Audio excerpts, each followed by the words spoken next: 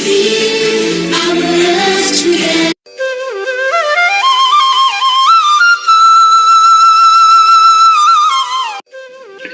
Global Namaste. Please join us this Sunday on a free global online session, International Yoga Day Special for body, mind and soul.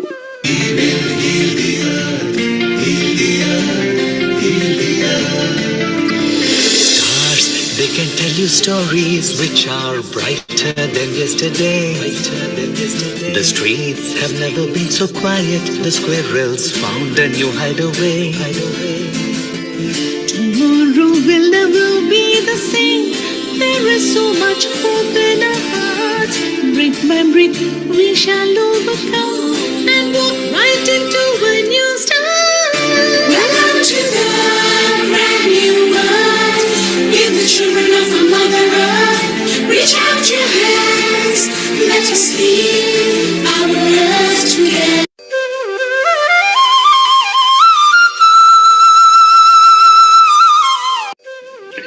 Global Namaste. Please join us this Sunday on a free global online session, International Yoga Day Special for body, mind and soul.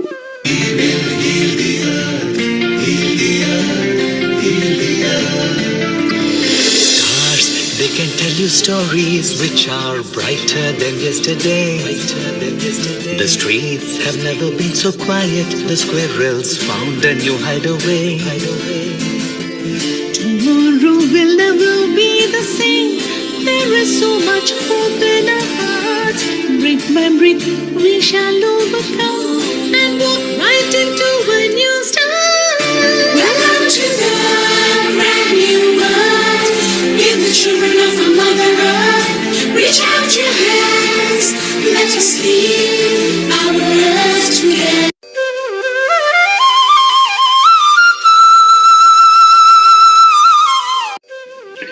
Global Namaste. Please join us this Sunday on a free global online session, International Yoga Day Special for body, mind and soul.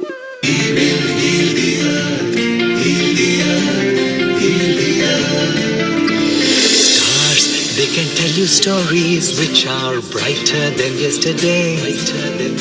The streets have never been so quiet. The squirrels found a new hideaway. Tomorrow will never be the same. There is so much hope in our hearts. Brick by brick we shall overcome and walk right into a new start. Welcome to the brand new world. We're the children of our Mother Earth. Reach out your hands, let us lead our love together.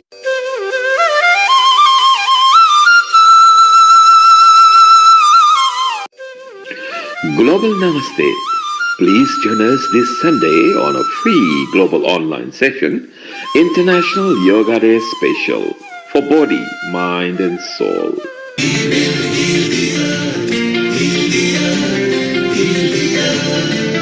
Stars, they can tell you stories which are brighter than yesterday. The streets have never been so quiet. The squirrels found a new hideaway. Tomorrow will never be the same. There is so much hope in our hearts. Brick by brick we shall overcome and walk right into a new start. Welcome to the brand new world. We're the children of our Mother Earth. Reach out your hands, let us lead our love together.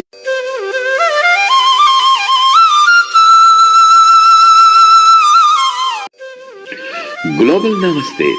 Please join us this Sunday on a free global online session, International Yoga Day Special for body, mind and soul.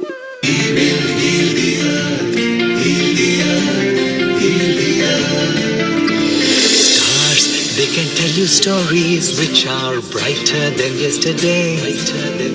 The streets have never been so quiet. The squirrels found a new hideaway. Tomorrow will never be the same.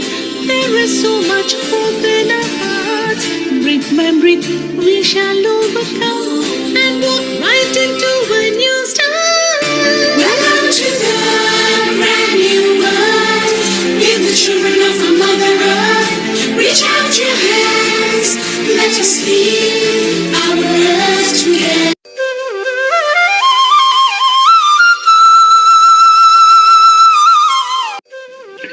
Global Namaste. Please join us this Sunday on a free global online session, International Yoga Day Special, for body, mind and soul.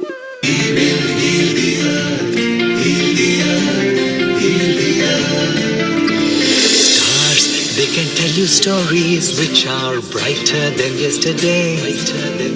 The streets have never been so quiet. The squirrels found a new hideaway. Tomorrow will never be the same. There is so much hope in our hearts. Breath by breath, we shall overcome and walk right into a new start. Welcome to the brand new world. We're the children of our Mother Earth. Reach out your hands, let us lead our earth together.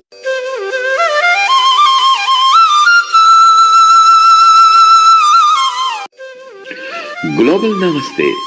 Please join us this Sunday on a free global online session, International Yoga Day Special, for body, mind and soul.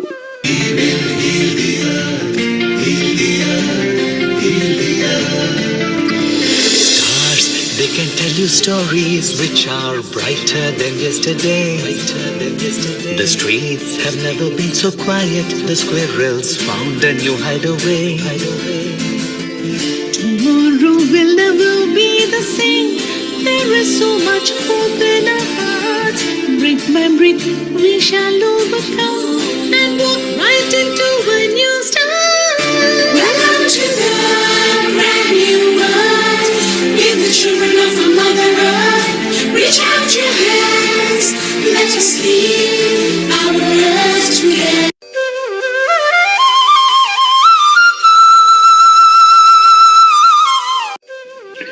Global Namaste.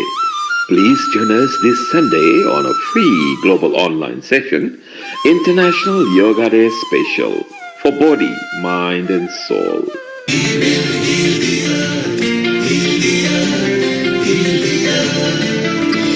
Stars, they can tell you stories which are brighter than yesterday. The streets have never been so quiet. The squirrels found a new hideaway. Tomorrow will never be the same. There is so much hope in our hearts. Breath by breath, we shall overcome and walk right into a new start. Welcome to the brand new world. We're the children of our Mother Earth. Reach out your hands, let us lead our earth together.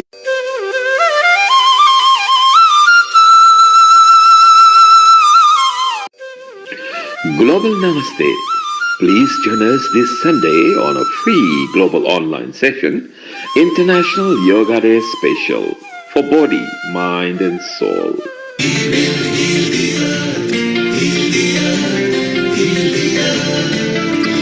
Stars, they can tell you stories which are brighter than yesterday.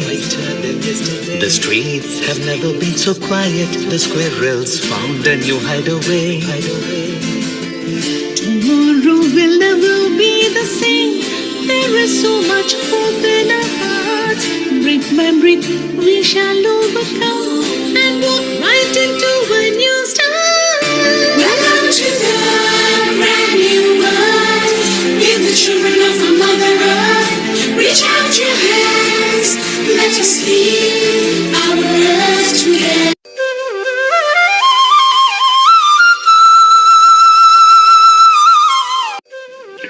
Global Namaste. Please join us this Sunday on a free global online session, International Yoga Day Special, for body, mind and soul.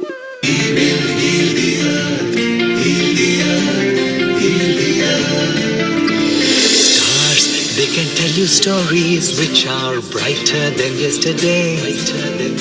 The streets have never been so quiet. The squirrels found a new hideaway. Tomorrow will never be the same. There is so much hope in our hearts. Breathe, man, breathe, we shall overcome and walk right into a new start. Welcome to the brand new world. With the children of our Mother Earth. Reach out your hands. Let us lead our earth together.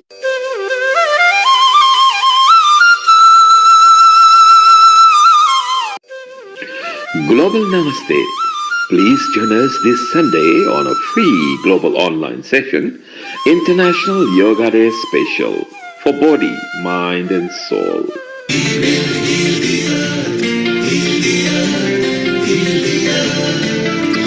Stars, they can tell you stories which are brighter than yesterday. The streets have never been so quiet. The squirrels found a new hideaway. Tomorrow will never be the same. There is so much hope in our hearts. Breathe, man, breathe, we shall overcome and walk right into a new start. Welcome to the brand new world. With the children of our Mother Earth. Reach out your hands. Let us lead our earth together.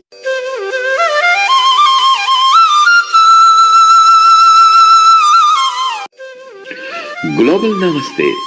Please join us this Sunday on a free global online session, International Yoga Day Special for Body, Mind and Soul.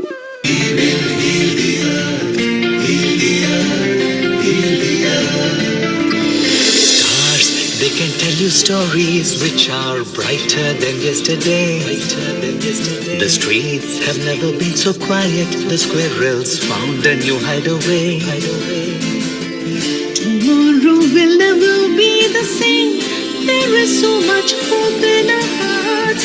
Breathe, man, breathe, we shall overcome and walk right into a new start. Welcome to the brand new world. With the children of our Mother Earth. Reach out your hands. Let us lead our earth together.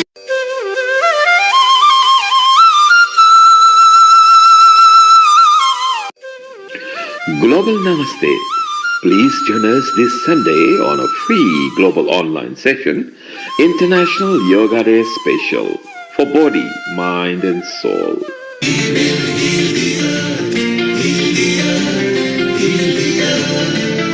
Stars, they can tell you stories which are brighter than yesterday. The streets have never been so quiet. The squirrels found a new hideaway. Tomorrow will never be the same. There is so much hope in our hearts. Breathe, man, breathe, we shall overcome and walk right into a new start. Welcome to the brand new world. With the children of our Mother Earth. Reach out your hands. Let us lead our earth together.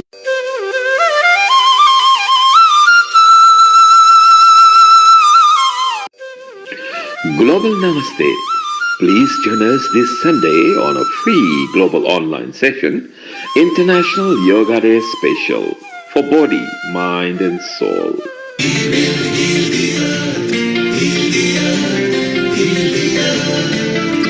Stars, they can tell you stories which are brighter than yesterday. The streets have never been so quiet. The squirrels found a new hideaway.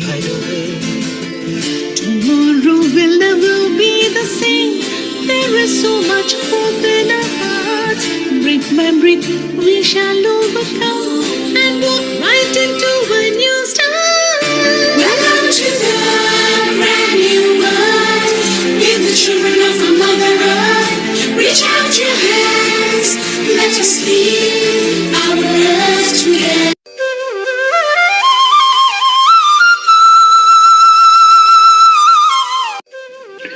Global Namaste. Please join us this Sunday on a free global online session, International Yoga Day Special for body, mind and soul.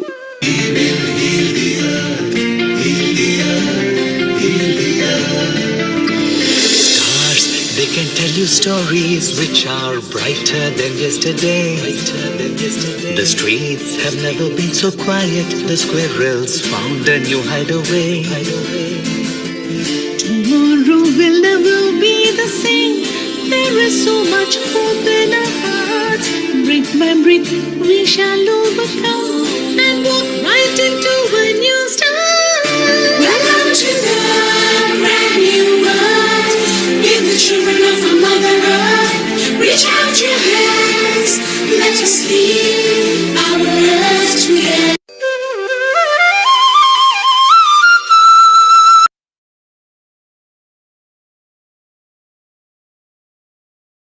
Ten, 9, 8, 7, 6, 5, 4, 3, 2, 1. 10, 9, 8, 7. Global Namaste. Good morning, good afternoon, good evening to all the viewers of Healing Our Earth, wherever you are connected to us from. This is Dr. Amrita Sharma welcoming you all to this special episode of International Yoga Day Special for healthy body, mind, and soul. As the word is witnessing on 21st of June, the 9th annual International Yoga Day, we have many special guests, yoga gurus and spiritual leaders with us to talk on many sessions on yoga. Before we commence this session, let's start with a short prayer. Mine is Gayatri Mantra. You can hold any as you like. Let's put our hands together. Take a deep breath. Om.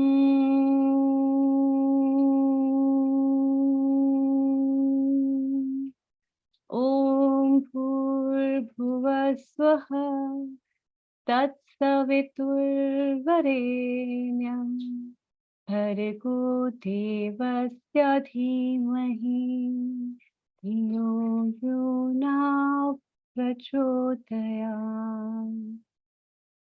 Om Bhurbhuva Swaha Tatsaviturvarenyam Bhargo Devasya Dhimahi Dhiyo Yona Prachodayam.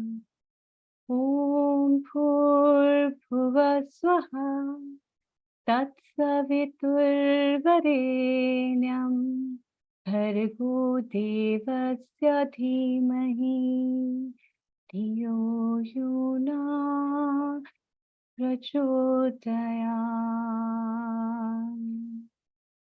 Om Shanti, Shanti, Shanti.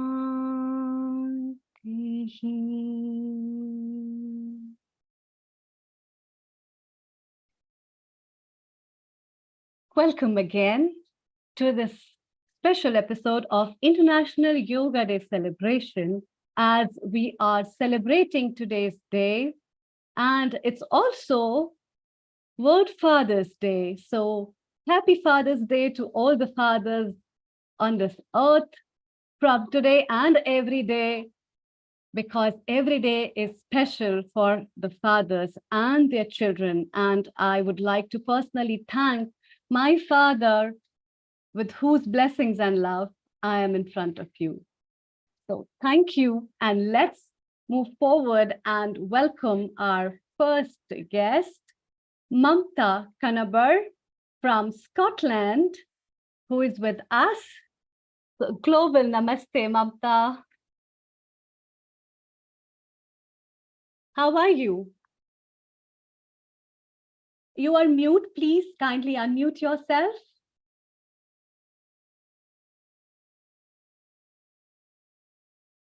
as we move to Scotland with Mamta, who will be talking to us on chakra balancing. It's a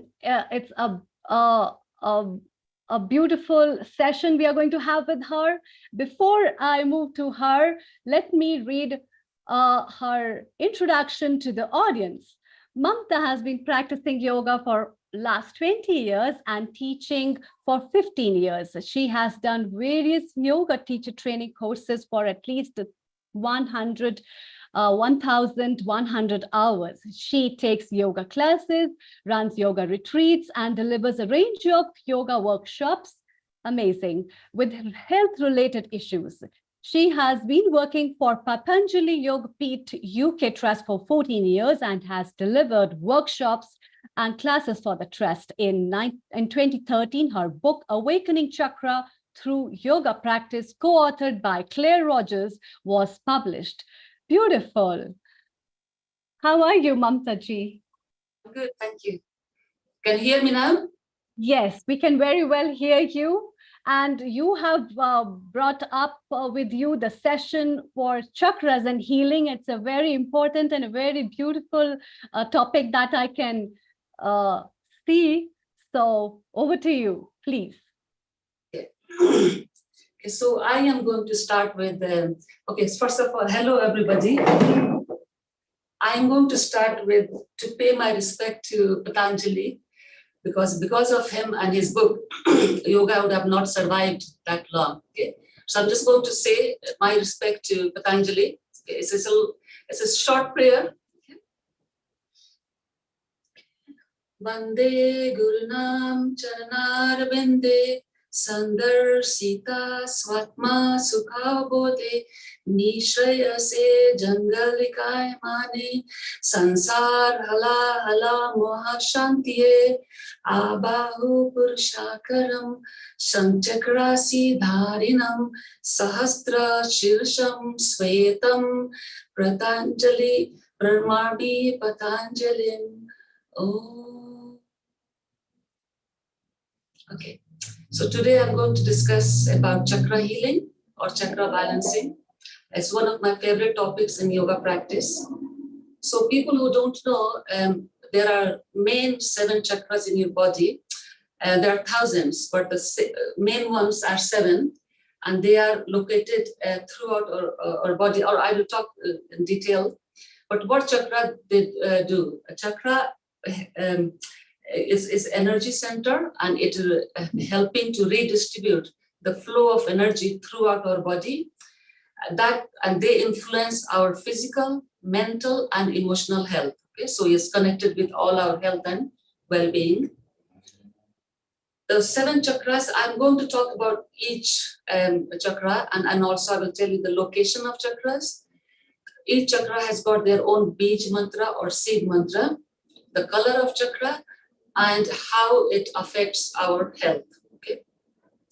So the 7 out of 7 chakra, first one is called Muladhara or root chakra, which is situated between our pubic bone or at the front of the body and connects with the tailbone at the base of the spine. Its center is perineum in male and cervix in female. Okay. So on the physical level, this chakra is associated with our whole skeletal system, teeth, legs, feet, and bowels. It has also links to the nose and our sense of smell, the most primitive sense, and also our survival mechanism of fight or flight response is also regulated by Muladhara chakra. Okay. And each chakra is located near one of the major glands. Okay, so the gland which is associated with the Muladhara is adrenal gland. Okay, so adrenal gland is responsible for fight and flight response. So these are the physical aspects of Muladhara.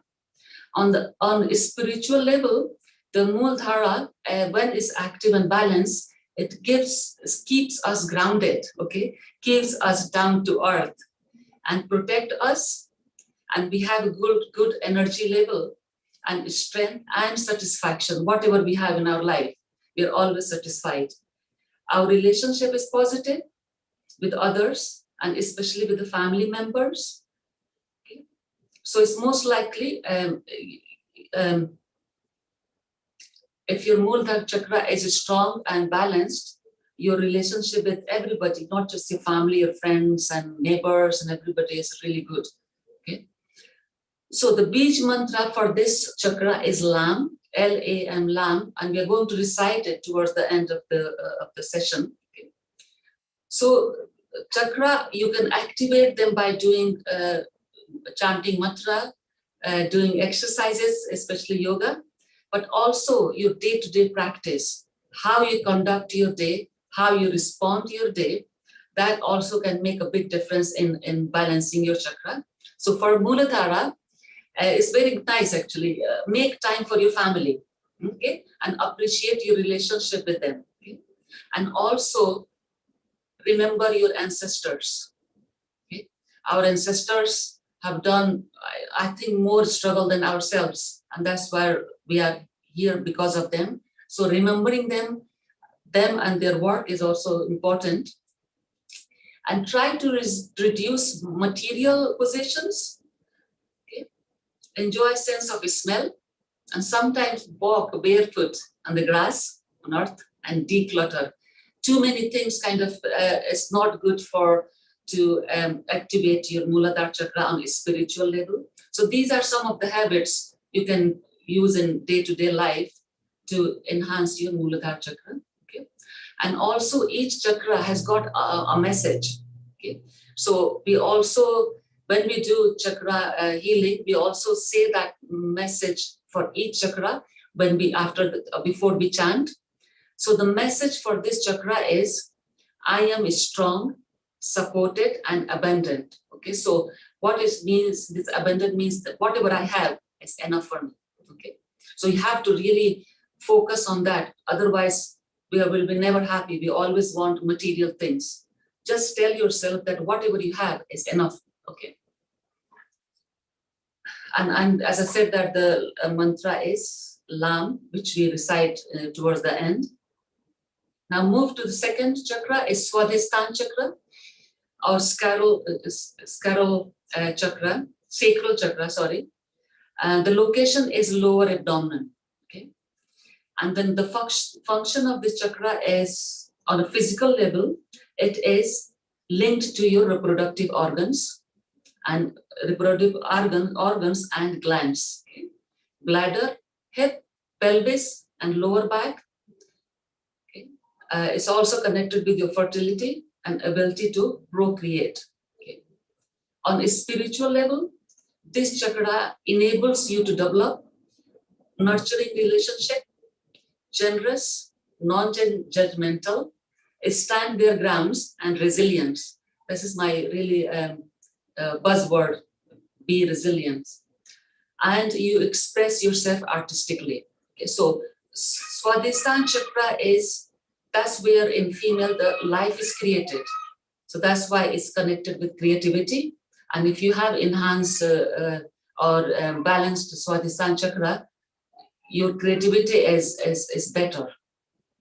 Okay. The Bij mantra is Vam, V-A-M, Vam, and which again we will recite in the towards the end. So now move to third chakra. So day-to-day practice. Okay, how I will change our behavior. So the Swadhisthana chakra is become balanced. Okay, so the first thing you do, you value and nurture your relationship with family and friends. Make time to see and be in touch a lot with those who are really, really important part of your life. And also detox your body at least once a month. Okay, it's really important to have to go through, maybe just fast, stay on liquid, and value your physical relationship. And your physical relationship, this chakra is balanced, is meaningful and is spiritual. Okay. And then the message from this chakra is one of my favorite, because it's your creativity center of your body. So you take control what you want to create. So the message for this chakra is, I am the creator of my entire reality. What it also means is you make your own destiny and don't blame anybody else for your failure. Okay? So just tell yourself, I am the creator of my entire reality and I control everything what happens to me. And the beach mantra is VAM, V-A-M, VAM. Okay. Now move to the third chakra, which is Manipur chakra. Manipur chakra is behind you, is located behind your navel, okay, and its function on a physical level. It is chiefly concerned with digestion and mainly associate and all the glands which helps you to digest your food, like pancreas and outer adrenal gland. It governs the functioning of whole abdominal area, including liver, stomach, upper intestine, as well as mid back and spine.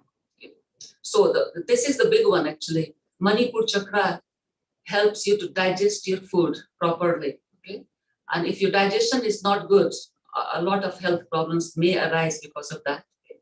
So make sure your Manipur chakra is working to digest everything you eat and get the nutrients rightly. Otherwise, if your digestion is not good, you may not benefiting everything you eat.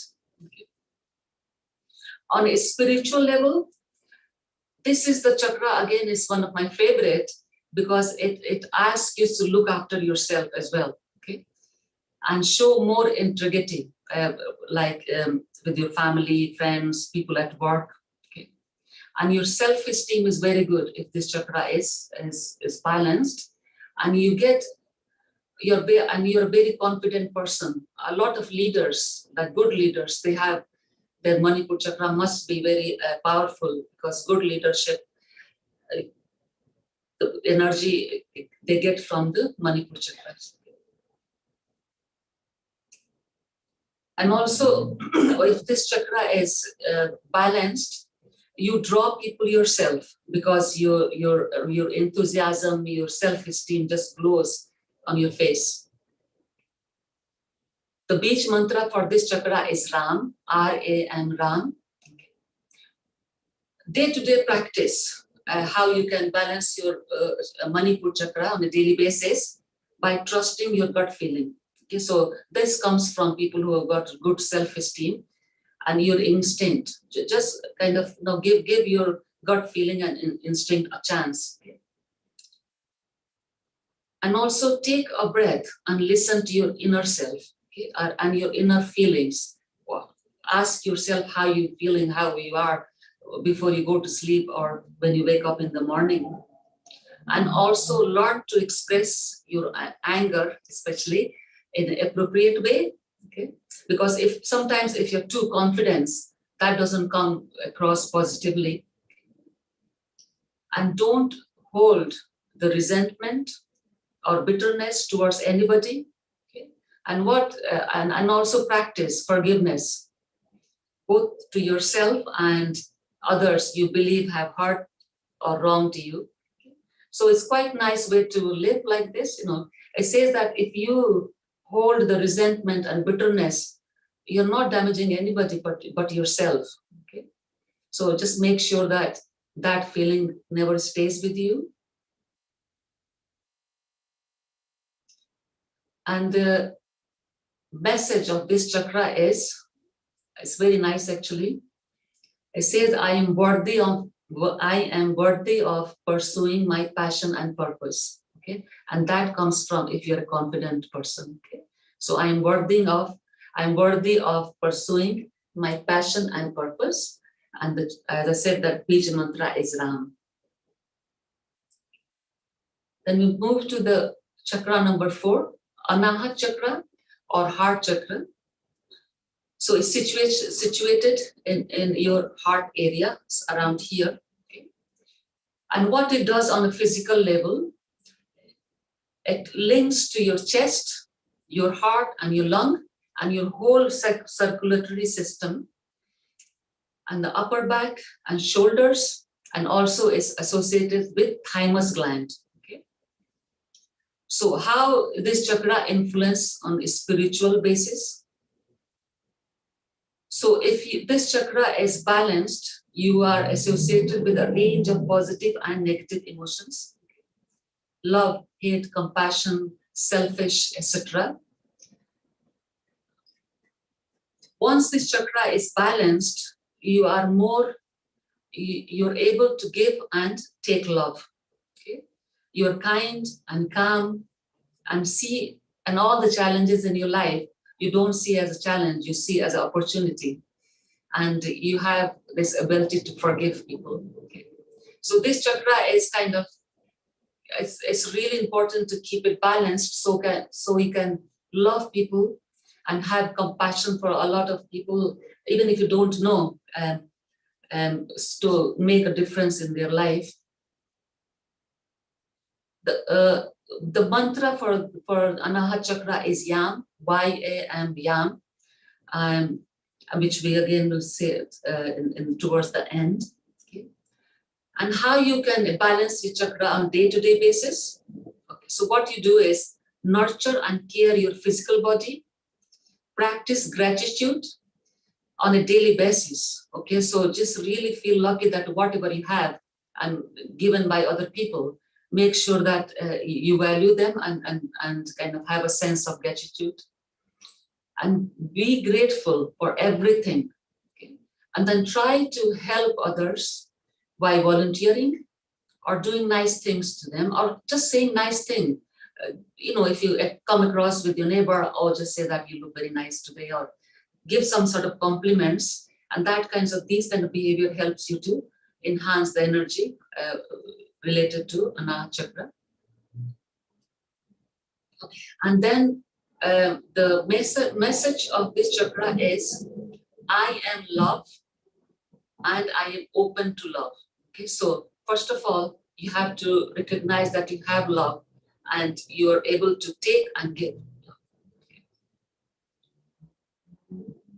And the fifth chakra is Vishuddhi Chakra.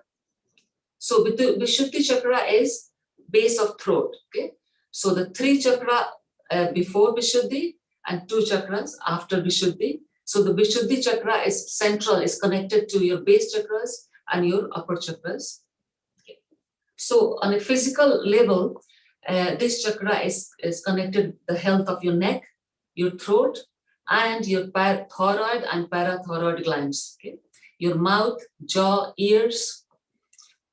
And thyroid glands are very important part of your important gland because it regulates your body temperature, your metabolism, your mental health, and also blood pressure. Okay? So on a spiritual level, if this chakra is balanced, you possess the information and wisdom received by the higher chakra. Okay? So as I said in the beginning, that this chakra is in the middle of, not in the middle, but connected with the base chakras and upper chakras. So this chakra received the wisdom and information from higher chakras, and it expresses it. And all the emotion from your base chakras. So this is the place where you express your feelings coming from your base chakra and your wisdom coming from your 2 chakras above Vishuddhi Chakra. The mantra is HAM, H-A-M, HAM. Okay. And then what you do on a daily basis to balance your Vishuddhi? Singing, chanting, reciting poetry, reading aloud, listening to others, and also listen more and speak less. And be aware of any tendencies to judge or criticize others. The message from this chakra is, I am in alignment with my truth. I speak with clarity and intention. Because remember, this is your expressive center. Okay, so emotions from chakra below and wisdom from chakra above is expressed here. Okay, so. And also, when this chakra is balanced, you always speak truth. You don't gossip and things.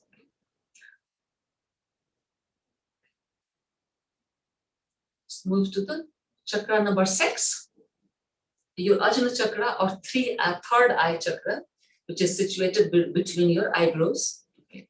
The function on a physical level, linked to brain and nervous system, as well as eyes, ears, and nose.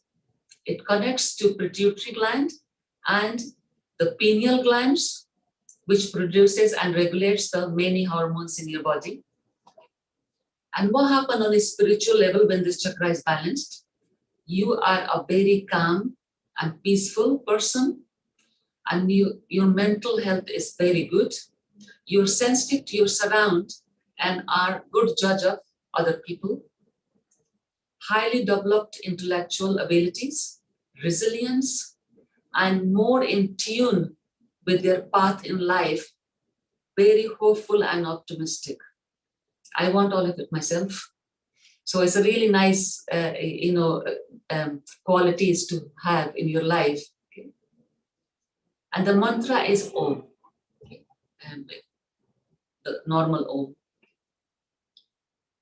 And what you can do on a daily basis to balance this chakra, it says practice observing events without reaction, without judgment, for 5 to 10 minutes every day.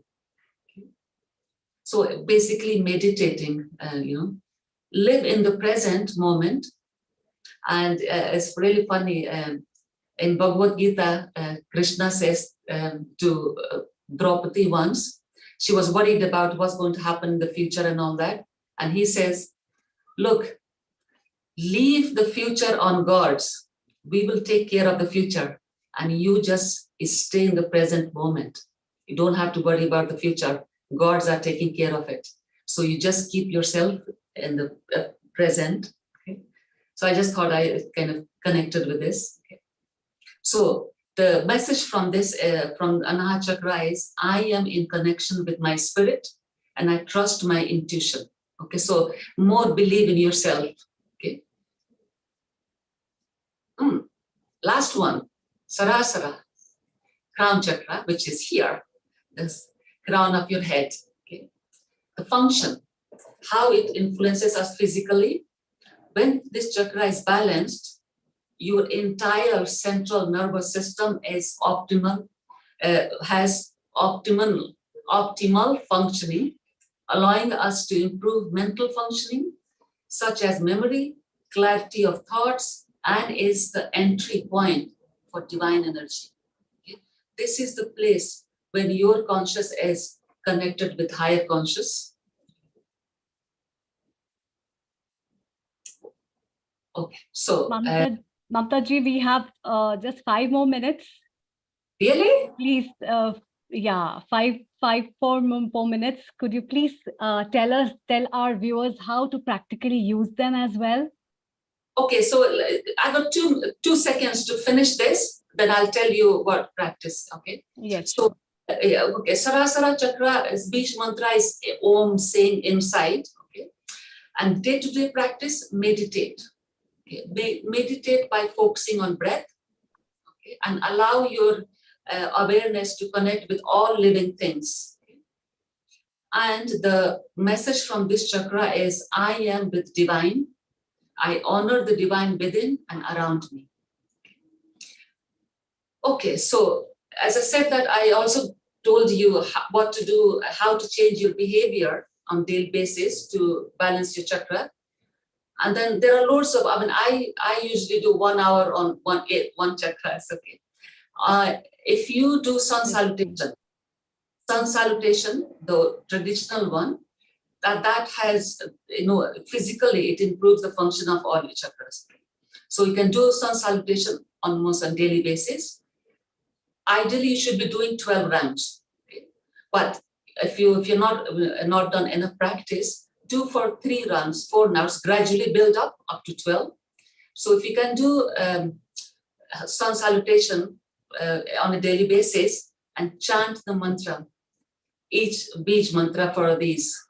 Could you please do it in a little short while for us and chanting mantra so that our viewers can know how to chant simultaneously as they flow into the asana? Is that possible? So shall I do all 7 of them? one round of sun salutation with the pronunciation of the mantras, Bij mantras. Okay, so I do one round of sun salutation. Sure, and then sure. Yes, please.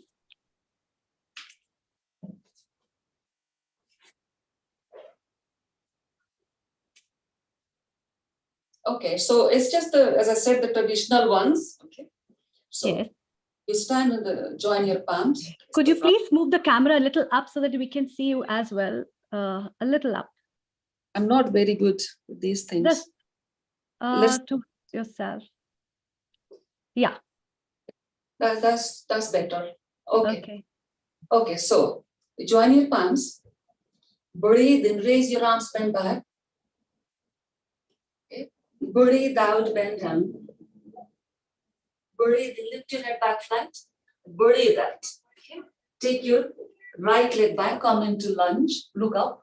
Breathe out, take your left leg back, down dog.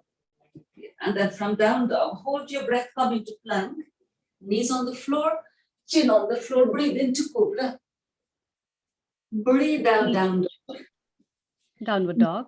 Left foot, your hands lunge, look up. Breathe out, right foot between your hands, forward bend. Breathe in, come up. Bend back. And breathe out. Okay. Lovely. That's for right side.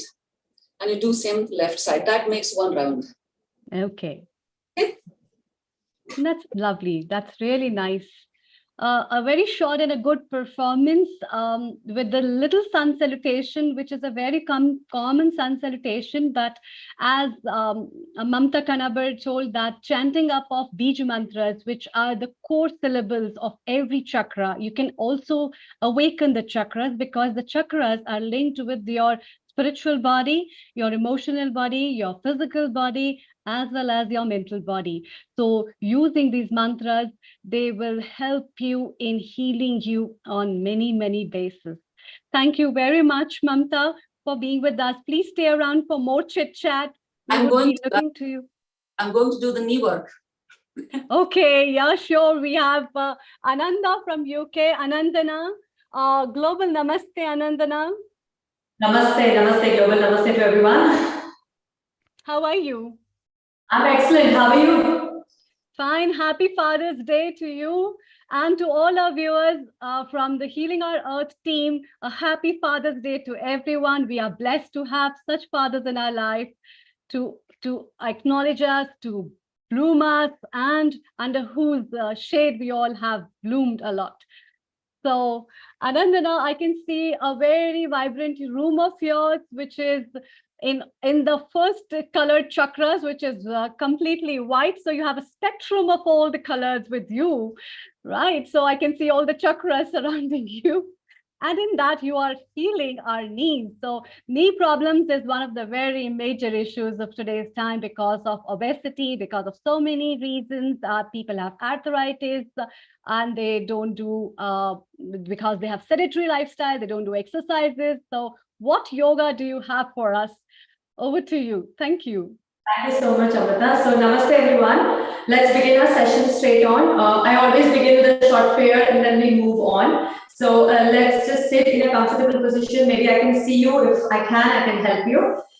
So hands in Chin Mudra, your index finger touching the root of your thumb closes on, palms facing upwards on your knees. Close your eyes.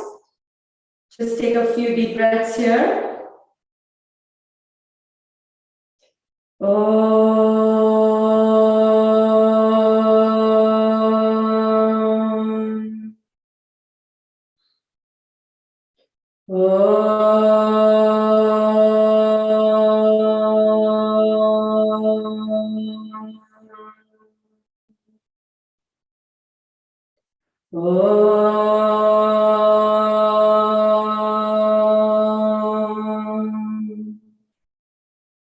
Om Sahana Bhavatu Sahana Bhunaktu Sahaviryam Garvavale Tejasvina Vaditamastu Ma Ved Vishavaye Om Shanti Shanti Shanti. Rub your palms. Put them on your face. And we open our eyes. Lovely. So we move into standing position, but we go there slowly. So please turn around and come into a tabletop position with your hands under your shoulders and knees under your hips. From here, just tuck your toes, lift your knees up nice and slow, and come into downward dog, looking down towards your abdomen. Don't worry about the heel touching the floor. Just try to keep your knees and elbows as straight as you can. That's more important. Just taking deep and slow breaths.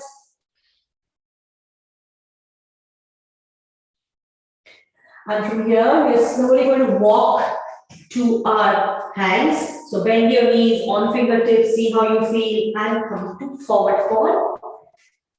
In forward fold, I'll show you this way. So we're going to go into cross forward fold. What you're going to do is you're going to take your left leg from behind and you're going to bring it closer to your pinky toes touching each other. Now, if you're not there yet and it's still far, it doesn't matter. What we're trying to do is we're trying to stretch the deep hamstrings here to give your knees the support so that everything around the knee needs to strengthen to reduce your knee pain. So try to be here. And if your hands are not reaching down, that's fine. Just use something. If it's a block, if you don't have it, doesn't matter. Just keep it on your legs. Look down. Just be present there. As Mamta said, just being present in the situation here is good enough for all of us. So just look down and try to feel the good hamstring stretch on the right, on the outside hamstring that is there. So as we stay there, we breathe and focus deep and slow.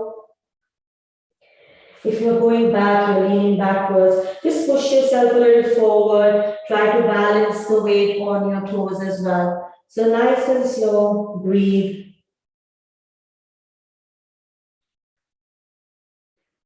As much as you can feel the stretch in your hamstrings, the better it is.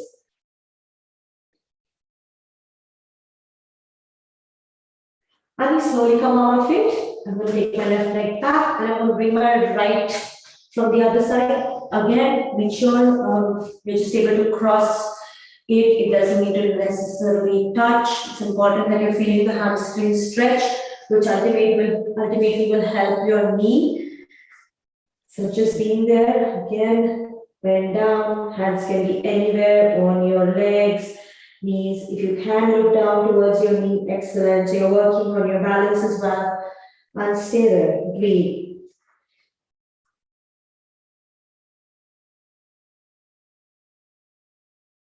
Lovely, taking deep and slow breaths. As you exhale, bend down a little bit more. So just being able to give yourself a good deep stretch.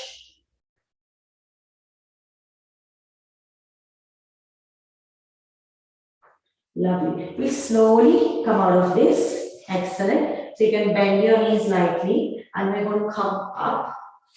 Lovely. We're going into warrior 3. This is another excellent asana for the knees to be stronger. So if you're unable to balance, you can use a wall. I'm going to just lift my right leg up nice and slow. I'm going to keep my hand there if you're unable to do it. So lifting up, staying there. Now the left knee, will just relax it a little bit. So we're trying to work on the left abductors and staying there, yeah? If you're able to leave, excellent. And your hands can wing on the side and you can look up. So nice and slow, take deep breaths. If you want, you can continue to keep your hands there as well. This is a much deeper stretch, which is really beneficial when you're kind of having a lot of knee pain. And you slowly bring the right leg down and you can continue to keep your hands there and the left leg goes up nice and strong. Breathe. Again, relaxing the right knee. You don't want to tighten and lock the knee, but just give it a little bit of relaxation. And you stay there. Lovely. And inhale, we come down slowly. Excellent. Let's try one round without the ball. So we're lifting up with the right leg up. Excellent. Again, relaxing the left knee. You can bring your hands on the side, nice and slow, breathe.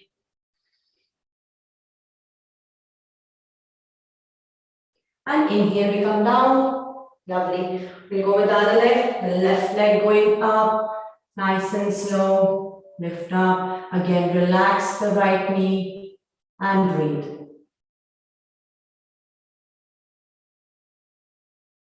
And inhale, we come down slowly.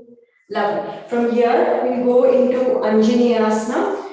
So you're going to come down with your knees down. Now, if your knee hurts a lot, you can put a knee pad, or you can use a block, or you can also fold your mat. So don't stop your practice because of the existing pain, because the idea is to kind of work on the pain. So you can put your knee on the folded mat. We're going to keep the left knee in line with the ankles. I'm just trying to go a little bit forward, hold here, and I'm going to keep my hands on my waist. Now the idea is to stretch the hips again here along with the groin. So really trying to strengthen this bit to keep the knee joints safe. So you can walk further if you think you're there and really push it, trying to keep the knee in line with your ankle. Again, your hands can go on your waist and we stay there. Just take a couple of deep breaths here. Just feel the stretch. Again, don't push yourself all together here. If you are here, just stay here. Just try to feel the stretch here, because this comes eventually as you exhale into the pose. So really staying there, breathe. How many inhale and how many exhales, Anandana? So I always suggest that we kind of do about 4 or 5 to begin with, and then once we are kind of settled, we can take it to up to 15 per setting as well. It depends on how much time we give to it every day. Yeah, lovely. So really coming back now with the left leg coming back, and I'm going to bring my right foot forward between my hands, and I'm going to again bend in. Again, take as many deep breaths. You can keep your knee wherever you're comfortable, at least in line with your hand. Stay there. Take your deep breaths and push in. Lovely. Stay there. Keep breathing. Yeah. I can feel this muscle. It's a very good stretch for the glutes. It's good stretch for the iliopsoas, which is in the pelvis. It is a very good stretch for your quadricep muscles, which is in the front of your knees. So good asana, this one is. I love it. That's the best explanation. Yeah, I am a yoga physiologist, so that's what I can imagine your muscles over. Yes, all of this is going to stretch all of this, and the idea is to keep the knee safe. So everything around it needs to really strengthen. So that's what we're trying to do. We're slowly going to come back. I'm going to go into another asana, which is again for our glutes as well. So that's Ashwasanchalan high lunge. From here, I'm going to bring my left foot forward again between my hands. Again, do as much. Remember, some things are also a lot of a practice. So don't worry if you're not able to bend enough. That's okay. Just keep practicing. Yeah. So we tuck the toe, and I'm going to lift my right knee up. The right knee is relaxed, so no pressure. Right foot on your tippy toes, and slowly come up into Ashwasanchalan. Again, nice and slow. Stay here. You can keep your hands on your waist and breathe. So no forward bend. We're trying to go back. Again, if you have the wall, keep the hands on the wall, support yourself, and just stay there. Lovely. We slowly go down. Right knee goes down. We'll take my left leg back. Bring my right foot forward. And I'm going to do the same thing. So tuck the left toes and lift up. And if you're ready, you slowly lift yourself up. So again, working my thighs, inner thighs. And I'm going to hold here. Lovely. Stay there. Breathe. Again, starting with 5 counts, and then you can go up. So nice and slow. And I'm going to go down, put my knee down, and go back. Lovely. From here, we're going to lie down on our back. So keep a block or keep pillow, whatever you want. We're going to go into bridge pose. So your knees and feet are at equal distance. palms flat on the side, and we're slowly going to lift up. So inhale and exhale. I'm going to lift my hips up as high as I can. I'm going to squeeze my tailbone as much as I can. So I'm actually not putting any pressure on my knees then. I'm going to squeeze them and stay within the width of my body, not let them fall out. So hence I'm going to really squeeze my tailbone in. I can keep a block to do a supported bridge pose if you're not able because the knees are hurting. So really trying to bring in options for your practice depending on how deep your knee pain is, right? So you're here. If your knees are hurting too much, please support your back and use that. Lovely. Slowly inhale and we come down. We'll do this 2-3 times just to show you how it feels. As you increase the number of rounds, it helps the body differently because you can see the change. Inhale and exhale, lift up. Again, pushing your palms down, squeezing the tailbone in, just taking deep and slow breaths. And inhale down. Lovely. Once again, inhale and exhale, you lift up. Lovely. So trying to squeeze the tailbone in, keep the knees safe, and just breathe in deep and slow. And inhale down. One more last time. Inhale and exhale, lift up. Again, you can support your back. Yeah, with the bolster or any other thing, or a cushion or a bolster. That's nice. Anything, that's fine. Till the time you get that elevation so that you feel that the tailbone is able to squeeze, anything works. You don't need to buy anything as well, just use books at home. And you slowly release. Lovely. From here, we're going to come up and we're going to go into Malasana squat. Okay, so Malasana squat is sometimes a bit tricky, but what we can do is, so this is how it is. I'm going to go open my feet wide and I'm going to sit like this with my elbows trying to push my knee out. Now, if you're not there yet and you're not able to put your feet down firmly, then you're going to fold your mat, elevate your heels as high as you can. If you need to fold more, doesn't matter. No one's watching except you. So elevate, hold it, push it down, and you're going to sit up straight. So you're really trying to be there as much. If you can't do this as well, then please feel free, sit on anything at the back. Yeah, the idea is to really open up and feel the groin muscles and the inner thighs. So really trying to strengthen this as much as we can. So we're staying here. Lovely. From here, we'll do a little bit of movement. So inhale and exhale, lift up. Lovely. And inhale down. And exhale up.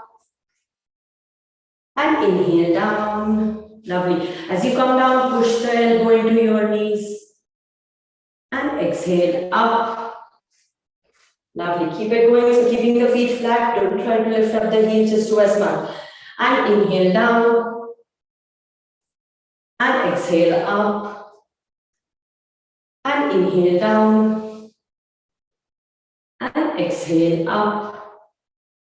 And inhale down. And exhale up. Excellent. I think too much is done. Just release now. Lovely. Well done. We'll go into a triangle pose. So really opening your legs wide as much as you can. Turn your left foot out. So heel to arch. The left foot heels in center of the right feet arch. Use a block if you want, or a book, anything that you can support yourself, support your practice with. So inhale, your hands going up. I'm going to slowly bend my left hand down, and I can keep it on the block at the back. Again, the idea is to really stretch the inner bit as much as we can. So keep your knees straight in this one as much you can. You can use your hands on the block, either inside or outside. Start with inside if it's difficult. And we're going to stay there. Again, taking deep and slow breaths. Keep the knees straight, really pushing your feet firmly in the mat. And inhale, we come up. Lovely.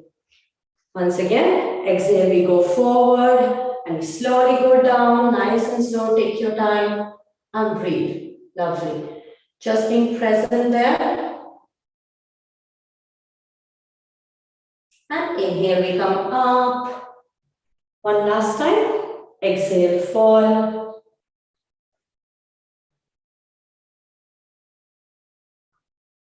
Lovely. And inhale, we come up. Excellent. We're going to slowly release. Bring the left foot in and the right foot goes out. Again, heel to arch.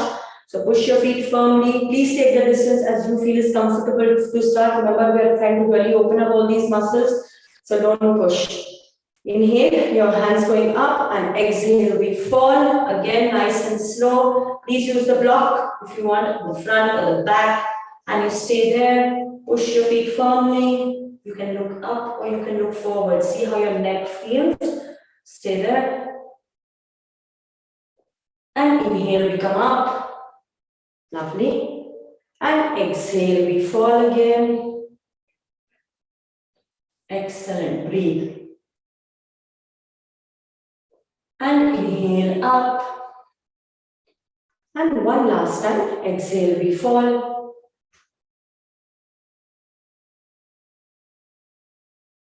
And inhale up. And slowly release. Walk yourself back. We'll just end with a small one, which is Tadasana, mountain pose.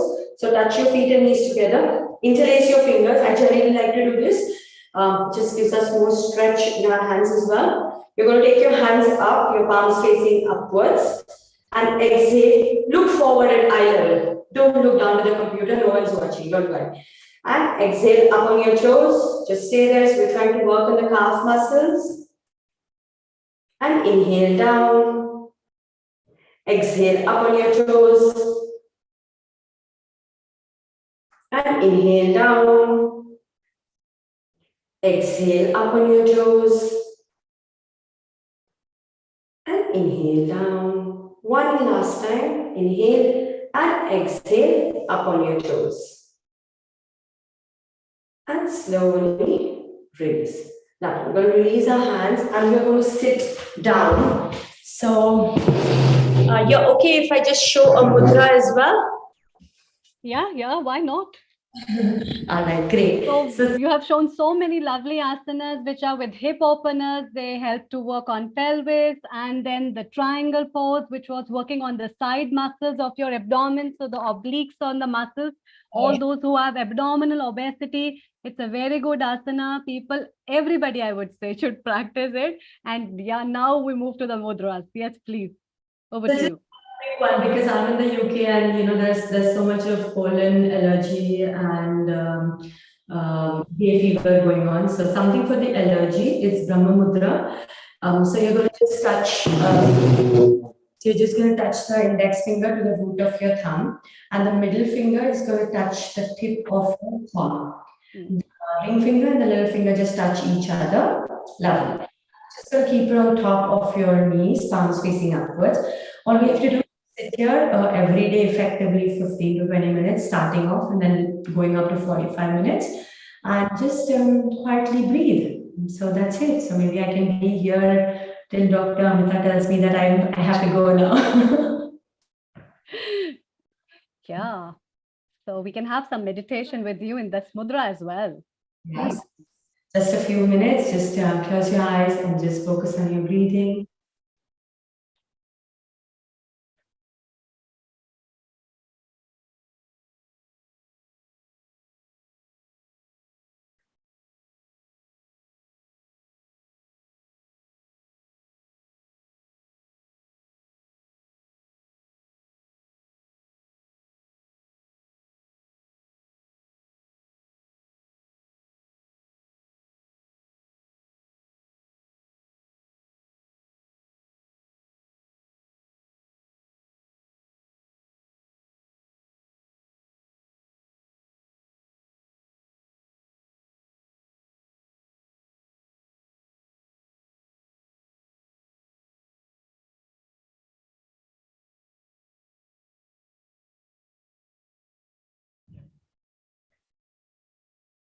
Om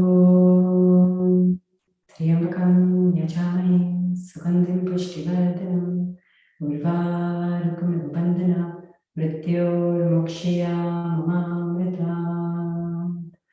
Om Shanti, Shanti, Shanti, Hari Om Tat Sat. Just rub your palms and put them on all your body parts. That will be your blessings, all of them. And then we bless the world. So global namaste to everyone. Thank you so much. Thank you. That was really wonderful. So I can see so many of our viewers must have been like practicing this. And what are your other asanas that you advise people who can like have knee pain or acute knee pain, suppose they have, right? So they cannot get up from the bed maybe. So anything that they can practice just on the bed if they are not able to practice on the yoga mat. Yeah, so especially the triangle pose as well. I don't have a chair, I should have kept one, but you can sit on the bed and extend your legs forward and just practice that with your hand going down. So each of the asana that we did, most of them can be practiced with a chair. Even Surya Namaskars can be done on the chair. So that's another option. And with a most acute pain of knee, we can use support like we did the block and the pillow, or we can take double pillows as well. So all asanas, the standing ones, which was the high lunge, it's really difficult for a lot of people. So when we do stand up, you can actually keep a chair and hold it and then lift up. So that's another way. That's why I suggested we could use the wall to kind of hold and do that. Then forward fall, the cross forward fall that we did was very straightforward. Again, for that, you don't need to necessarily go down and again hold a chair, hands on the wall, and do that. So every asana has options when you have acute knee pain. Always stand up your knees and do the asanas where you really need to keep your knees down so that you're safe. The knees are safe. And once you start strengthening the muscles around them, it just, I can say out of personal experience because I was doing marathon running and I've had a bad left knee. So I only yoga to kind of come back to my regular knee pain. I mean, no knee pain. So every asana has a variation and you just need to use it. That's it. Yeah, I think because we don't do much of activities as we grow elder, and because of that, our muscles are seized, the connective tissue around the muscles, along with the joints, especially, which are combined with the ligaments, the tendons, as well as the other facial tissues, they get seized up, so the blood supply decreases. And more of these kind of stretches can help you to increase the blood supply to these centers. And so therefore, when these blood supply is being increased, that helps to give good nutrition to the knees, because nowadays nutrition to the knees is very important. Otherwise, they need to go for knee replacements, which most of us have to after some age, or walk with a stick. So yoga makes you stand straight. That is the best thing I like about yoga. And that's why. So any warm-ups do you recommend to people? So it depends on what kind of a class it is. Like the asanas that I just did was a very slow and stable, which is more Hatha Yoga style. In this, we generally don't necessarily need to do because we're really using lots of support. But in a class where I focus on my knees and my hips, I always do sun salutations as a warm-up because it really works the hamstrings a lot. We just underestimate our hamstrings. So the more we stretch our hamstrings, the better it is for everything around us. So, even the back kind of helps a lot. Forward falls, everything works very well. So because this was a very nice and gentle stretch, is like a warm-up. So in this kind of environment, I would suggest that you can start in whatever form you want. Till the time you're aware, you're doing it along with your breath, everything is. But something which is a little bit more fast-paced, I would always recommend, I always do Surya Namaskars, anywhere between 10 to 12 rounds is what I do before I begin any of these, because then it's a lot more quicker and obviously focusing on your breath, even in those. So I think in this kind of session, I think it works very well for any kind of age group. Just giving options to use is, I think, the better way of doing it. Okay, any options, because sun salutation is not everybody's cake, everybody can't make it. So what alternative do you recommend if a warm-up is not being done by sun salutation? So then you are speaking of something like a very fast-paced class or a regular class? Well, a very slow class where we have elder people maybe. So suppose my parents have got joint pains and they have never done yoga, then what do you advise for those people? So I would start with a chair for them. I would sit on a chair, and I would obviously begin with the up stretch, which is sitting Tadasana, and then stretching. The lateral stretches help a lot. On the chair itself, I'm going to get them to stretch their legs out, which means they're going to really pull the feet on the outside and inside both. So that it really helps them stretch all of this. Okay, so I'm going to do a lot of those while on the sitting with them. Once they are there, then I'm going to kind of get them to stand up, and I'm going to do the low lunges with them, again with a chair in the front to hold so that they use that as a support, and they're going to go down. So that is how that class would work for people at that age. Okay. Because you just have to stretch these muscles up. So a chair, a sofa, any of that can be used. There's always a solution, so it can be used. Yeah, chair, a couch, which is there, that is also useful. And bolsters are very good, in fact, which are made up of good cotton stuff, not of the foam, because the impact of the body mechanics on your joints has to do a lot with the push and pull of the forces, because every joint which you are pushing out, pressurizing basically, is also giving you an impact based on the Newton's laws of physics. Right, every action has an equal and opposite reaction. So always remember, whatever action you're going to create will be creating a reaction reverse to that. So go slow to it. And yeah, the hamstrings can push you back as well when you try to push them, which is a very common injury in yoga people. So very beautiful asanas, Anandana, you have told. And what other mudras do you recommend for stress, for example? So somebody who is today from the work stress or life stress, what is a simple mudra that you can recommend to people before going to sleep?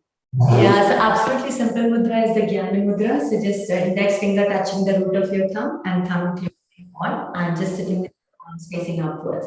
Yeah, it's such a beautiful thing. You don't need to make life so complicated. This is the best thing to do during this blessed. These days I'm working with a lot of my students who have high blood pressure. So we do a lot of Kanishta mudra. So basically working on the water element in our body. Tips of the little finger and keeping it near the navel and just sitting there. That's it. So mudras only affect you if you're able to sit 10 minutes or beyond at one sitting, because it's just how the body is made up. Yeah. So the more longer you sit, the better it is for you. Simple hand gestures for simple living. Yeah. Yeah, that's very, very nice. In fact, mudras are very helpful. And to let you know, during the time of COVID, when I had to work out, I walked with mudras, especially making a Gyan mudra, because it virtually helped me to have control over my senses, that I don't have to touch anything and I could make it because of the mudras, because mudras basically are those voluntary gestures of your muscles and the body that you do in the yoga philosophy, which is believed to have a synchronization with your nervous system as well as with your mind, that helps you to control your mind. And because the philosophy of yoga has its relation with the 5 elements that are present, as well as the reflexology or the Chinese acupressures and acupunctures, there are a lot of other organs that our hands have. So making simple mudras that Anandana has told us can do a wonderful job in so many things that can help you fight stress, from the simple thing to fighting up cancer and many other diseases, which can be like cured or made better from your emotional psycho-spiritual point of view. And therefore, these kind of mudras, practicing them every day, I think Anandana is very good. Yes. So how much time do you recommend that a person should practice this mudra? Otherwise, today's mudras is on laptop like this, or the mobiles with this. So this mudra is the common mudra people make. But if they start making some of them, I think it will be wonderful. Yes. So what do you recommend? So every class of mine, I always do about 15 minutes, which means I do 10 minutes of a mudra and 5 minutes of one pranayam. So at least 10 minutes to sit, and that is only on a day that you're with me. But when you're doing this independently, I would suggest 10 minutes morning, 10 minutes afternoon, 10 minutes evening. And then come back after a week and tell me it didn't work for you. I'll change it. I mean, that's a kind of impact it would have on you. So really simple things, and it just is wonderful. So 10 minutes starting off, because every time you sit too much, people get overwhelmed, but 10 minutes to start off, and you can take it up to 45 minutes in one sitting. So I think, yeah, that's good enough. So can they be practiced in the morning after getting up, or before going to sleep, or any time like that? Absolutely. There's no condition about mudras. So you can practice in the morning. Most mudras practiced in the morning are really good. Obviously, as you wake up rather than even on days, you can actually do something like this. And there are so many mudras I recommend before you go to bed for people who can't sleep. Again, say, I just told him, just do that for 1 week and tell me. And the student comes back and tells me, oh, I did that. I slept well.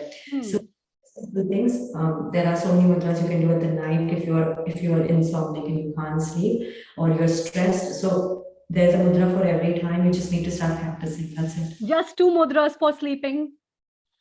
Marie, so you're going to close your earlobes from outside, and you're going to keep your teeth apart, not touching each other, mouth closed.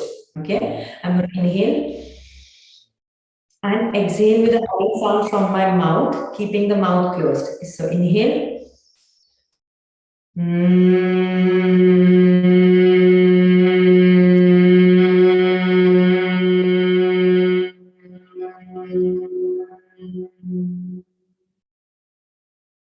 That's it. A simple humming. Don't worry about my exhalations. Always remember that exhalations are longer than inhalations. A lot of people don't realize this, but they always come and ask me, I can't exhale as that long. But the more you practice, the better it becomes. So inhaling through your nose and exhaling through your mouth with a humming sound. And I think that's the best thing to do. Oh, second one is the Gyan Mudra. That's the one I practice as well. Yeah. This one pulls you down completely. It's just so underestimated. So just sitting like this is amazing. Yeah, no mudras can be underestimated well, because every mudra has its own importance and role, because they're triggering some of the centers as well as working on your glands and the chakras, which Mamta told a while ago.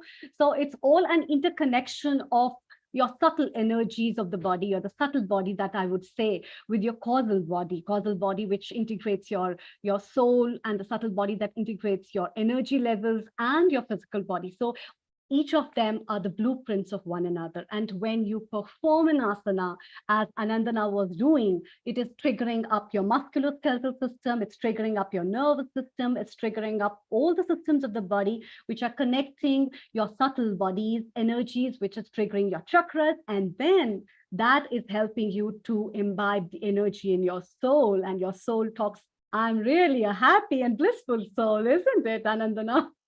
Absolutely. So basically, all right. So before we move further to our next guest, I would like to say, can you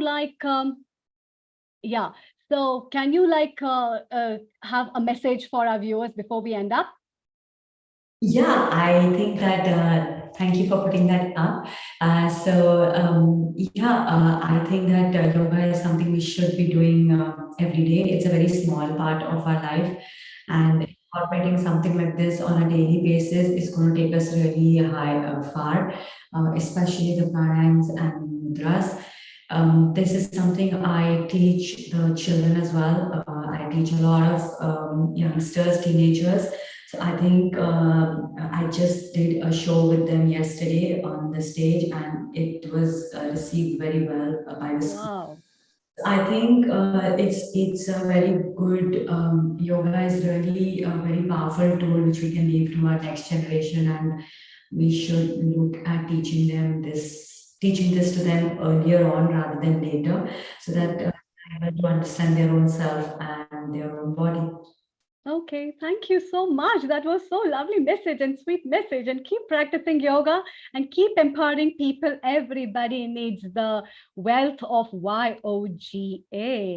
Thank you so much for joining us. And please stay around for more chit chat and your inputs. I would like to hear from you again and again. Thank you so much. And now we move to India, where we have Bindu Vora with us. Global Namaste, Bindu. How are you? Unmute yourself. How are you? Yeah. Hello, global namaste to everyone, and happy Father's Day to Happy everyone Father's over here. Day to Yes, you as well, yeah. and to all the people around the globe. Yes. So, How are you, Amrita? I'm good. I'm good. And how are you doing, Bindu? What all things you have for us from the yoga wealth? We already had two very good experts with us who taught us about chakras, who taught us about the mudras and the Amazing. yoga. Yes. So Yes, before we move to you again, let me introduce you to our viewers. Bindu Vora is a yoga practitioner as well as a health and fitness enthusiast. She has 6 years of experience in the field of yoga. She certified over 200 hours of Ashtanga yoga from Yoga Institute, Mumbai. Bindu is also an access bar healer, and she gives sessions on yoga, holistic healing, and conscious healing. She's on the Instagram page, which you can Google and go into with yoga_vibes. Wow, that's nice. So that's a good page. And I can see your yoga vibes at the back screen as well. And it's pretty colorful with the yoga doll behind. Okay, as you are. So what do you have for us today? Over to you. Hello, everyone. Yes, yeah. So, it's a quite good introduction. Thank you so much, Amrita. And today I'm here for very simple living and with a healthy living yoga information. So it's very, very simple. For me, yoga or healthy living is all round fitness. It's like a dynamic expression of your life. It's how joyful you are, how loving you are, how enthusiastic you are, So it's all about your mind, body, and soul. But basically, we all are running in life, chasing life, being pushed, being pulled, and we need that calmness in our life. It's very, very simple. That can be only possible when you choose to do something, cut off from all the clutters, switch off, and when you practice yoga, that is only when possible when you practice yoga and pranayama. It's very, very simple. Being with oneself. And that is like when you stop and drop all your controls with practice with yoga and pranayama. So, talking about the yoga, it's very simple. For the yoga's primary function is to stretch. When you stretch, you open. When you open, you create the space. And when you create the space, you release all the knots which is there in your body. And blood flows very easily. Breathe moves very easily. And also temperature of your body releases. Your what, pit and kapha, they get balanced. And when they get balanced, you become strong, you become flexible, glowing and beautiful skin, peaceful mind, good health, and everything, whatever you are looking for. So, yoga has benefits of yoga is immense. It has vast benefits when you understand yoga very well and when you decide from your mind. And it has the benefit of weight loss, stress relief, inner peace, improved immunity, living with greater awareness, better relationships, increased energy, better flexibility, better postures, and better intuition. So yoga improves your digestion system also. It stimulates your hormones. It makes you active and alert. And when you become alert and active, your energy becomes creative.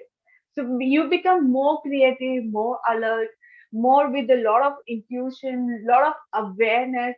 But it only happens when you decide from your mind, from your body. Not that if I'm telling you to do it and you will do it. No, it comes from the within.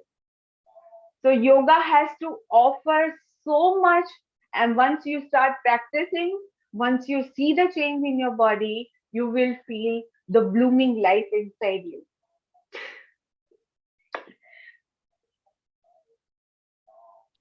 That's wonderful. So many benefits you have told about yoga and how to bloom your life from your feet to the face as your face is glowing in the same way. Yeah. So It's yeah, it's very simple. Like I don't want to explain in a very uh, uh deeper, or it's a very simple life, simple thing that if you look after your health, everything will be fine. If you will not look after, you will be dependent on somebody else, and then you'll fall into depression and all those things. Then why not to look after with a very simple asanas, very simple stretches. The stretches are so simple that you just have to give 10 minutes, 15 minutes. Even when you are on the bed, you can do the stretches. So okay. let's say how we all woken up, like why animals stretch, why we do stretch when we waken up from the bed, because we have a lot of soreness in our body, we have a lot of stiffness in our body, and to get release from all that, we have to stretch, we have to open up, we have to Okay. breathe. So Yeah. Bindu, So firstly, when people get up from the bed, what stretches do you recommend? Please show yes, everybody. I'll show you. Yes. Can you all see me properly? Yes, yes. Okay. Just move a little Okay. back. Yes, yes, perfect. Okay. So while suppose you stretch your body, stretch your arm, and inhale up and stretch completely full body. Then you can just come into a Pavan Muktasan, half Pavan Muktasan, bend your knees, stretch towards your chest. Again, stretch it towards your chest. So this will release your stiffness from your knee, from your thighs. And now we'll do the full Pavan Muktasan like this. And just keep breathing normal. And if you are okay with this, we can stimulate our spine by roll up and down, up and down. That will stimulate your spine and your crunches your stomach. And after that, if you are okay, then we can raise our leg up and come into a halasana. For those people who can't do this, they can always go to the wall. Yeah, practicing And the shoulder stand, the supported shoulder stand by the side of the yes, wall. Right, perfect. so this is the easiest way to keep your leg up, upward. And this is the alternate people who can't do the shoulder stand. And after that, people who are flexible, they can go into a halasana.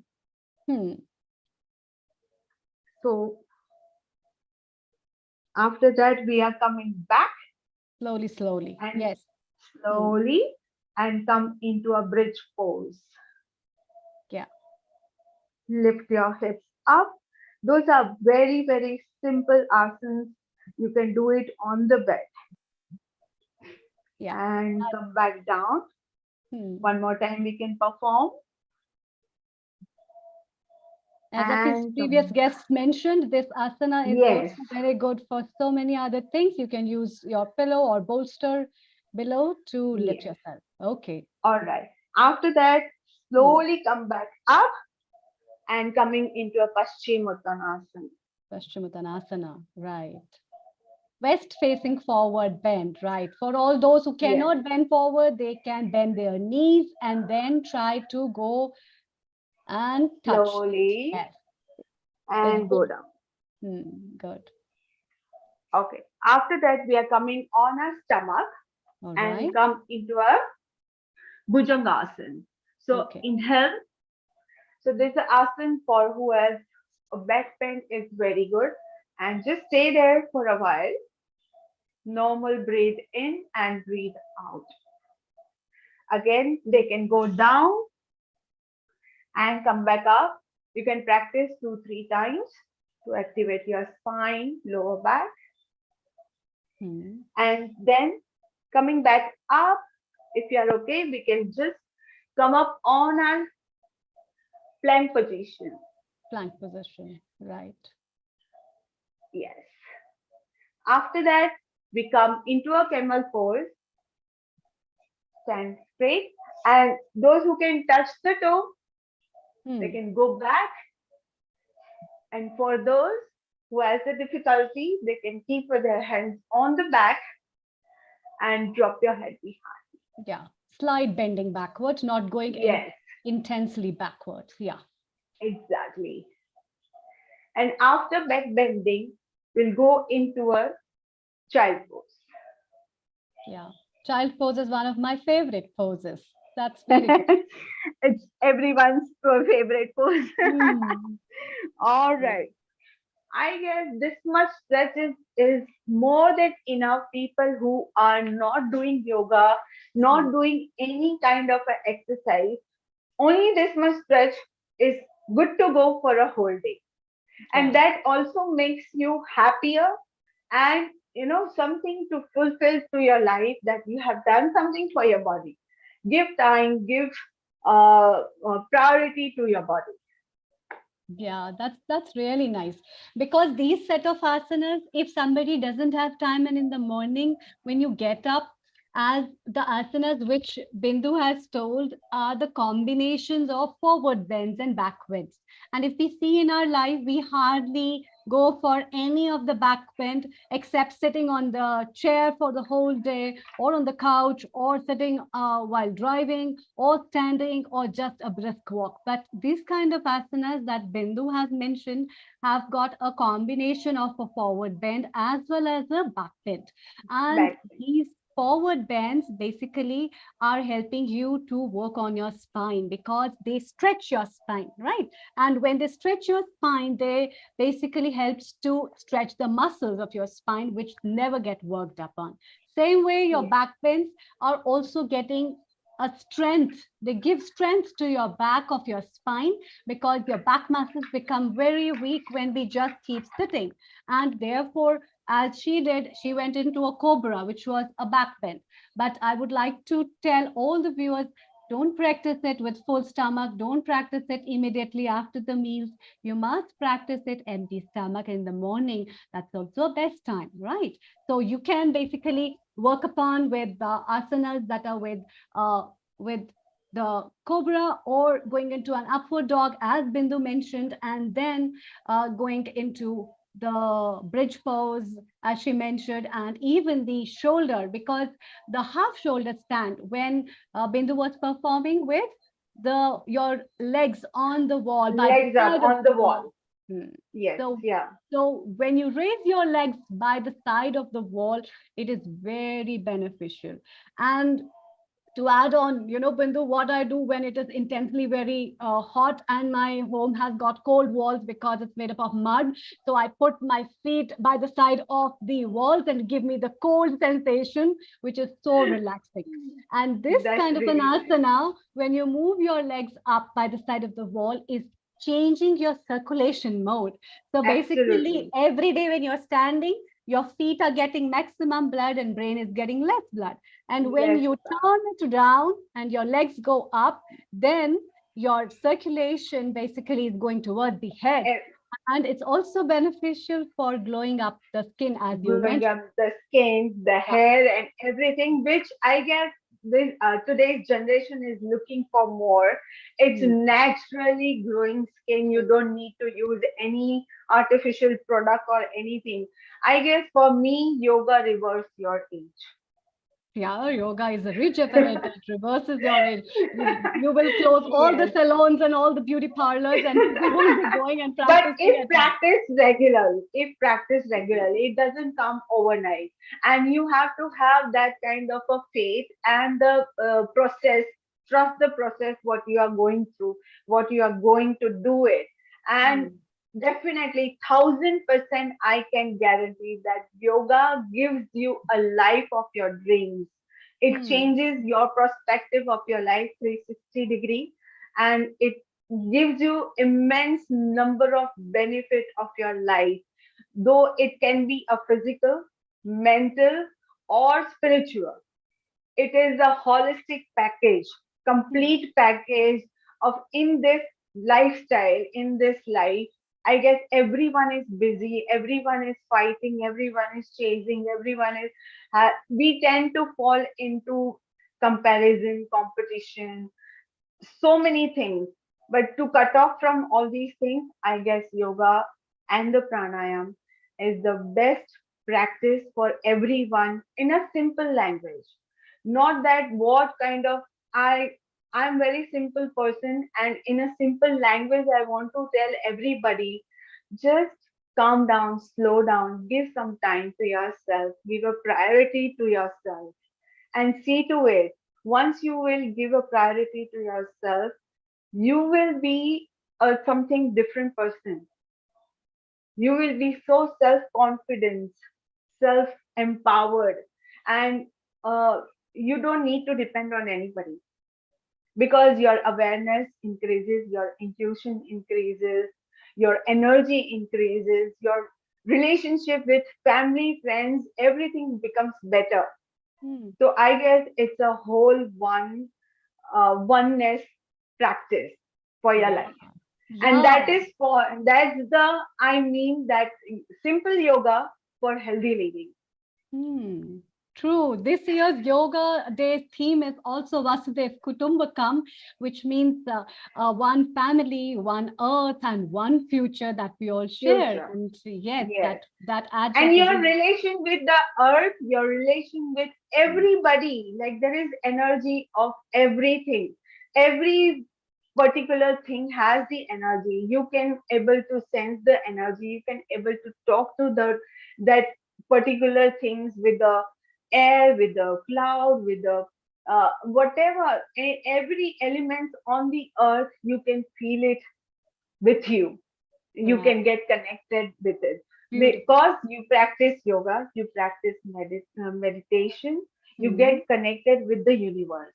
Yeah, that's true. That's true. And you were talking, Bindu, about pranayama. So, to tell our viewers what is pranayama, the word is made up of two words, pran plus ayam. The word pran Yes, means life force, and ayam means yes, expansion or control as well.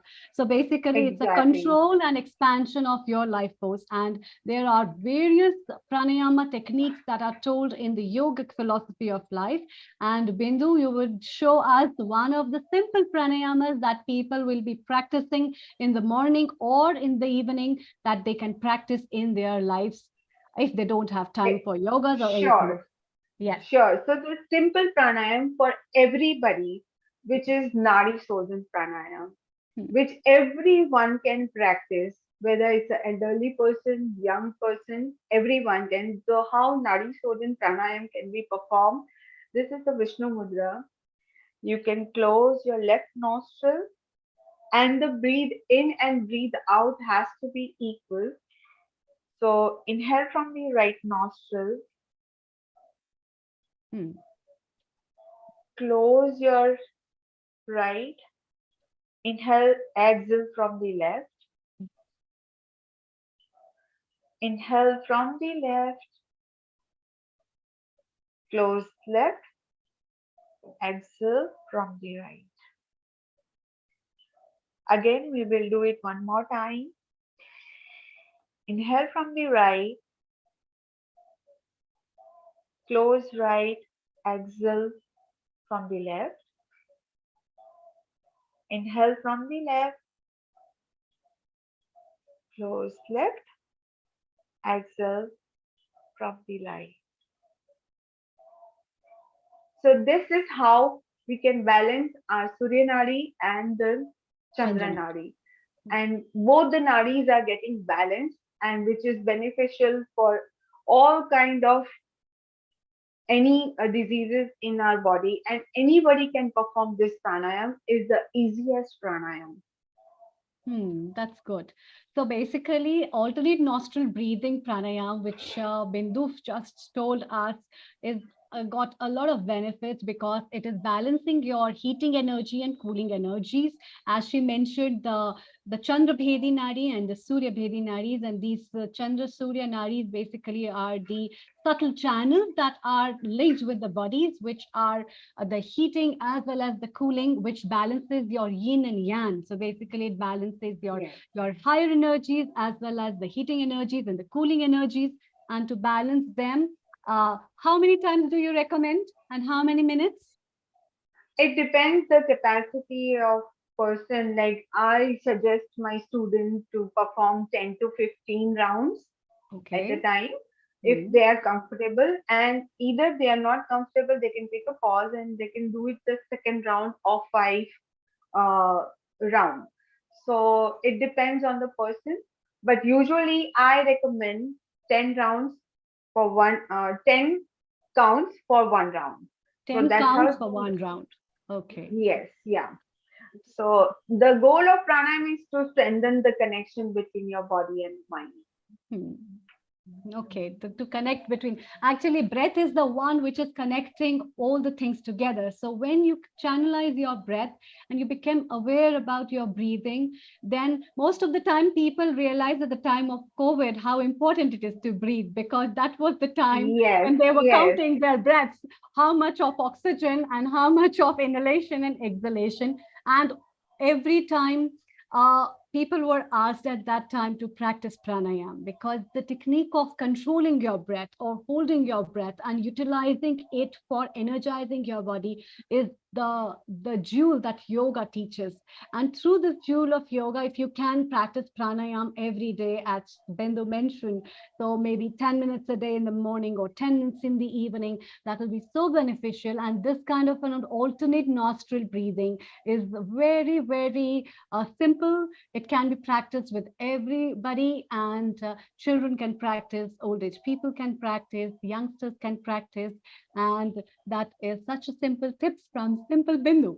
Right. So yes, that's pretty good. Okay. You know, one more thing I want to share, that in COVID time, we realized that how much the breathing is so important for us. One, missing out the breathe, you are finished. You know, like the COVID has given that impact, that how much we are taking the breathing is taken for granted. You know, like how much we are not paying attention. And when you practice pranayam, now you can concentrate on our breathing, what is happening, how your lungs are expanding, how your lungs are contracting back, and how you are paying attention on your body. Because now nobody is taking for a granted for your breathing. We are just, breathing just like that. We don't even realize that how we are breathing it. And I have seen all my students getting so much anxiety of that time when I have started practicing, and everybody has come with the fear of getting COVID in that time. And then with the pranayam practice, they have improved their mental health and their physical health with the pranayam. So pranayam has the connection between your body and your mind. Yeah, that's true. Pranayam has a connection between your body and your mind, and it helps to strengthen your mind as well on not only emotional basis, but your thought processes get slowed down, and a lot of other things. You give time to yourself, and that is the time you give to yourself by enhancing your body's energy and revitalizing yourself. And imagine you're not doing anything and you're just breathing. So people will be saying, oh, are you silly that I just need to breathe? So, Yeah, How can yeah, I that's not be true. without my mobile, and how can I not be without my gadgets? And I just need to breathe. But that's true. You just have to breathe. And focusing on your Yes, breath can give you such a big bonus that instead of going to an oxygen parlor, you will be increasing your lifespan to a tremendous amount and adding up years of happiness to your life, actually. So yes, that's, true, that's true. very nice. So the kind of yoga stuff which you told are pretty simple, but I would like to tell the viewers that when the shoulder stand that she was doing with the legs up should not be done very frequently by all those people who have high blood pressure. Neither should it be done by the people who have recently any heart attack issues or the people who have any abdominal upper hernia issues. So there are precautions to these asanas as well. Otherwise, they are pretty beneficial and they are very helpful for many organs of the body, for your digestion. It will keep your gut clean. It will help you in feeling hungry well. And when you get up with this asanas, it will revitalize your moods as well. So rather than getting up and seeing True. your mobiles, follow the Bindu's advice. Yes, Practice simple please follow, asanas. practice, practice, practice, and continue. It's a yoga is a continued process, and it will give you amazing results. People can notice you that you are doing yoga. Yeah, so basically practicing yoga keeps you fit, healthy, and as we are having our Father's Day, so happy Father's Day to you as well. Same to you. Same to Wish you. everyone a happy Father's Day as well. And as we will be celebrating the International Yoga Day very soon, and I can see people who are so enthusiastic to see and practice yoga, everybody on the mat. We can share so many things. Okay, so before we wind up, how many, can you give us 5 simple tips for people to stay simple in their life with practice of yoga? Uh, Very simple tips. I would say that uh, just be regular and be firm with your mind. Just decide one day. It's not that yoga day is coming and then I have to maybe. Mm, So that's the inspiration you may get and mm, you'll start doing yoga. But once you mm, start practicing, be consistent. It's very simple. You don't have to compete yourself with others that she's doing or he's doing very well. I can't do it. mm, No, mm, just be with yourself. mm, Come on your mat, show up on your mat, and give time to yourself. It's very simple. Just decide and come. You don't have to see anybody is doing what and anybody doing not. So let's just affirm our with me. Uh, Yoga is my personal fitness mantra. Yoga is my weight loss formula. Remember all these things. mm, Yoga is my mind soother. mm, Yoga is tool for better communication. mm, Yoga is my creative machine. Yoga is my doubt repeller. mm, And yoga is my time planner. So all these things save everything. You have to do your time management. It's your doubt repeller. But once only thing you have to start yoga. Come and get up in the morning and show up in your mat and give respect to yourself. Love yourself. Only thing I give preference to myself and love yourself and just see the world how it will start blooming in your life. You will start loving your life. People will start loving you. You will start loving everything. mm. So True, that's all. It's true. very simple. Yeah, very true, Bindu. Yoga increases self-love. So basically, what we are saying through this medium is that add sugars to your life by practicing yoga. So Yes, yoga is yes. your Don't sugar, judge. right? Don't compare. Be you. Love yourself. You are the beautiful person on this earth. Just Mm, stay like that, whatever you are. You mm, are the best person in the world. You true. are beautiful. You are handsome. Just be with yourself and you'll see how the world will change. Because it's your perspective, how you are taking it and how you are seeing it to the others' life. So you don't need to be like that. Be yourself, and you'll see the world. It's so beautiful Yeah, with the that's beautiful really people. The kind of things you will create, you will attract those things. It's very simple. Being an energy healer, so you kind of a thinking, you will attract the same thing in your life. If you think that I can't do it, you will not able to do it. If you think I can do it, you will able to do it. It's as simple as that. Yeah, true. That builds up the yoga vibes of self-confidence, of self-love, Yes. of compassion, of truths that can be explored within you yourself, and that is brought up by the practice of yoga. So, to tell our viewers the beauty Absolutely. of yoga, as I myself practice it, and I'm a firm believer in the system of life, it gives you a lot of enthusiasm and self-power to judge not others, yourself. It gives you the smile that Exactly. adds to your face value, actually. And so then you're not smiling for people, you're smiling for yourself because your heart is Myself. smiling. True. And And that's second, why your vibes, if you yeah. will join, the vibes will be vibrant, colorful, and you will enjoy your life.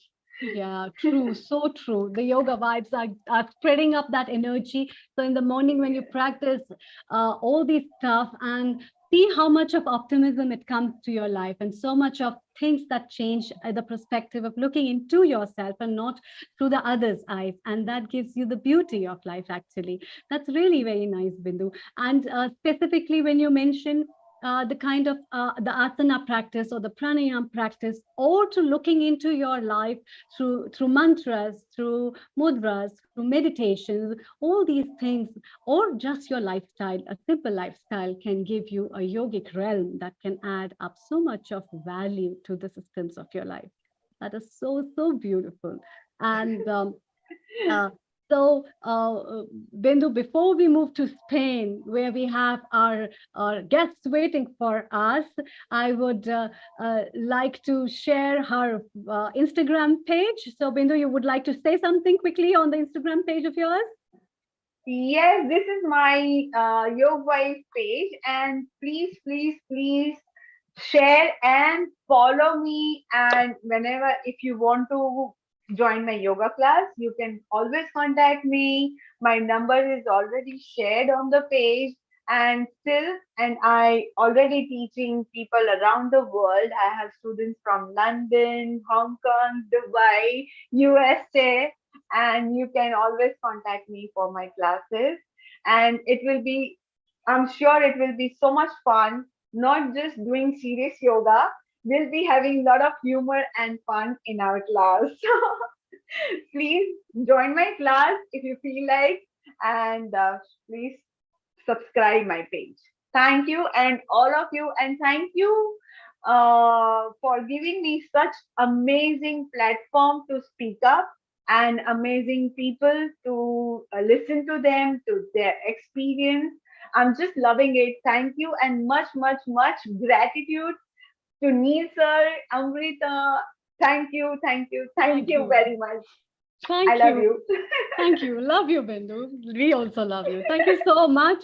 And Thank celebrate you. the yoga day with great realm and enthusiasm and go Yes. rocking. Thank you so much for joining us and stay around for more chit chat as we move to Spain with our special guests, Marta and Enrique. So thank you so much.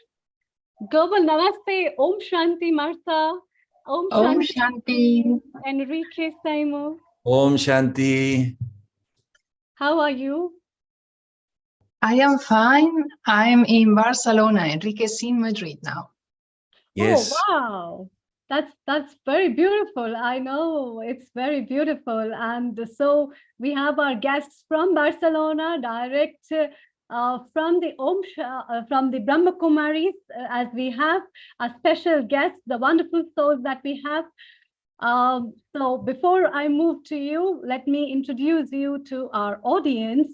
Both Enrique and Marta are experienced Raj Yogis for 30 years and members of National Coordinating Team of Brahma Kumaris in Spain. Enrique is based in Madrid and works as a coach and trainer at big companies and business schools. Wow. Marta is based in Barcelona and teaches meditation in the hospitals, prisons, and social organizations. Enrique and Marta have been trained by Dadi Janki, Sister Jayanti, and other yogis and yoginis in India. Both of them travel to spread the message of peace around Europe and the world. That's amazing and so blissful. I feel so blessed to have you on the screen to share at this platform of Healing Our Earth. So once again, global namaste to both of you. And it's so good to see you, to know more about you from the platform of Healing Our Earth and also Brahma Kumaris. Before we start the session, happy Father's Day to you both as well, and to the whole world as well from my side. So over to you, please.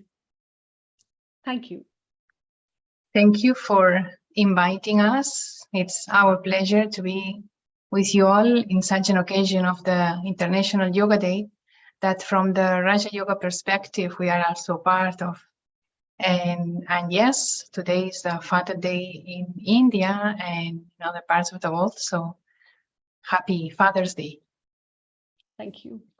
Yes, thank you very much, Amrita, for the introduction. We are really happy to be able to participate with all of you in this special day of Yoga Day. And I think Raja Yoga is one of the techniques or methodology or lifestyle, we can say, most powerful that can change our lives deeply. So we are very happy to be able to share with all of you a little bit of our experience in how this Raja Yoga meditation can create a new perspective in your life. Mm-hmm. Yes, please. So Enrique, would you like to share about your personal perspective? Okay. Let's start with, always we start with a moment of silence, just a moment to be present and to be centered, and it helps us to really be connected all together. Just a moment of silence and breathe deeply and connect with the present moment.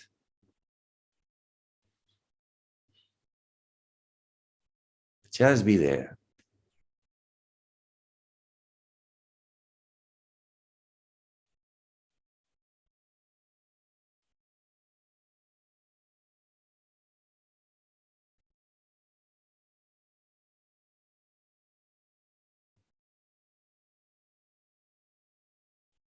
Om Shanti.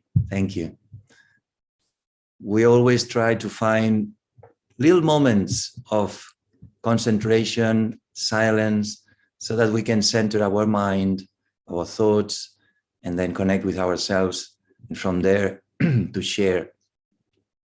And well, for me, the Raja Yoga meditation and the knowledge of the Raja Yoga has really changed my life completely. Many people, when they know me now, they say, no, but you are a peaceful person, so for you it's easy. And I say, you don't know who I was at the beginning. I was really a very nervous person, very active, very intolerant, with a different kind of energy that I have now. And they don't believe. They say, no, it's not possible. I say, yes, it's possible, because this is a life of transformation. No? So when I took the course at the beginning, and I received the lesson of the soul, and I started to understand and to reflect that I was much more than this body, much more than this character that I was playing a part here in life, and understanding that I was the soul, the living energy that was giving life to the body, life to my life. So this was a new perspective, completely new, because I didn't have this knowledge and this understanding. So this made a big change inside myself, and I start to see myself in a different way.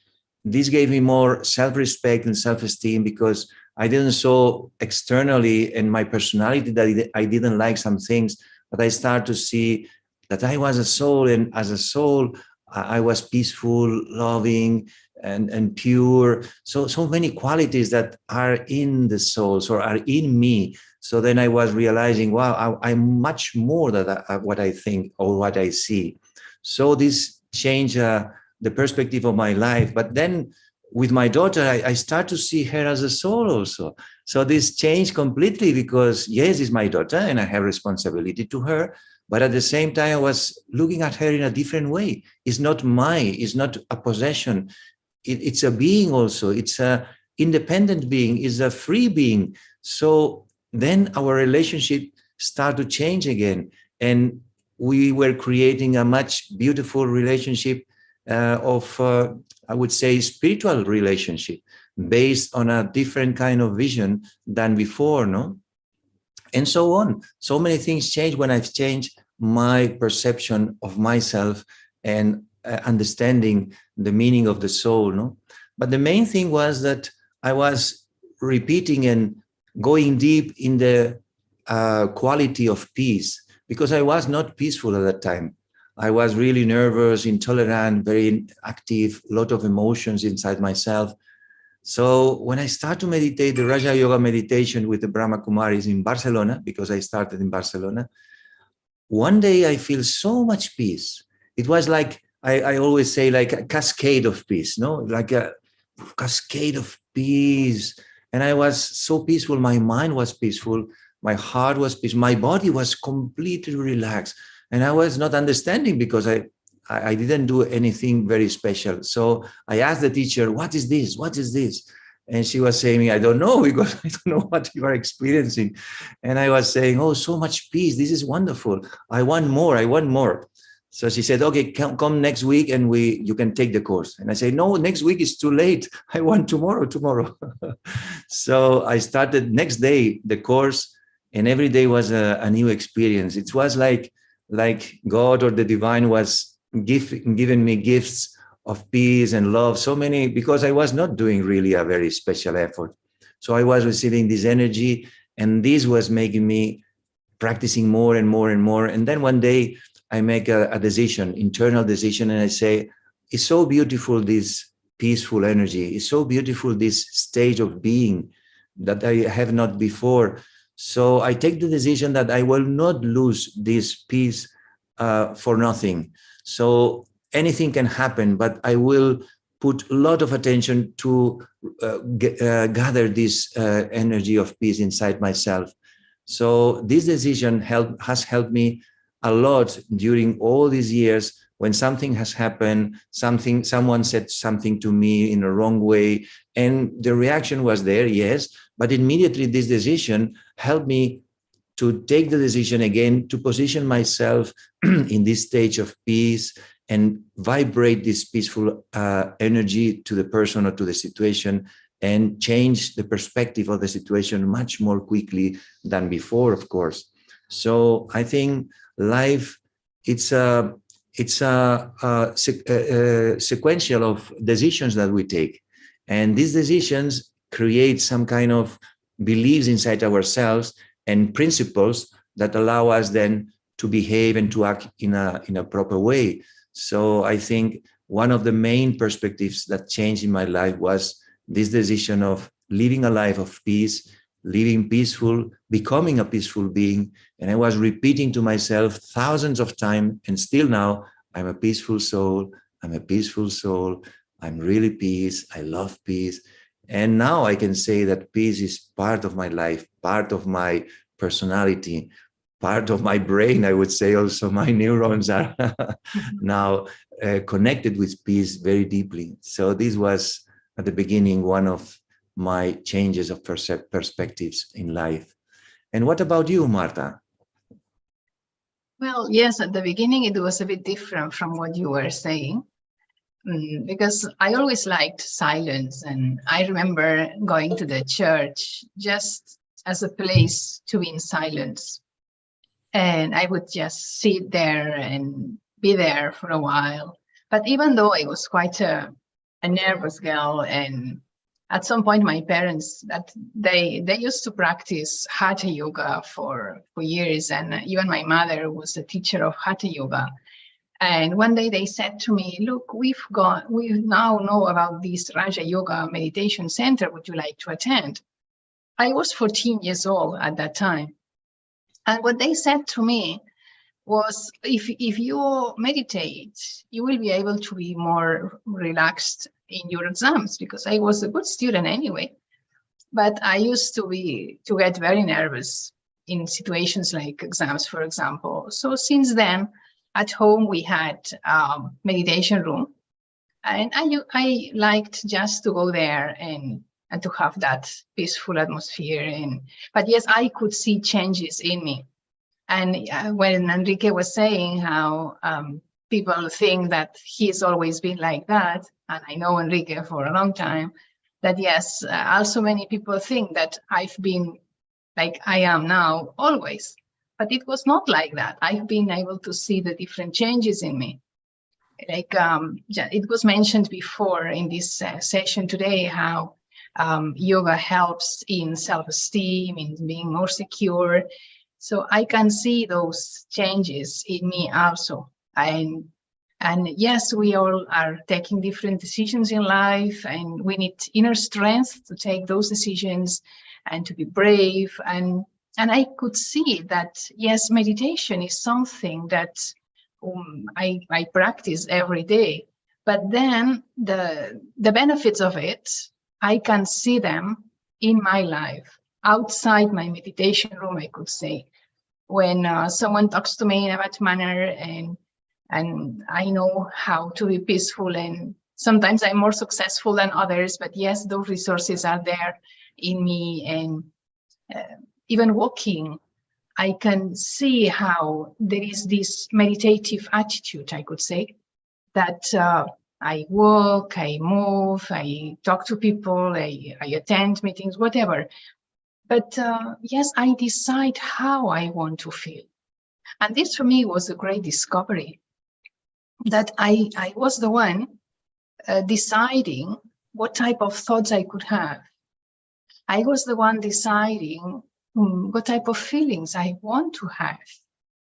And before, I thought that my way of being was according to whatever happened outside. If something good was happening outside, then I would feel okay. But so I thought that I was an expression or a result of whatever happened around me. But then Raja Yoga gave me this perspective that no, it's not like that. I am the creator.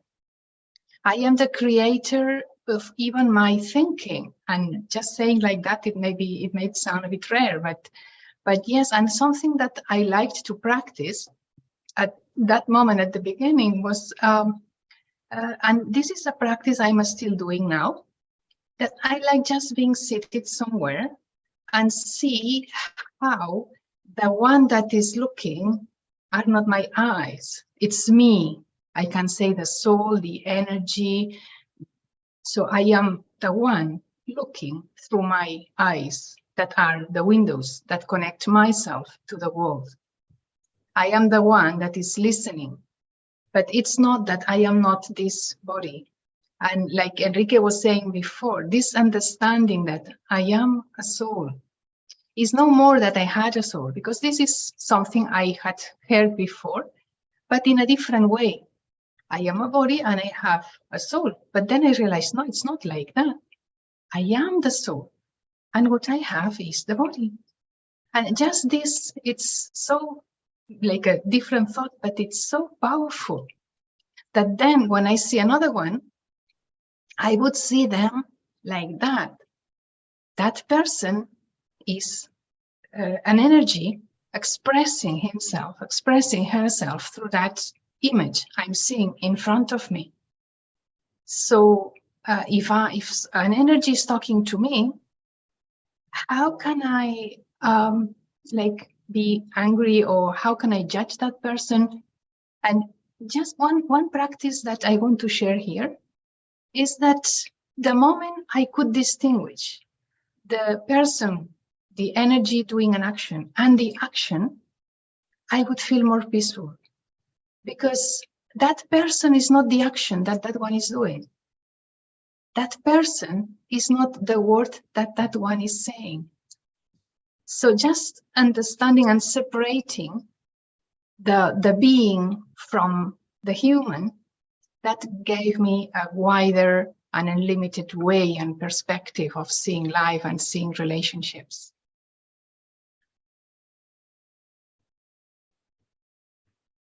And do you want Enrique to share about the experience of today is the Father's Day, so this supreme energy, or I can also share about it later.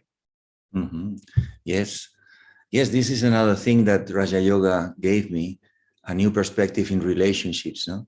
Because we are used to have relationships with human beings, which is normal, and beings that we see, that we touch, that we relate directly. But when we start meditating and going deep and understanding that we are souls much more than the body, then I start to have the knowledge and that's ascending, but then the experience that we can connect, that we can not only connect, but relate with the Supreme Being, with the Supreme Soul, with God, with the light. But as a being, you don't see it. Has not a body, is not a human being, but is a being, is the Supreme Being, would say. And you can connect with your mind when you train your mind, when you go into the silence and this space of stillness. And from there, you feel that there is another vibration. And then you can connect with this being of light, which is a soul, but has a qualities, the unlimited qualities like an ocean, no? Ocean of peace, ocean of love, ocean of purity, ocean of happiness, ocean of power. And then feeling this energy coming to you and connecting with this energy and feeling that this energy is entering you and allowing you to transform yourself was a completely new experience in my life. And this gave me a complete new perspective in relationships, because usually we need other people to be happy. And this was my case. I was always looking for someone to give me something so that I can feel happy. So I was putting my happiness also in the relationship with other people, with other human beings. And sometimes there is no one to give you happiness. So then you feel alone, even if you are in the middle of so many people.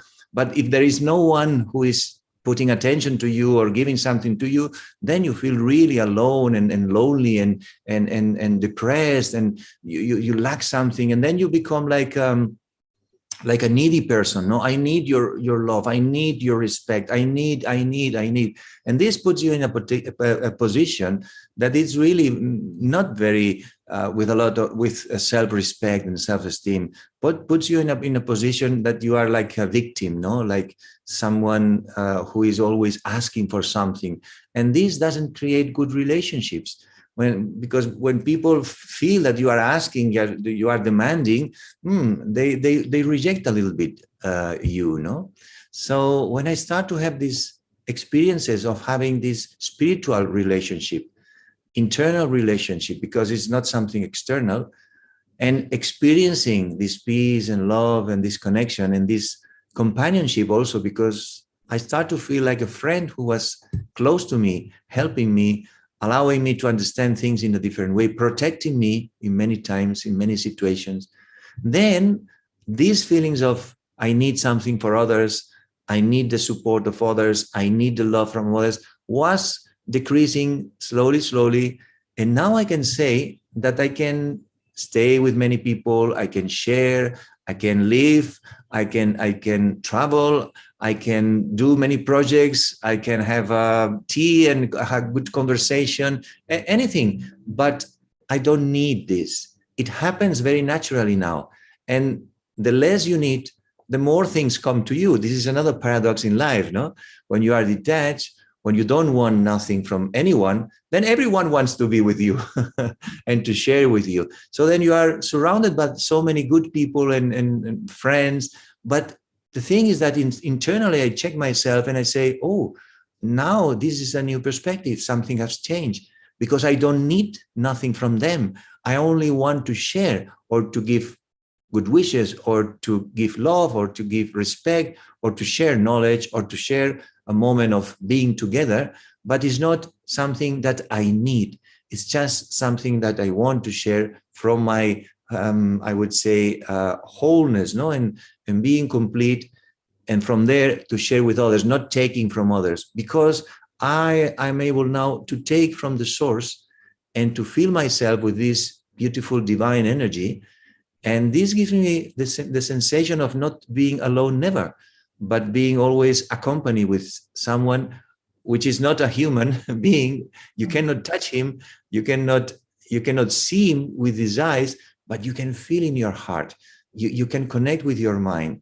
And I can see that for me, Raja Yoga is this yoga, this connection, this union, because yoga is union, connection with the divine in a silence attitude, in this silence exercise that you calm your mind, you calm your heart, you are there just being present, and you focus your mind and your intellect to the divine, and then you start to feel this connection and this energy coming to you.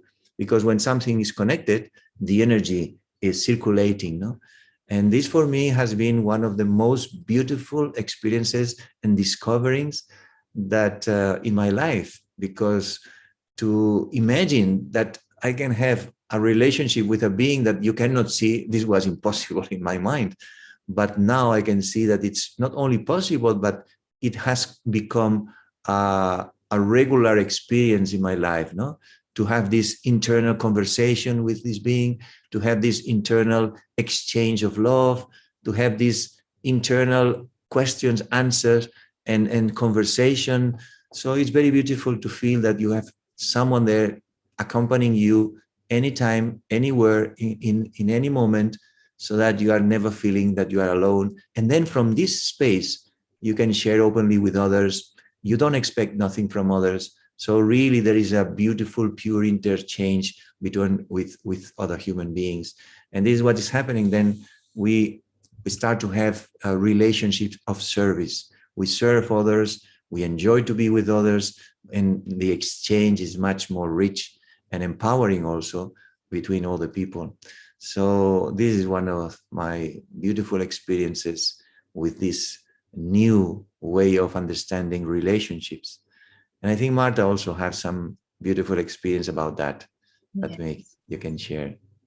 I liked, Enrique, what you said about this law, that when you are not demanding or asking for anything, everything comes to you. And this is really a new perspective of life, when without even thinking of something, whatever you need in a way, comes to you. And yes, in this connection, so Raja Yoga is, as you were saying, the yoga is union, communion, and with whatever is real in you. But not only this connection with the self, but this connection with the divine, the supreme being, and knowing that, for me, you know, it's like knowing that there is someone there ready to be with you.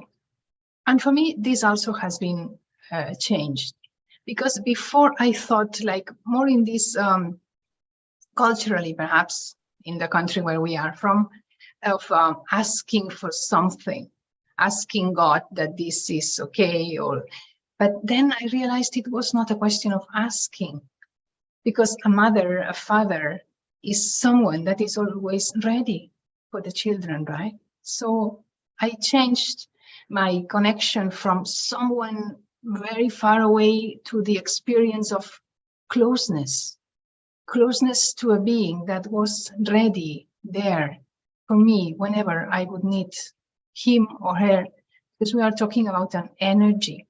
We are talking about the divine, and that energy is also awakening the qualities that are already there in the self.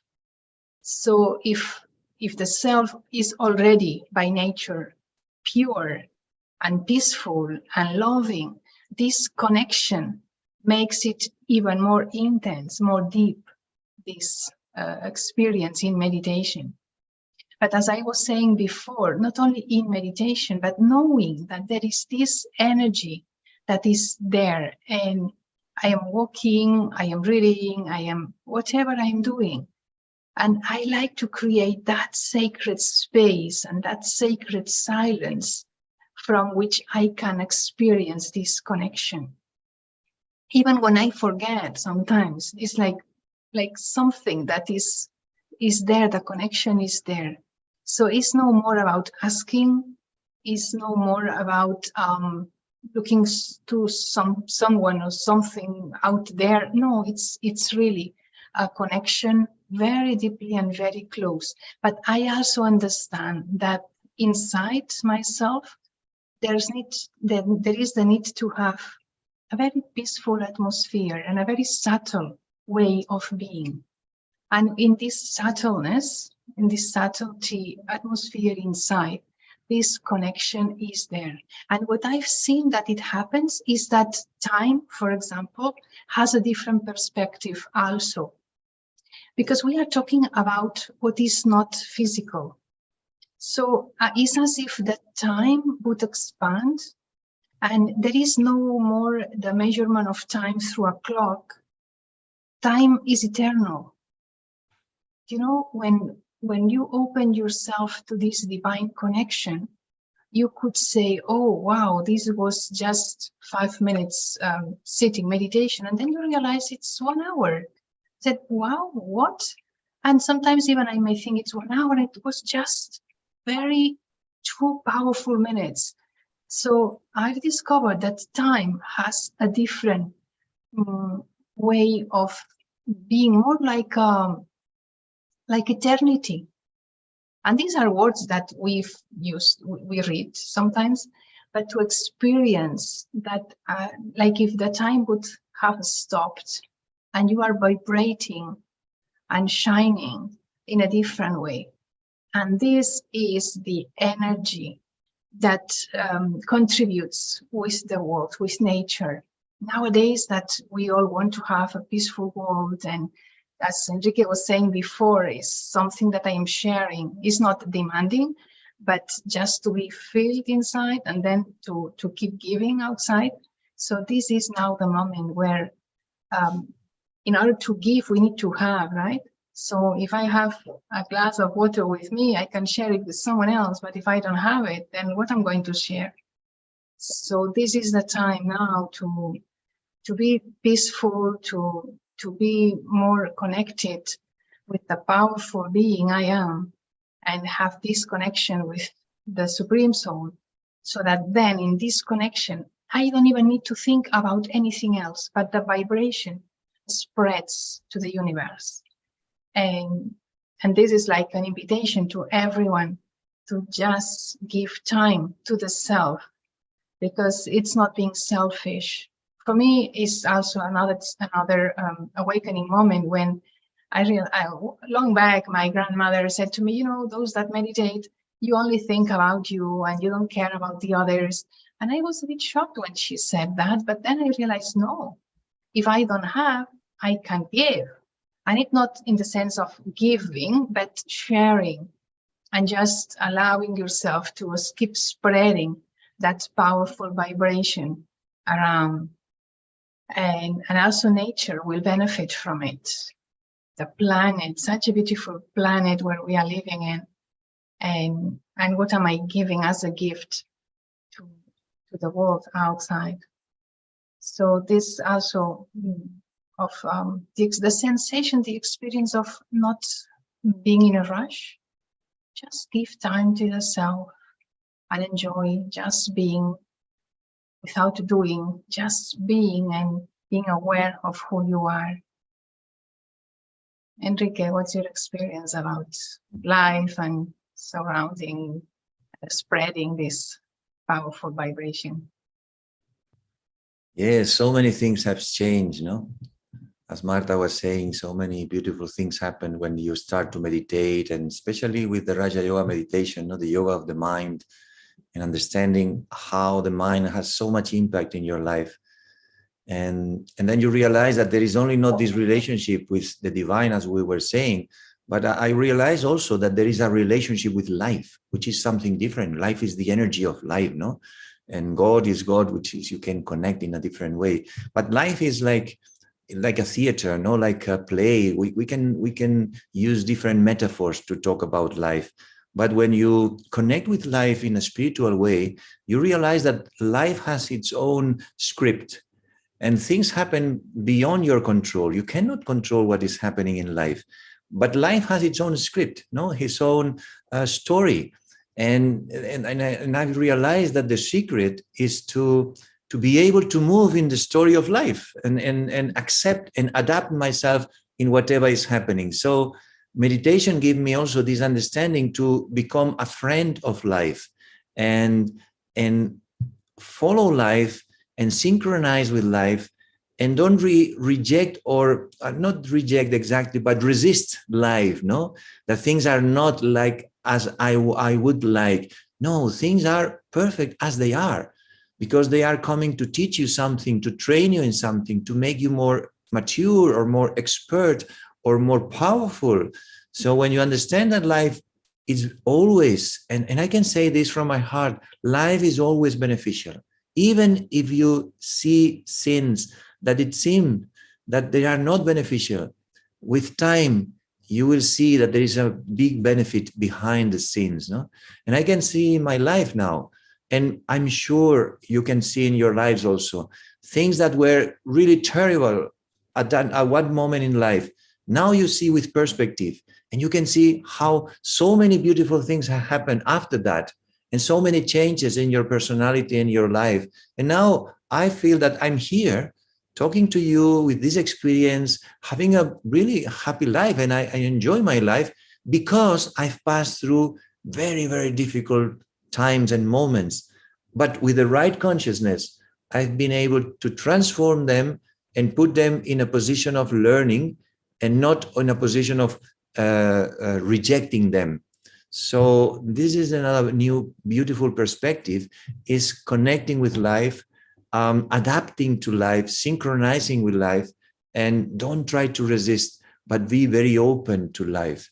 And life will bring you such beautiful gifts also when you are free from desires, in the sense of you free yourself from wanting things to be in a proper way or in a determined way.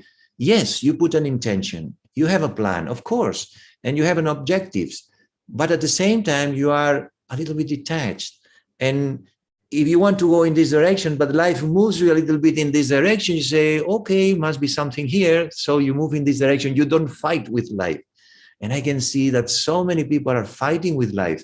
Oh, this is not what I like. This is not what I want to happen. And then there is constant resistance, pressure, tension inside. But when you move with life, sometimes you see that life also takes you to a better place than you were thinking, and arrange things in a much better way and beautiful way. So this is a wonderful experience to feel that life is aligned with you and you are aligned with life, and both you go together, no? And then you enjoy much more life, and you enjoy to have this relationship with life, which is beautiful. And I never thought that I can have a relationship with life. This was also something new for me. Mm-hmm. Like and dancing with life, right? Exactly, dancing with life. As you were saying it like that, it's like dancing with life. And you can even look back and even thank to those people that were part of that not such a good situation, because it was really through that you grew, and that you are now who you are. And at that moment, it may not seem like that. So yes, thank you for sharing that. So maybe we can have a meditation now. And yeah, before we have a meditation, I have some questions, because this was such a beautiful and peaceful experience to even listen to you all that, and such a word of wisdom, I would say. It's I don't know for other viewers, but it's such an eye-opening for me. I have a question. So where do we make a line of difference between attachment and non-attachment? So I have a question from you, Enrique, first, and then from Marta. So as you said, in relationship, as being a father and a daughter, and the resistance that comes. So where do you cut the borderline between attachment and non-attachment, that this is my daughter and this is my stuff, and how do you do that? It's a very interesting question, because it's very practical and very real. And I would say that it takes time. First thing, it takes time, because we have created this deep relationships, with our daughter, with our yugel, with our parents. So there are close relationships, and we cannot so easily to be detached from them because we love them also. So it's a mixture, of love, the attachment, and so many things. But when we start to practice and we start to be able to detach from ourselves, this is the first thing. We detach from our personality, I would say, and we understand that we are much more than that. And we have created a personality to deal with the world and to relate with the world. So the first thing is to detach from yourself.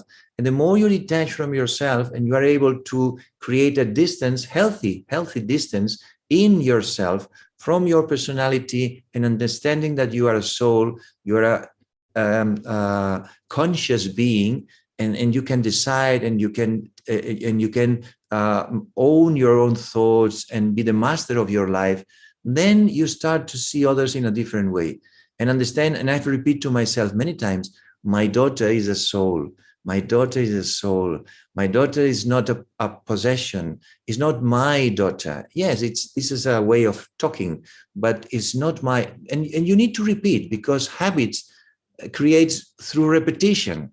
So I have repeated many times, my daughter, my daughter. So this has been created a connection with her. And then I start to repeat inside myself, not to say to her, but inside myself, no, this is not my daughter.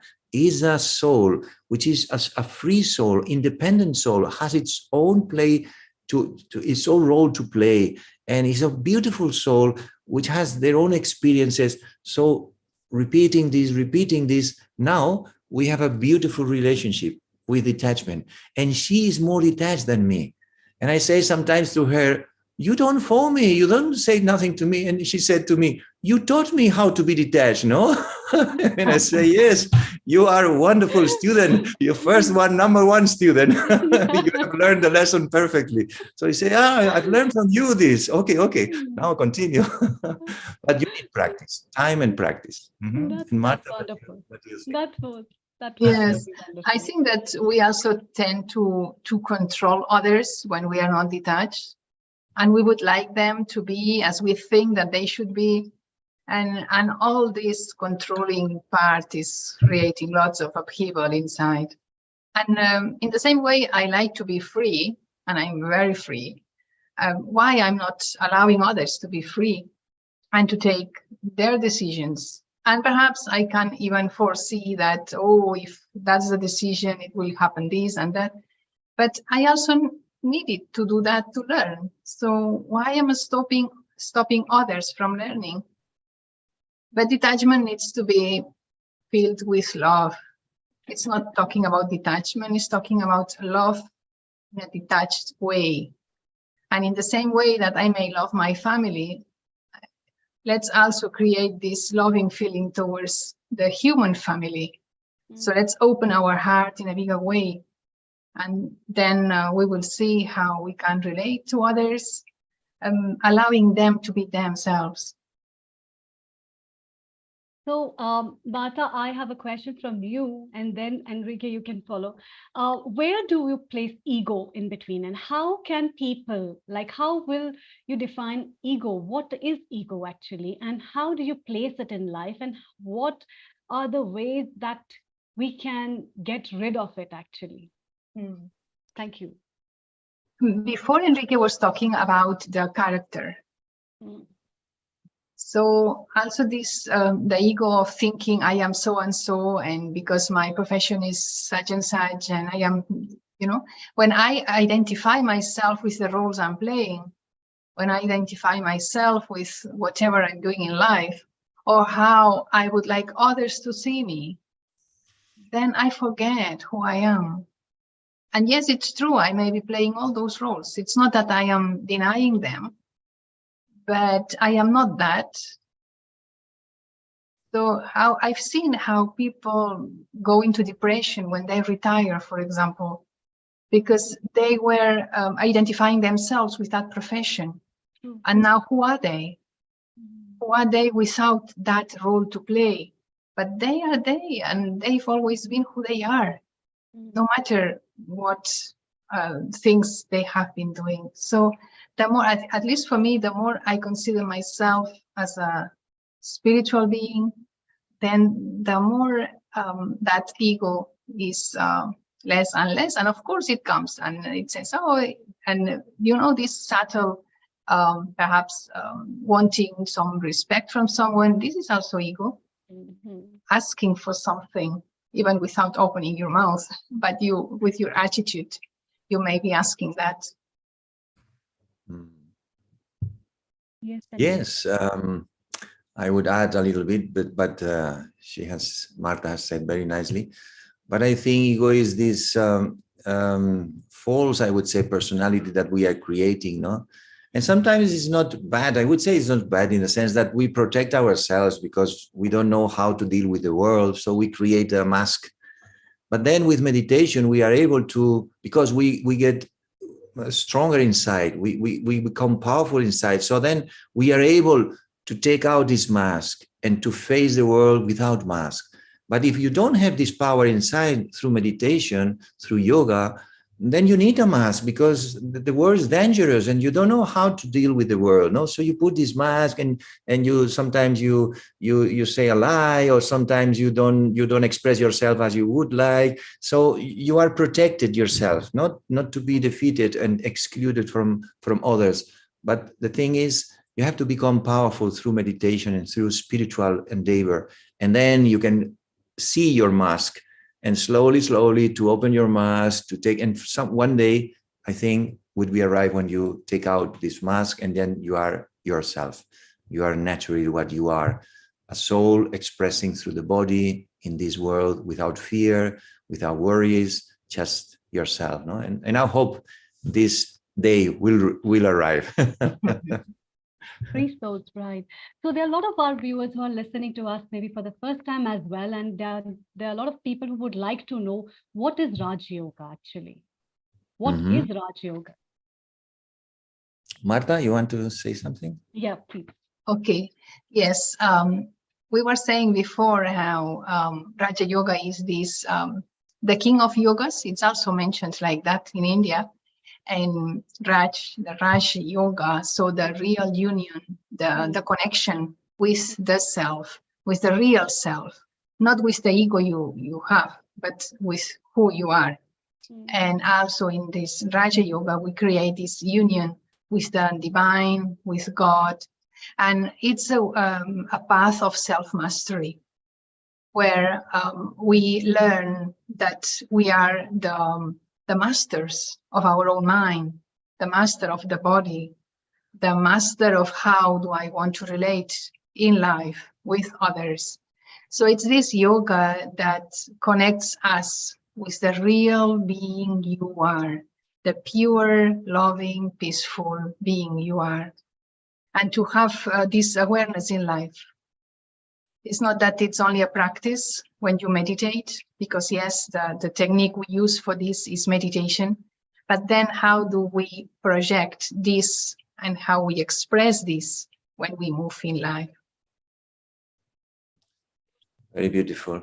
I would say just this an attitude in life. It's a way of living. It's not only a technique, it's a way of living. And the way of living is to put attention inside yourself, to observe your thoughts, to understand what is happening, to understand the impact in the world that you have through your thoughts, through your behavior, and then to be able to change your thoughts. And we use this connection with the self and this understanding, this knowledge of being a soul, to change the other thoughts, and then the connection with the divine, to take the power to be able to change behavior and patterns of behavior, and then observing yourself as much as you can, and try to develop these qualities, divine qualities, virtues, so that you become a person more useful for other people, to inspire them and change lives, in a sense that our aim, we say, when I change, the world changes. No? So the change starts in me, but then my change can inspire other people to change, and slowly in this way, we can make the world change. Beautiful, very beautiful. In fact, yeah. So we would like to have some meditation, and please tell us about Raja Yoga meditation, how the techniques are, and we can practice so that everybody can know. Thank you. Yes, we can now guide a short meditation afterwards if you want. What Yes, we normally invite people to do is to have an open eye meditation. Normally, when we meditate, we tend to close our eyes, and I also like sometimes just to close my eyes and feel this being centered and being inside. But also, I realized that when I heard about it, that in life it's true that we all open-eyed. So this was the way to focus in meditation and to learn not to look at a sight and see, but just even whatever this imaging behind me is what we normally use. We concentrate. It's not like looking like that, but in that way that where you were, if you are looking at the horizon, that you leave your sight just like that. And then you realize that there are many moments in life when you have your open eyes and you are not really looking, but just being there, right? So in open eyes, we can guide some thoughts because it's not thinking. This is also something to clarify, that to meditate does not mean in Raja Yoga to not think, because the mind is always thinking. So let's direct the thoughts of my mind as I want to. Yes? You want to continue, Enrique? Yes. Well, we start, no, with the meditation. Okay. Okay. You start or I start? I can start. Okay. So just let's sit peacefully and relaxed, being fully present in the present, knowing that I am here, I can feel my body, but I am not this body. I am a spiritual being that gives life to this body. So let me just feel my mind peaceful, how my mind is relaxed. And also let me feel my heart full of love, peace, and just be here and now.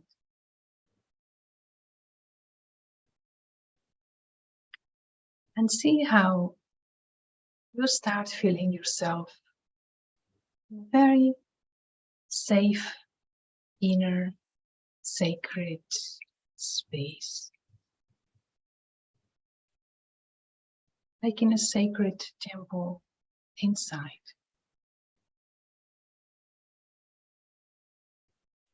And just be there, aware of who you are.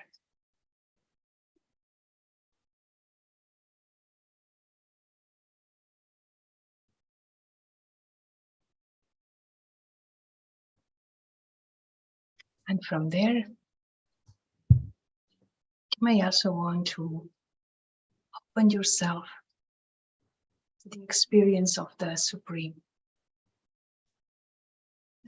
Being that is there for you.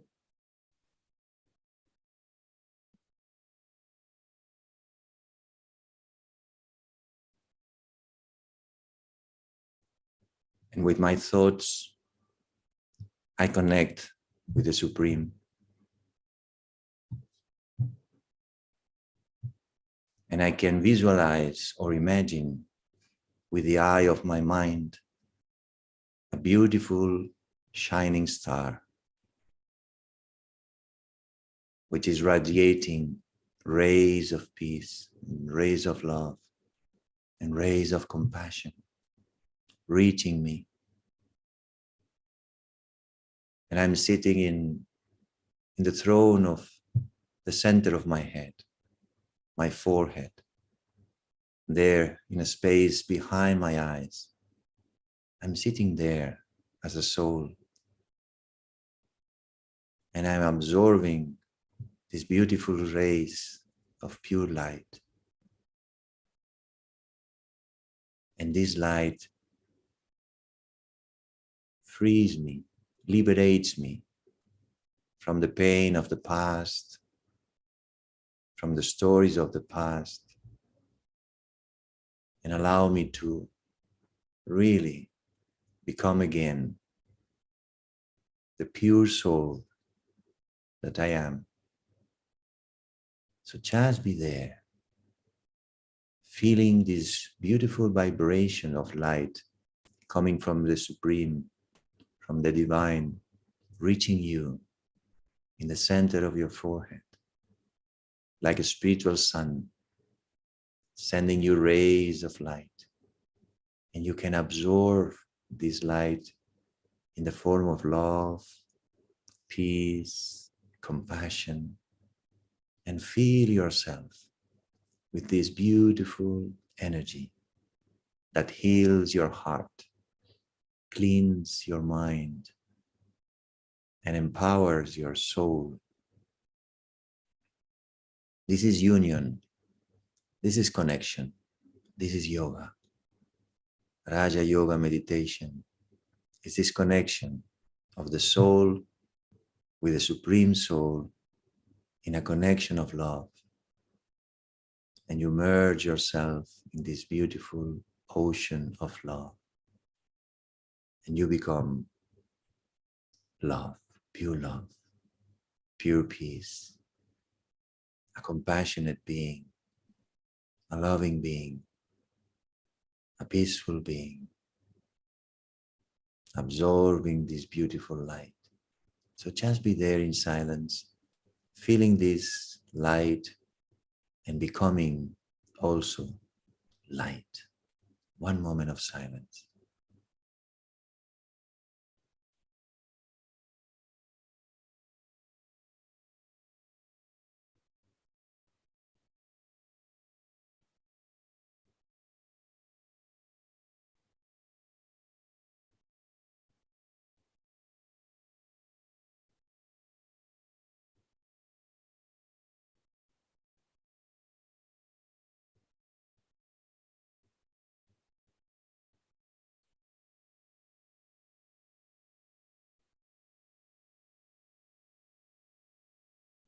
Thank you, Enrique. Thank you so much. Thank you. Om Shanti. Om Shanti. Thank you so much for such a blissful guidance, and to let everybody know that meditation is not about controlling or just not thinking. It's about the right flow of thought, the right energy that connects you with your divine self. And that's the most beautiful thing of the takeaway, to know about the attachments and let go our egos and feel how peaceful and happy souls we are. Om Shanti. Om Shanti. Thank you so much. Thank you. Thank you so much. Please stay around. We would like to have your valuable knowledge again and your comments as well. And from Spain now, we move to Kenya with the Vasanti Halai, who is our next guest contributor. And global namaste, Vasanti. Global namaste to you, Amrita. First of all, before I begin, I would like to tell you that I love the cute dimples and the cute smile you have on your face. Thank you. Thank you so much. Thank you. Okay, a global namaste to everyone watching this live or later on on YouTube. So before we move further, before we move further, Vasanti, I would like to introduce you to our viewers. Vasanti was born and brought up in Nairobi, Kenya. She's a science geek and loves reading about health and anatomy right from childhood, and has a passion for dancing and exercises. Nice. She has done her 200 hours of Hatha Raja Yoga and 100 hours of pregnancy yoga, 50 hours of yoga anatomy. Amazing. She did her training in UK and is certified by the Yoga Alliance. Vasanti's main aim is to teach students anatomically correct body engagements and alignment to prevent injuries, ensure strong and safe practice, and teach them how to understand, respect their unique bodies. Wow. Today, she will be teaching full body yoga, targeting all the muscles.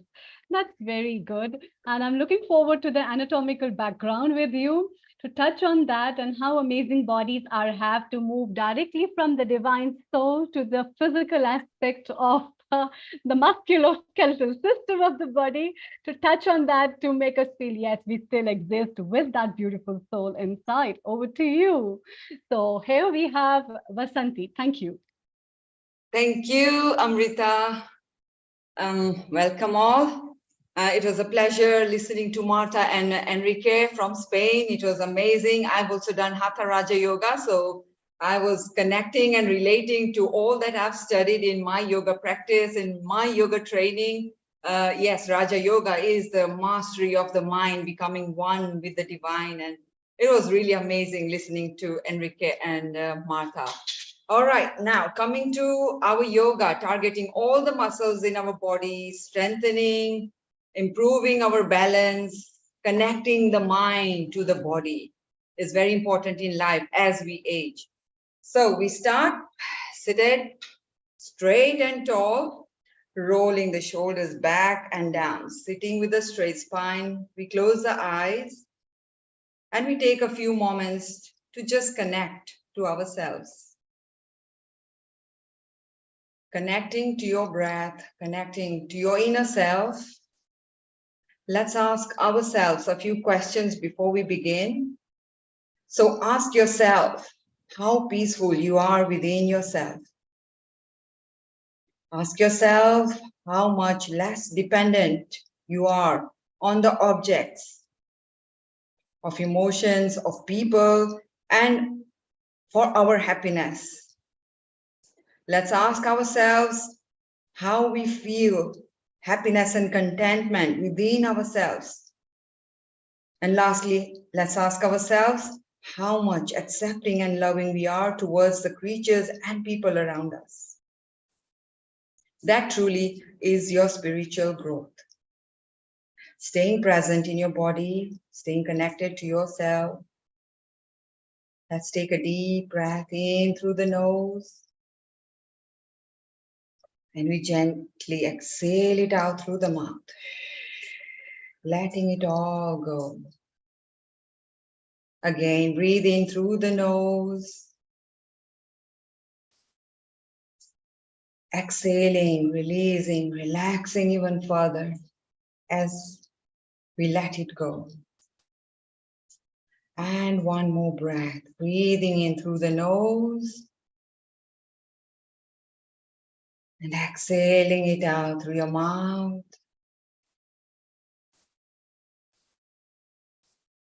And we gently open the eyes.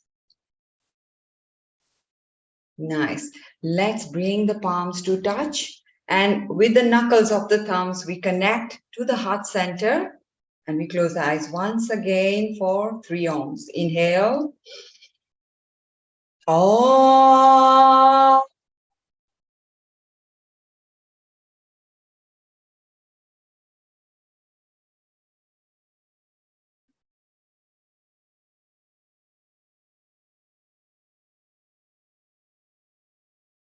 Om.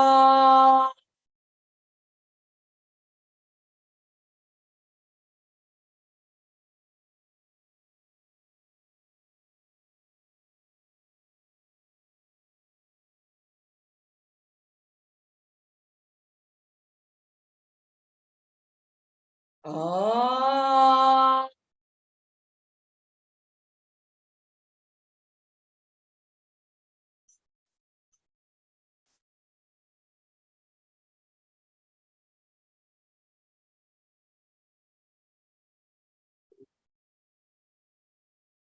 Mantra of purification to purify the energy channels in our bodies as well as the place where we're about to practice. Om pavitraha pavitro va sarva vashtam gato piva yaha smarit pundri kaksham sabaya bindraha suchihi. Let's all bow the head down. We bring the chin to chest and we set an intention for this practice, for your life, for the rest of your evening. Keep that intention in your mind as we practice throughout this 1 hour. And we gently open the eyes. Right, let's get started. Let's get moving and let's get the blood flowing. Sit into whatever comfortable position you want to be, either cross-legged, either Vajrasan, or with the legs straight in front of you. We circle the hands all the way up. We interlace those fingers above, reaching and lengthening the spine towards the ceiling or the sky, if you have the sky above you. Let's breathe into the spine here. And remember, your breath is the only magic tool you have for your body. So make sure you're breathing in and out deep. Let's look up and arch the spine, stretching the front body. And we round the spine, bringing the hands forward, breathing and stretching the back body. Again, inhale, lifting your gaze, lifting your hands, stretching and arching the back. Exhaling, rounding and stretching the back. One more, inhale. Lifting up, opening your heart center, exhaling and rounding. Nice, we come back up, release the right hand down and drop the left hand overhead, stretching and opening, elongating through the side body. Inhale, reach up, exhale, opposite side. Really breathing into the side body. We come back up, inhale, reach up, grow tall, exhale, twist to the right side. With every inhale, you're lengthening, reaching the ground towards the ceiling. With every exhale, you're going and twisting deeper into that twist. Inhale, reach up, coming back to center. Exhaling, taking a twist to the left side. Again, inhaling, reaching the ground towards the ceiling. Or the sky, exhaling, twisting deeper. Again, deep breaths in, deep breaths out. Coming back to the center, let's interlace those fingers behind and open the chest muscles. The most tightest muscles because we are truly hunched.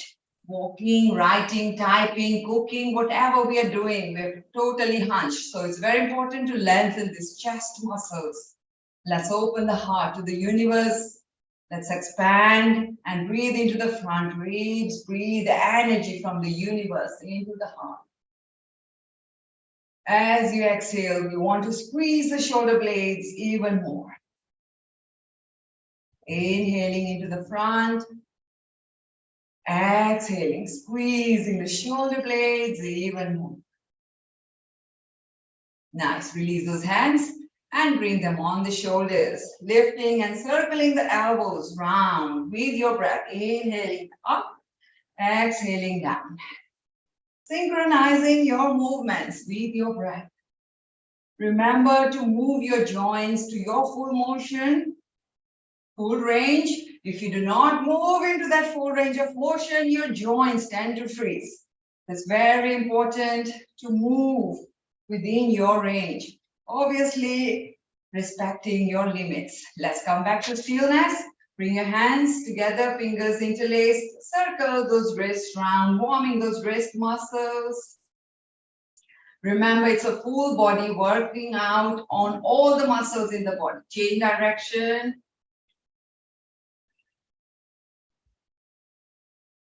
We wave the hands, warm up those arms.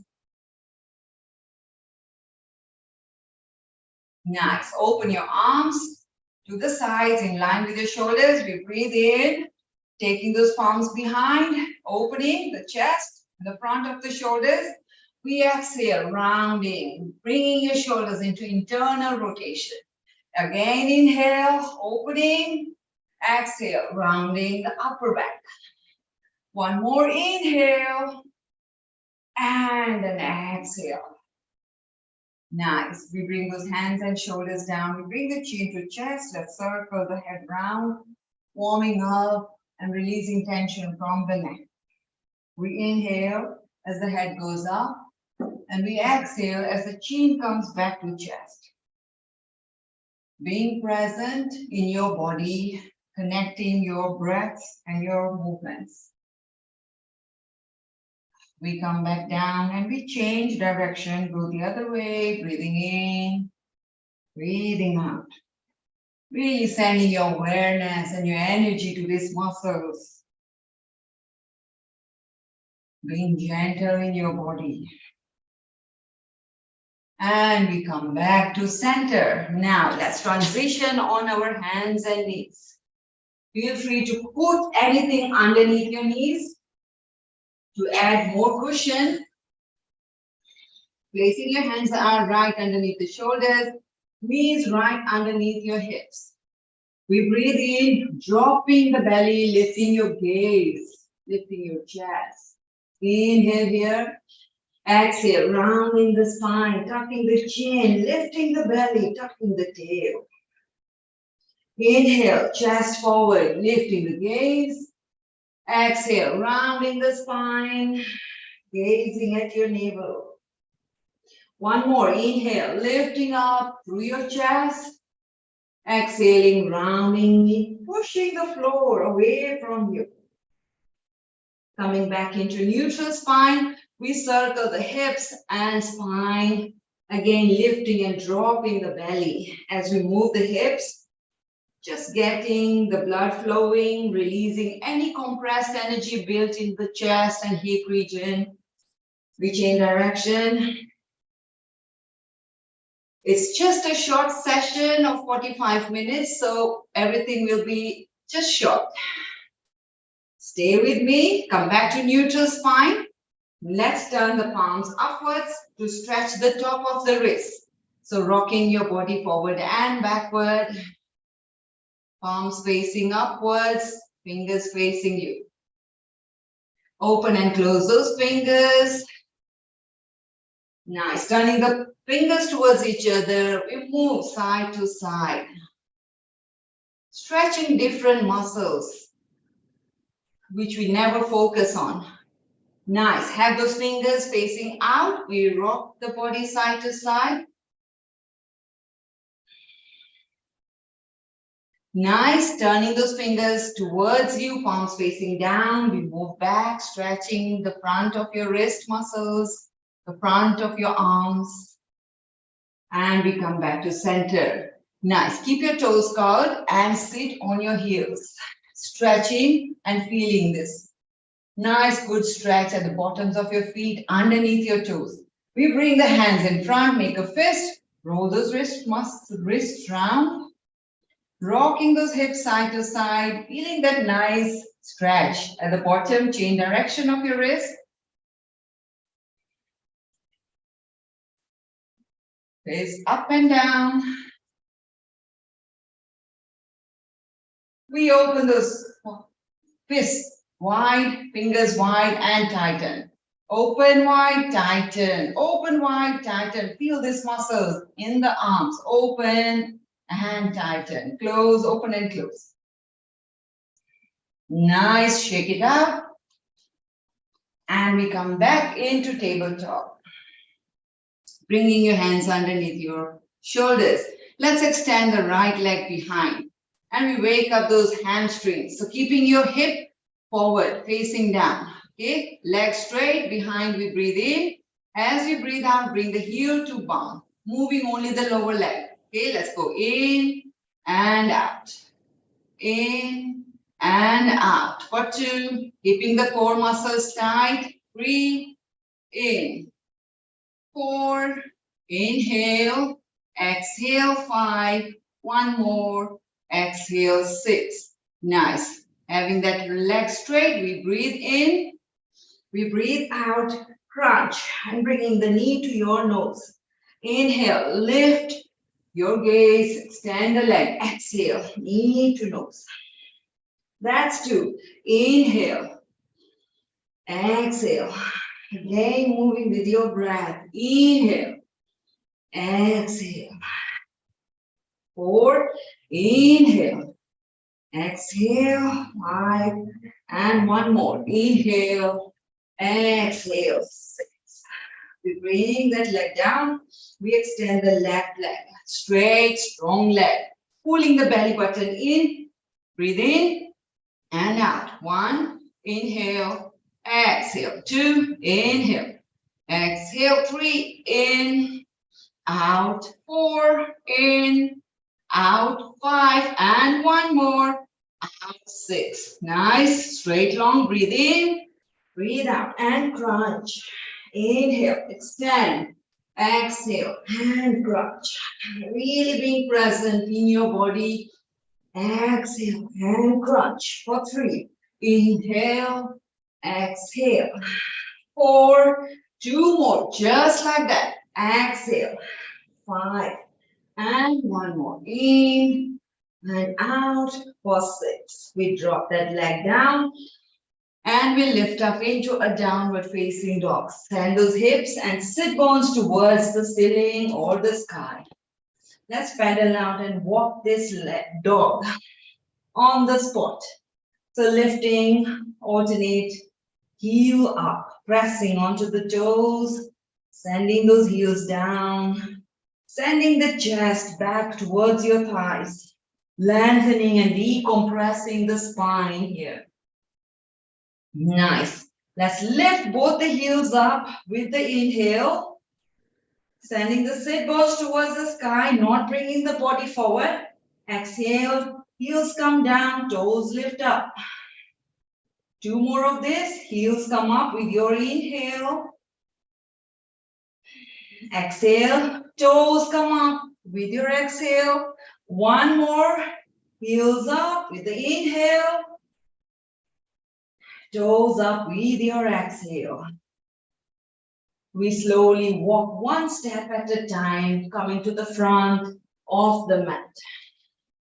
1 step at a time, bringing your legs parallel to each other, hip width apart, bend those knees, bring and melt the chest over your thighs, hold on to your opposite elbows, hang your upper body, hang your head, and let's sway and swing side to side, bringing and inviting fresh blood, fresh oxygen into this upper body and your brain.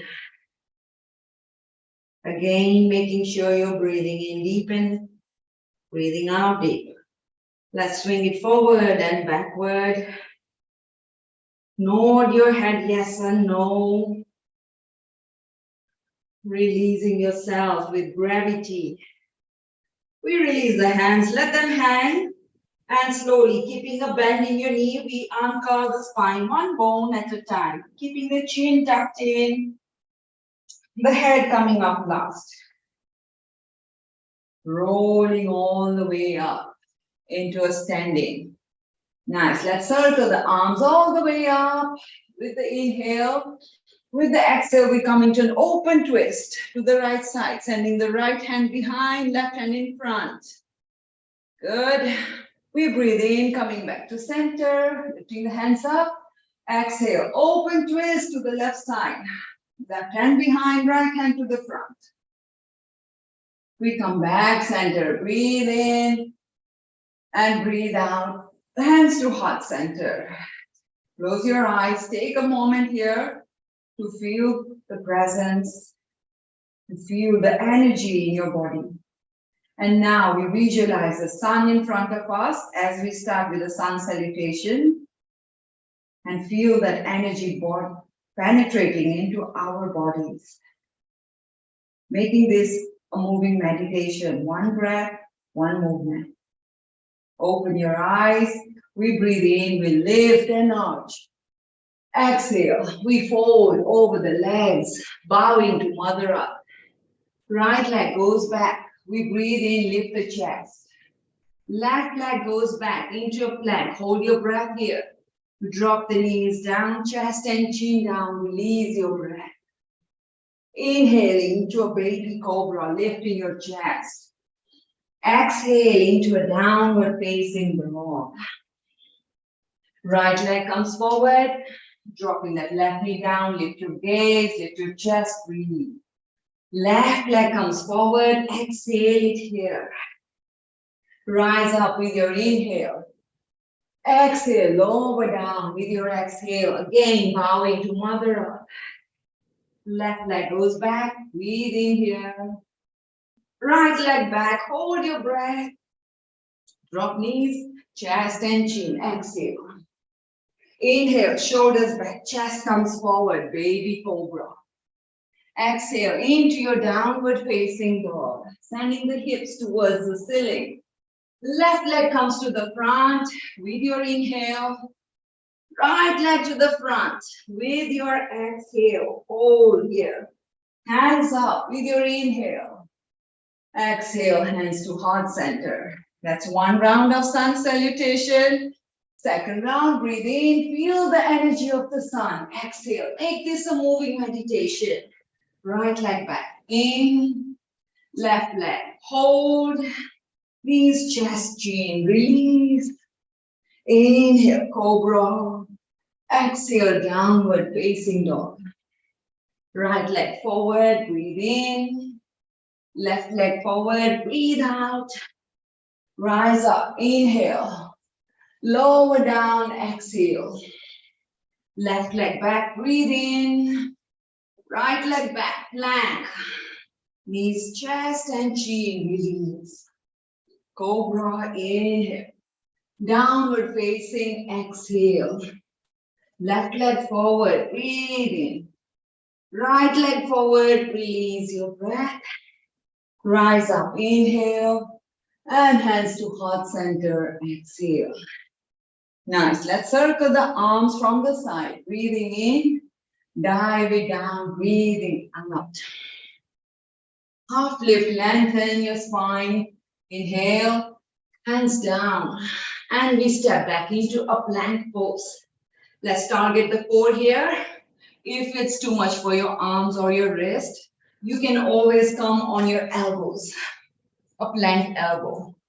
Okay? Just keeping the core tight, pulling the belly button in. We'll hold here just for 10 counts. 10, 9, 8, 7, 6, 5, 4, 3, 2, and 1. Drop your knees down for chaturanga. So tuck your tail in, bend your elbows, bringing your upper body parallel to the ground. Exhale it here. Uncurl those toes, lift into your upward facing or your cobra. Inhale here. Exhale, push back into your downward facing dog. Right leg goes up into a three-leg dog. Bring that leg between your palms. And we rise up into our high lunge. Nice. Over here, now we are strengthening the quad muscles, the muscles of independence, the thigh muscles which go into the knee. We want to strengthen this joint, we need to strengthen these muscles. We breathe in here. As we breathe out, we lower the back knee down. So your focus is on the back knee.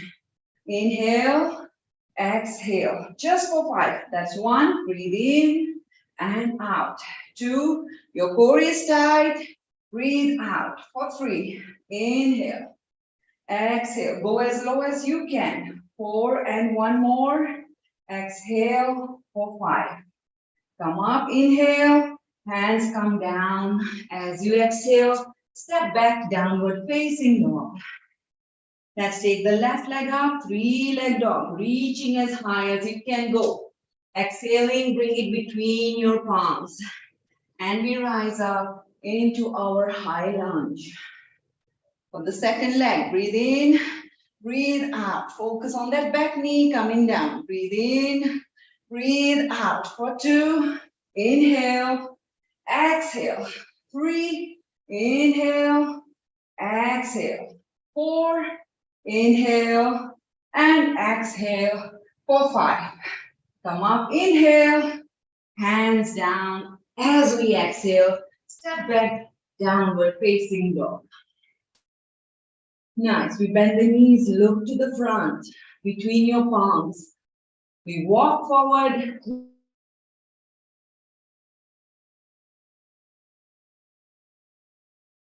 I think we lost her connection. And that was so wonderful. Such a nice and a good yoga.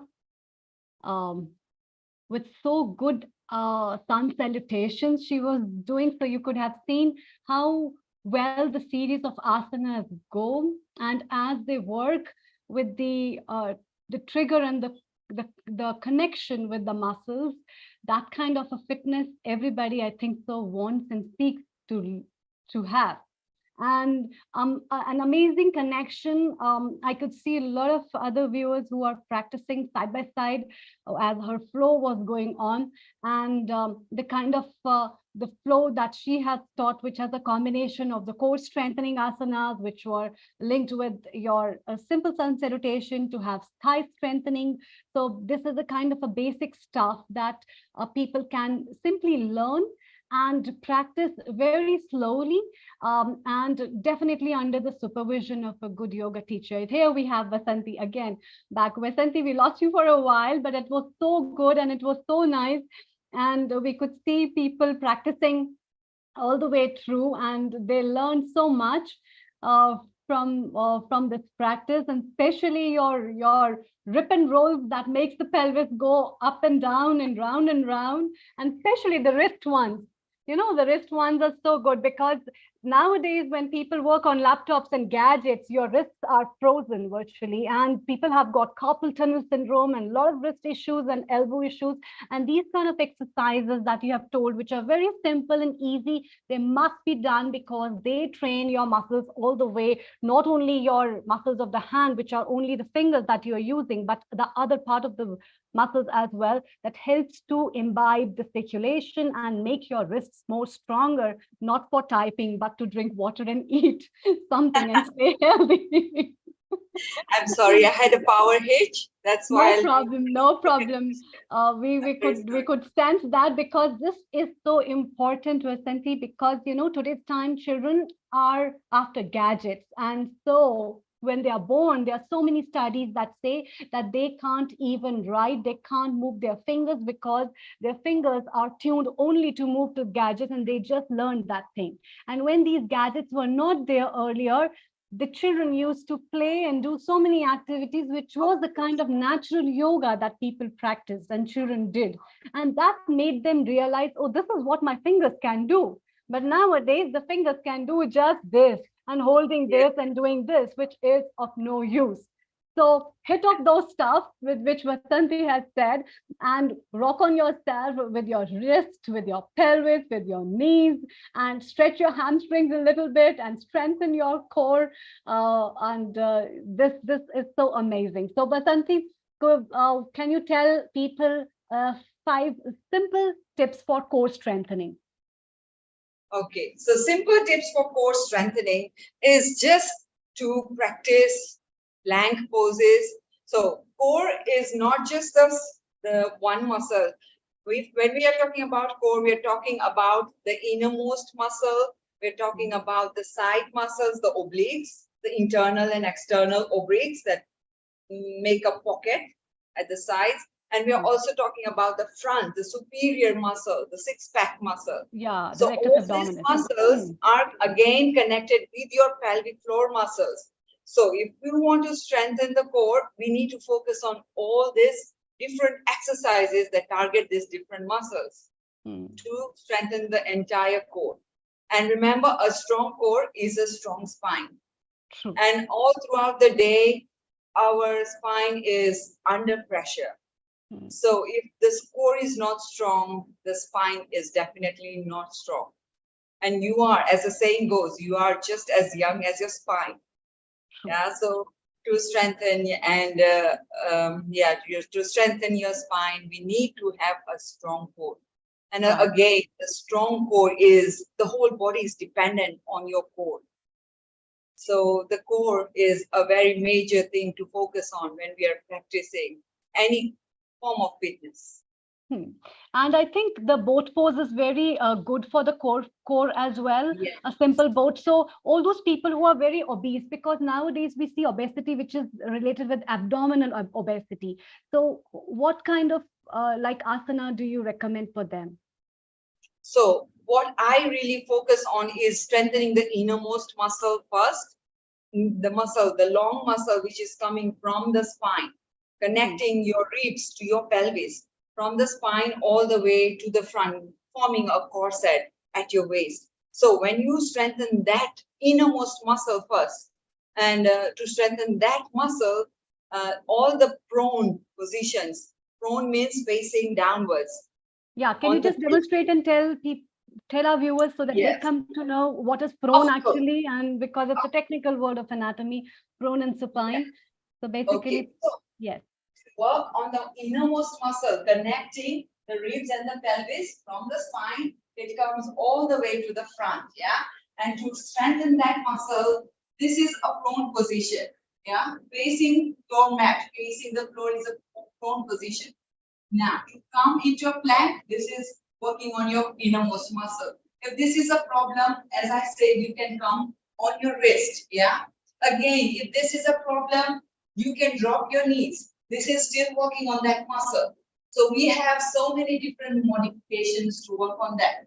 So that plank, anything to do with plank, we have different variations of plank taps or plank push-ups, whatever it is that is strengthening that.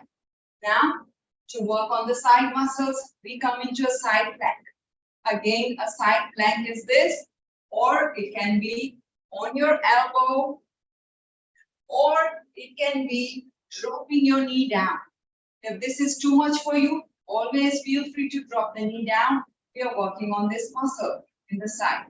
And then from there, you can have your side dips. This will strengthen the internal, external obliques.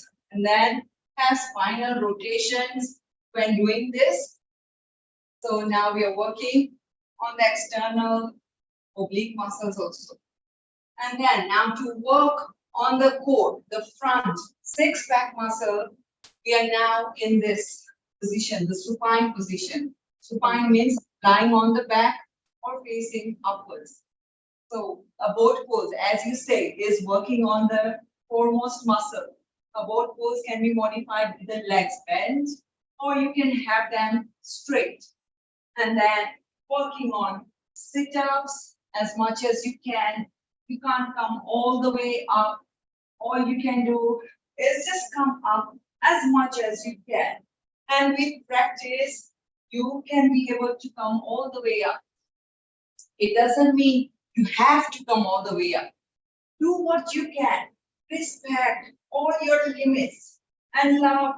Send loving, kind energy to your body. So coming up, push-ups, sit-ups is working on the foremost muscle, superior muscle of the core. So that all these exercises put together will strengthen the entire core. That's beautiful. That's nice. So because basically people mostly have these issues, and the kind of exercises that you have mentioned are working on all the parts of the core, and specifically because of our sitting jobs and because of our sedentary lifestyles, we hardly move this part of our torso, this part of our body. And so the kind of workouts that Vasanti has just shown us are so easy, so wonderful. And can you just tell them before we wind up what time is best to do this and how many times? Sorry? What time is best for practicing and how many times should we practice? Oh, okay. So what I would suggest, the best time to practice is early in the morning, because that is when you're full of energy. Yeah, your body has rested in the entire night. It has repaired from whatever you have done the previous day. So you are full on energy in the morning. So take few moments, few minutes, at least 1 hour. If you don't have that 1 hour, say half an hour. Yeah. What you need to do, if you don't have time at all, 3 rounds of sun salutations is a full body workout on its own. So 3 rounds of sun salutations daily is a must. 3 rounds of sun salutations. Yes, and synchronizing each movement with each breath. When you breathe in is very important. When you breathe out is very important, because your muscles need that blood, that oxygen when you are exerting pressure, force. So breathing in, breathing out at the right time is very, very important when you practice. Okay. So we have a question from Hayat from UK, and she's asking, are these exercises good for the people who have hiatus hernia? The people who have, sorry, I didn't get you. Who have hiatus hernia. The hiatus hernia basically is an abdominal hernia. Yeah, so hernia, when you have hernia, it's very advisable to ask your doctor before you exercise, because depending on what hernia you have, there are certain exercises which you're not supposed to do, and there are certain which you can do. So the best advice is your doctor who can give you. So any exercises you do is, and if you have any health issues, the best thing is to consult with your GP, your doctor, before you exercise, because we don't want injuries in the body. No. Yeah, I would like to just add on with that question's answer that if you have hiatus hernia, you must avoid core exercises as well as the exercises that are involved with a lot of abdominal pressure, because when you have hernia, basically the muscles become weak and the organs start to pop out. So that's the issue. And in that, if you put a lot of pressure on them, it might create a damage. So you really have to be very careful before doing an exercise. In that case, I would advise people to take just simple warm-up, which is peripheral warm-ups, as Vasanti told, which is related with your arms, with your shoulders and stuff. We have, yes, from Manju and Vinod Thakur. Yes, sir, please. Please unmute. Before we move to Sharon, hi Sharon. Yes, Vinod Thakur, you have any questions? Please unmute, kindly unmute. Looks like he doesn't know how to unmute. Yeah, kindly press the button, unmute button. Yes, I did. I got it. Yeah. Yes. Now, just wanted to mention, I've got sciatica and lower back pain, which are the good basic exercise I should be doing? All right. Okay. For sciatica, the best exercise for you is pigeon pose. Yeah. So from tabletop, you can bring your right knee forward. I'll show you from this side. So you bring your right knee forward like that, and just sit like that. Yeah. So this is stretching the piriformis, and it is decompressing that disc, which is compressing the sciatic nerve. So sciatic nerve, sciatica, we can get it from the glute, from the hip, from your buttock, or from your lower back. We get two types. Yeah. If you have lower back issues, it means it is pinching on your on that sciatic nerve. So this is the best exercise. If this is not possible for you, you can sit up on a chair or a couch, bring your foot over your knee, yeah, and we slowly lower down. That again will release that sciatic nerve, the pressure from that sciatic nerve. So this is very good for you. And your lower back, circling round, cat and cow. These are very good exercises to release pain from your lower back. Yeah. Again, breathing in, looking up, breathing out, down. Moving with your breath. Circling around, releasing any compressed energy. Yeah, loosening up all the muscles around your spine and your lower back. Yeah, I hope that helps. Yeah, that's nice. Thank you for your time. Thank you so much. Thank you. I think maybe the frog pose as well, which is with the prone frog pose. So you lie down on your tummy and give your stretch would also be very beneficial. So thank you so much, Vasanti, for showing so very good asanas and practicing such a good, insightful yoga you practice and make people rock with the muscles to know more about the anatomies and the body. Global Namaste, and thank you so much. Global And Namaste, thank you.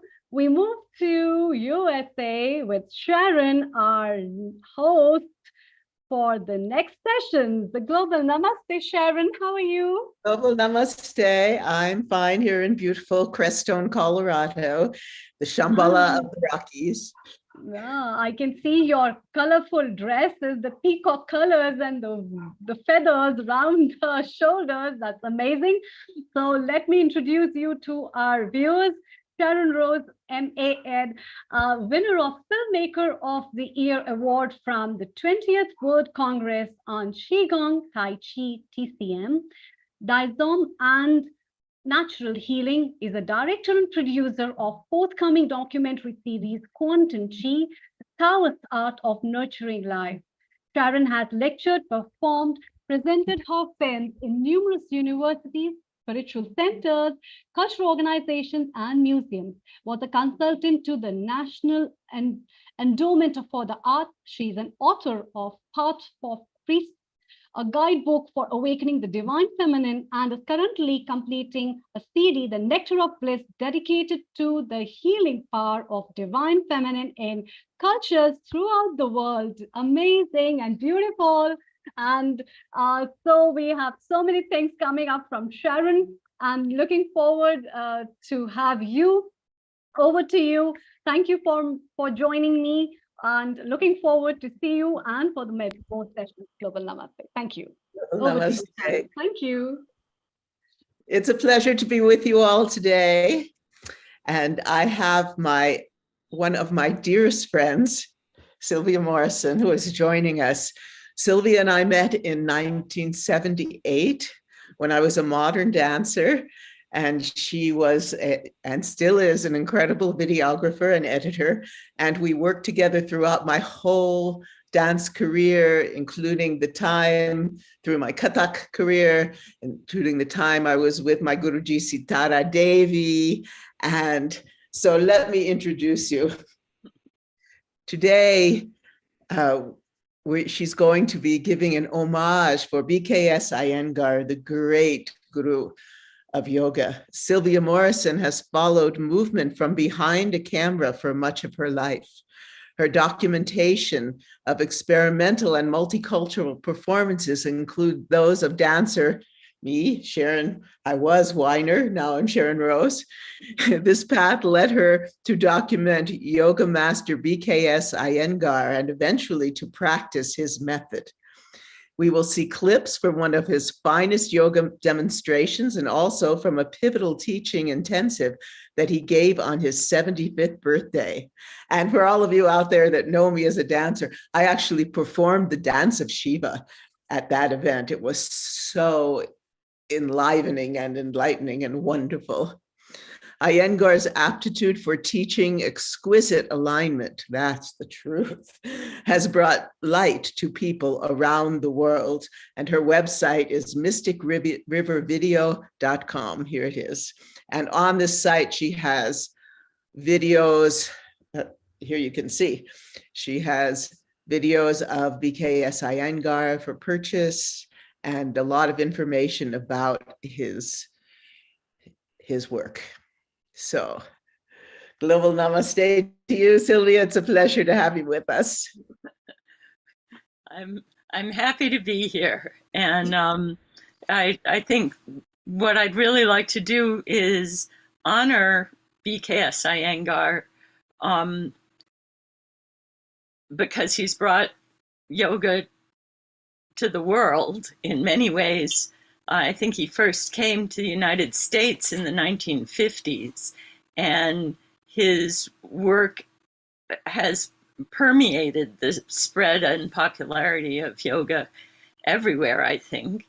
I had the very good fortune to videotape him here in Boston, where I reside, in 1987. So that was when I first encountered him, and also through Providence happened to be in India when he did a major teaching there at his 75th birthday. His emphasis on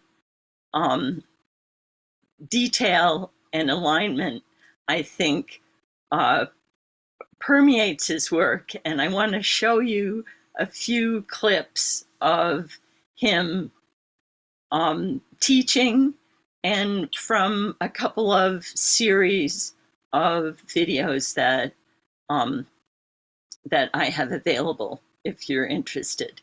The first thing I'd like to show is this clip from a class that he taught in 1993 in the US.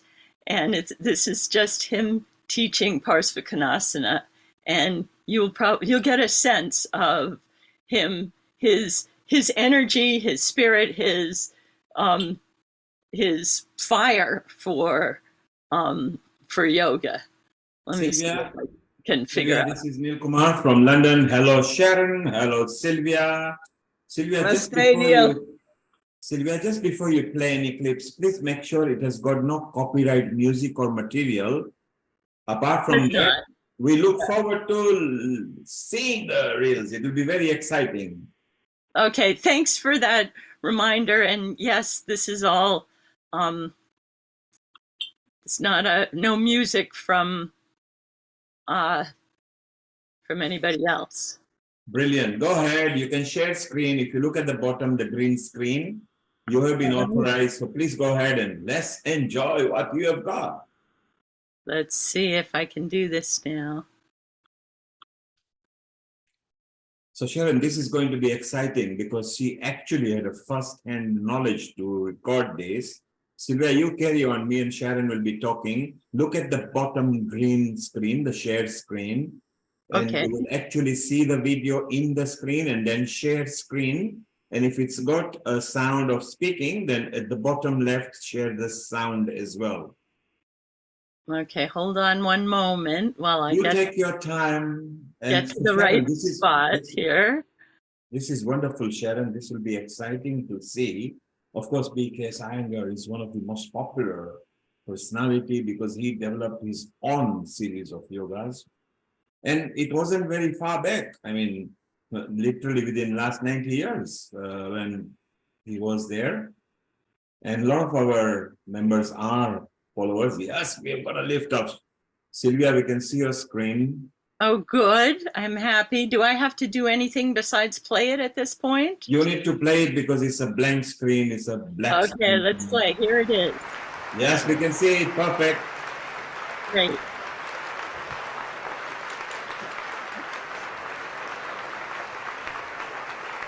These archival materials. Thank you. You only watch one, not all two. Now jump 5 feet apart. Now what happened to your heels? They became small. So you have to lift up. Again from the radius, you have to extend the heel.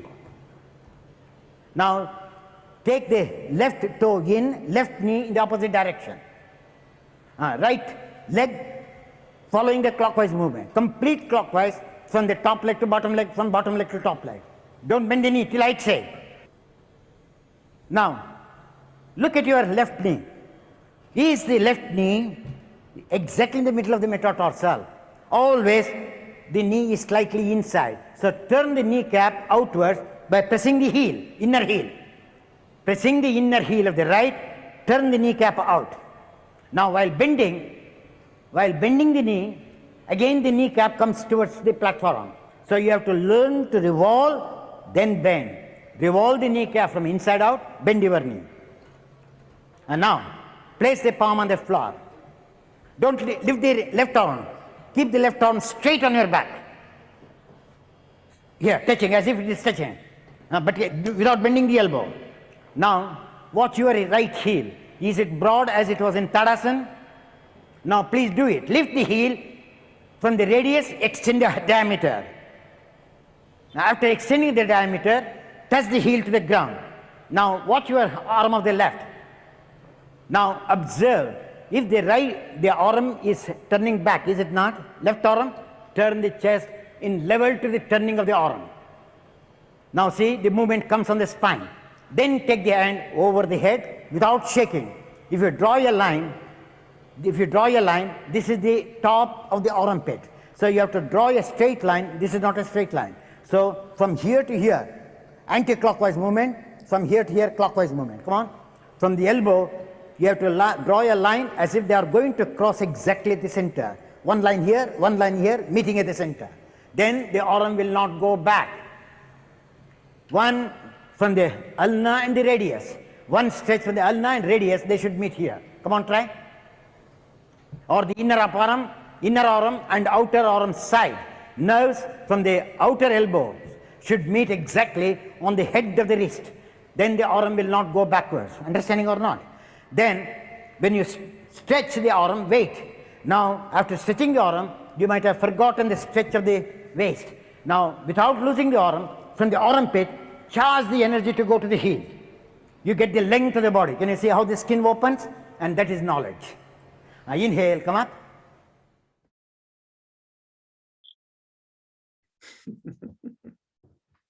Okay, and how do I stop this? Just close it? Yeah.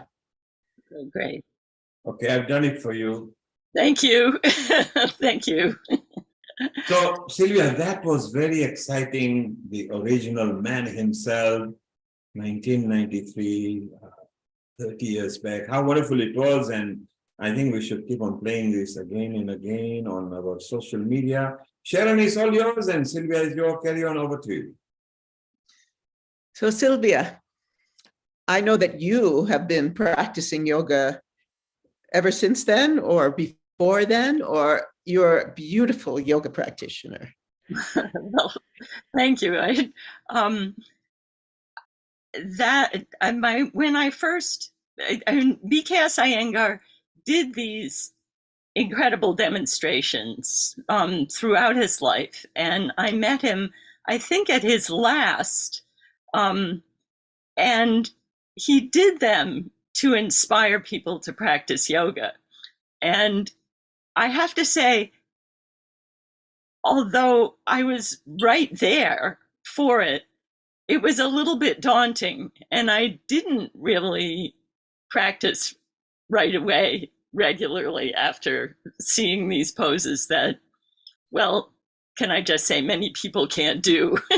And but one of the organizers of the event said, listen, you can come to my yoga class. And so it did, in fact, start then. And I was saying to Sharron yesterday, the pandemic, for all its problems, was great for yoga practice because I had a little more time and not a lot of distractions. And we could go deeper. We could go much deeper because we really could go inward. And that was the blessing. You know, we always look for the blessings, even when it's difficult times. What do we learn? And the blessing of that pandemic was the fact that we had the time to go inward and deepen our practices. And now you have more for us, right? I do. And I'm going to show you another little piece of a class. And this section is from a series that he did in 1990. So actually going back in time. And there's a clip in there of him doing therapeutic yoga, which he's also well known for. And he himself came to yoga because as a child he was ill and sickly. And I think through yoga he strengthened himself and built that incredible chest that he can open so well. And so I wanted to show a little bit of him working with people therapeutically. And this is a woman with a knee problem. The first little bit is a class of him doing Ekapada Shirsasana, or one-legged headstand. So let me see if I can find that to play. Hold on just a sec. The therapeutic part and all of the yoga props that came through his teaching has helped so many people. My yoga teacher in Boulder he had the ropes and he had all the straps and all of these things that made it much easier for people, especially elderly people, to do these practices. And I think that's been a great benefit to humanity. And his teaching, his yoga is the one that I actually have followed all these years. And here we go. Here we go. Let me see. Getting the hang of Now, Ekapata Shirashasana. You have to observe the length of this leg. You have to observe the length of the inner leg to the ankle. So when you take the right leg down, you should not oscillate the left leg. This leg should remain in Shirshasana. One leg should remain in Shirshasana. The other leg should come like Dandasana. Come on. Now see, she's losing already attention. She's strong here, intelligence sunk here. So charge the intelligence here also, as you charge here. Can you see? He also lost the intelligence. The intelligence is moving in this direction, whereas the intelligence has to move in this direction. Can you see now? Connect the intelligence to the mount of the toe, big toe, both.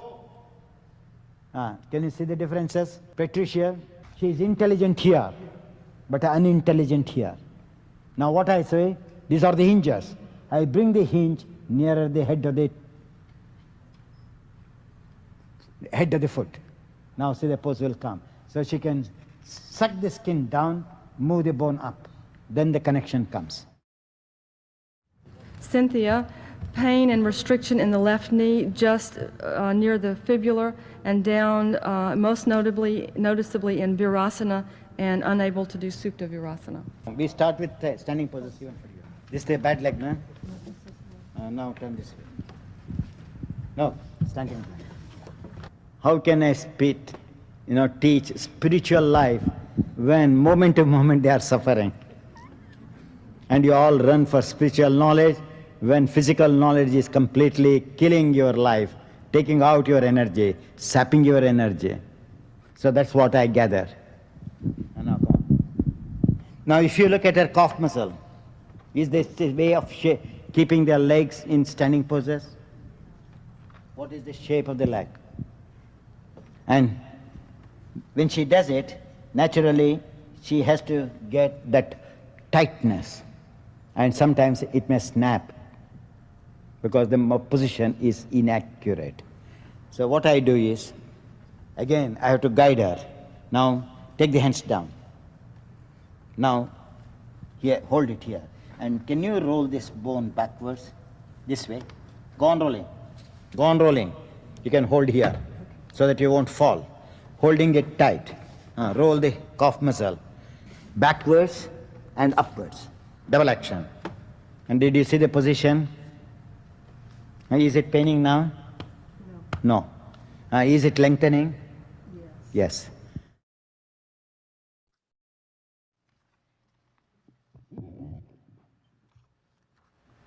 Which asanas, if any, enable one to control appetite? Right after lunch.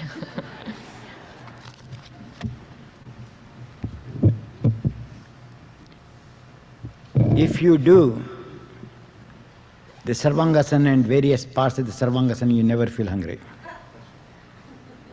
If you have overeaten, if you do long time Supta Virasana, probably you may hanker for food again.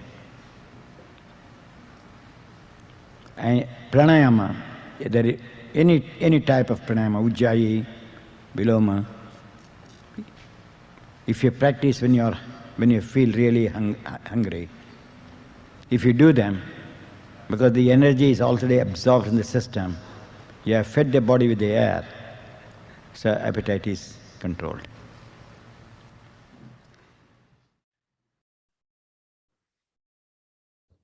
Nice. It's like you're breathing in the light, you're breathing in the air, so you don't need the actual food. So that's very interesting. Sylvia, I know you went to India to film him. Tell us a little about that. Well, again, as I said, I feel very blessed to have been there for his 75th birthday teachings, which was a 2-week intensive that he did, and which myself and Philip Worrell recorded the entire thing. For various life circumstances, we only released the first week of that.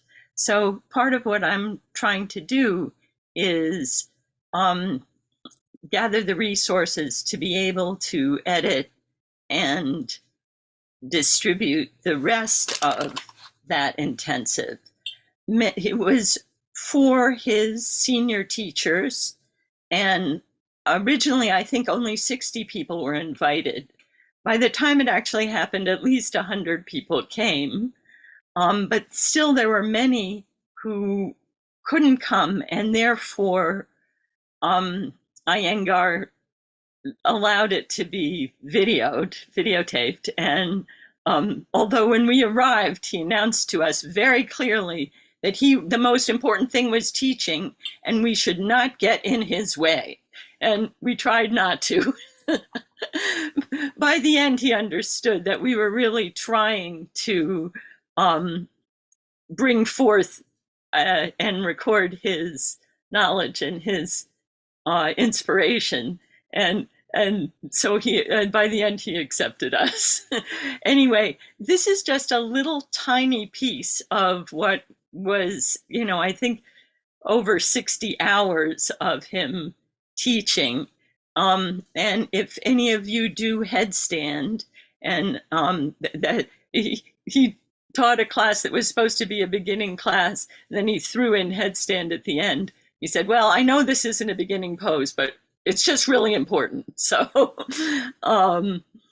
let me play a little piece of that. And now I'm very gradually getting to figure out how to do this, if not quickly.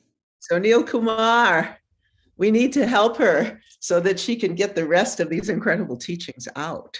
Yes, it's beautiful. I think I just spoke with Manshu and he's looking forward to it. He was the follower from him, and in Mumbai, our classes, our classes, which are placed every Saturday morning. So they are excited, and I think it's a clip that I have not seen. So I think we should bring this again and again to show people. So Sylvia, well done, good collection. And you've got a personal memory about it, which is even beautiful because you were actually present, so you can give us the sideline notes, what was happening. And sure, come in best I can. Now, what am I doing wrong here? I've got to go share. Yeah, go to the green button. There we go. Okay. Yes. Slowly but surely here. Take your time. They're exciting ones. Yes, we got it. Okay, good. All right. So we need to play it now. Yeah. Yes, we got it. All right. So this was in Panchgani, India, where he did his 71st birthday teaching. The first time I was in India ever, so I was quite taken.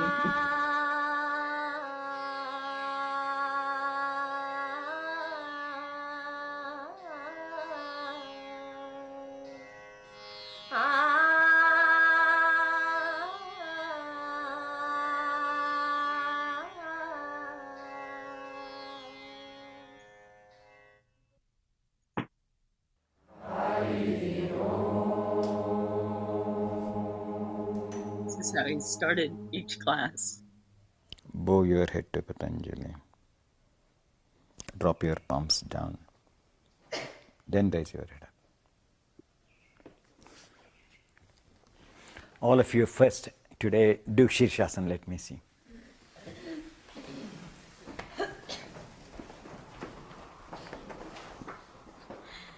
All of you take your elbows, please do the new methods.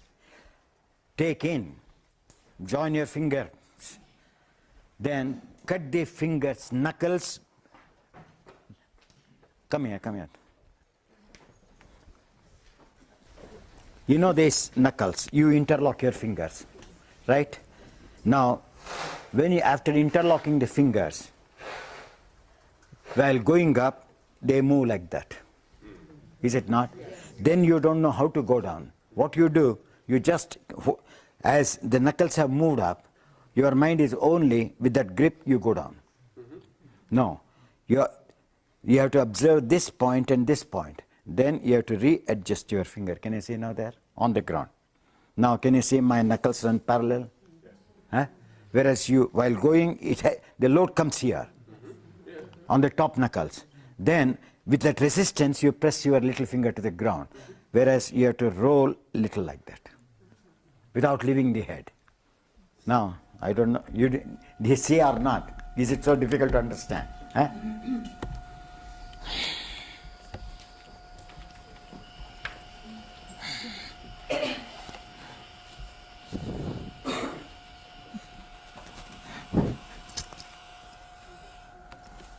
Can you see the knuckle went up? Now I adjust the elbow. Now observe the knuckles. I roll downwards. Can you see now? Without leaving the head. Then I have to feel that lightness in my knuckles. There? Now try.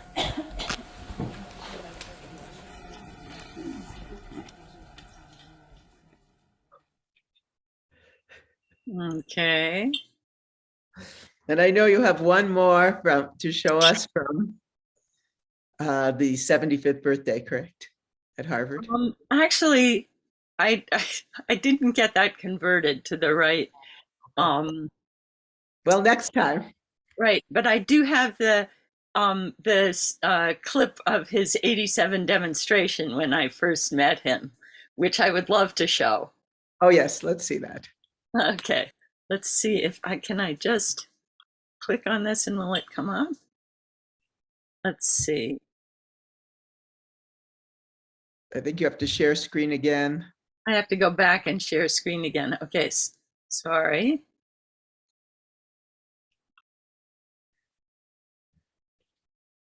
I'm very pleased to be showing this to all of you today. You know, this Iyengar was such an inspiration.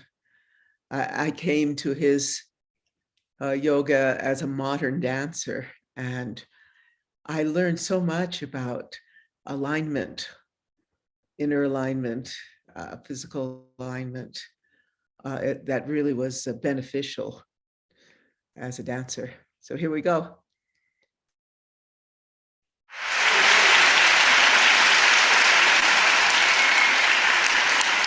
Good evening, everybody. Welcome to Sanders Theater and to this very special evening. Mrs. Patricia.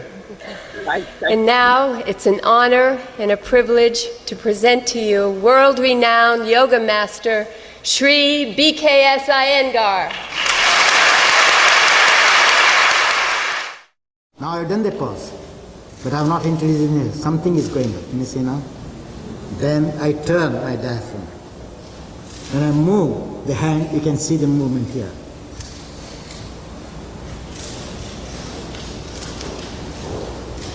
That is Trikonasana. Was it good?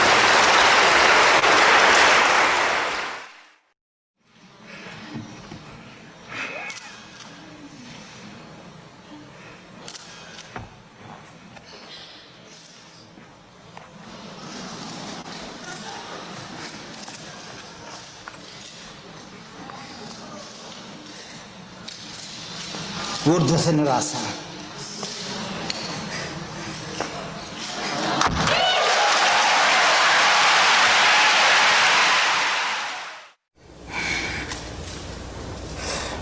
Now the extended bow.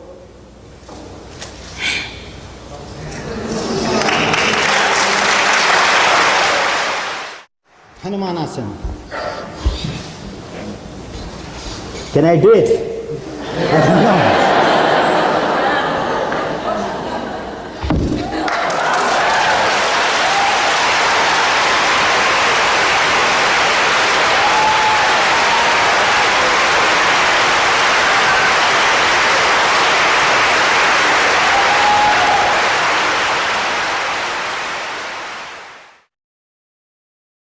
Wow.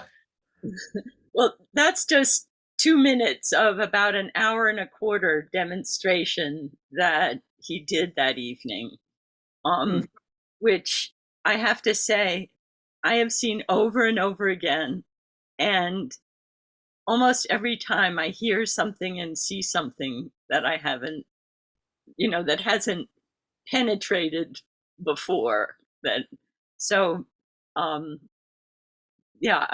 was in a sense a kind of turning point in my life to be there at that demonstration. It would be for anyone.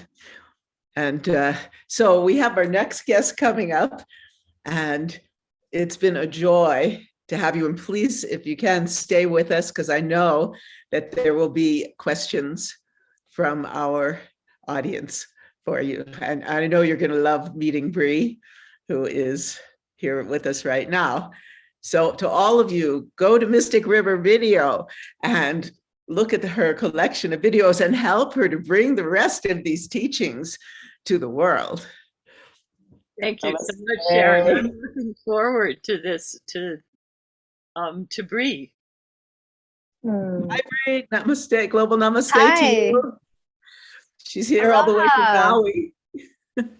Aloha. It's so beautiful to hear what you were sharing, and it was just so wonderful to see BKS Iyengar in action. So powerful. Thank you for sharing that. Absolutely. And aloha, this is Maui, Hawaii, and you're looking at the west, if you can see the West Maui Mountains behind me. And my practice tends to be about dropping in, just like what we were talking about earlier. And what I want to do is just take you through the experience of that. So rather than just talk and demonstrate, I really would like to invite you all to just drop in with me. It's still relatively early here in the morning, 6 something in Maui, Hawaii. So, but let me introduce you first. Oh, sure. Bree Wolf, Light Body Yoga, something that I've been really interested in for many years.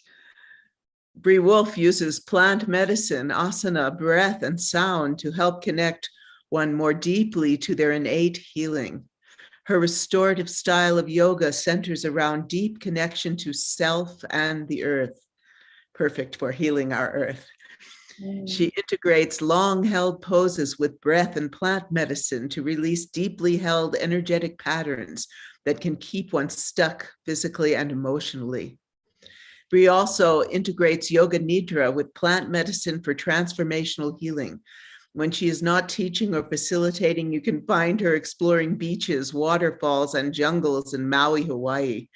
She is a certified psychedelic therapist, RYT 500 yoga teacher, certified professional integrative life coach, Reiki practitioner, and I Am Yoga Nidra facilitator.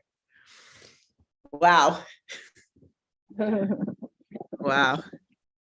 Thank you. Yeah, thank you so much, Sharron Rose. It's so nice to see you. It's so nice to see you on camera too.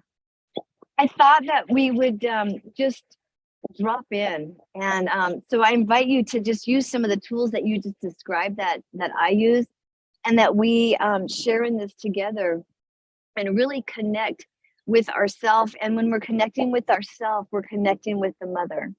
And when we slow our breath, we are able to entrain with the frequency, that megahertz that the planet, that Mother Earth vibrates at. So I'd love to just take you through the experience of feeling yourself more deeply, and feeling what it is that's around us, that supports us all the time. So if you'd like to join me, it'd be an honor to just share in some of the things that I do to stay connected. And you were talking earlier about the pandemic and COVID, and some of the gifts that brought to many of us, because there were gifts along with the tragedies of it. And some of those gifts that you mentioned were the ability to pull inward. And that's everything.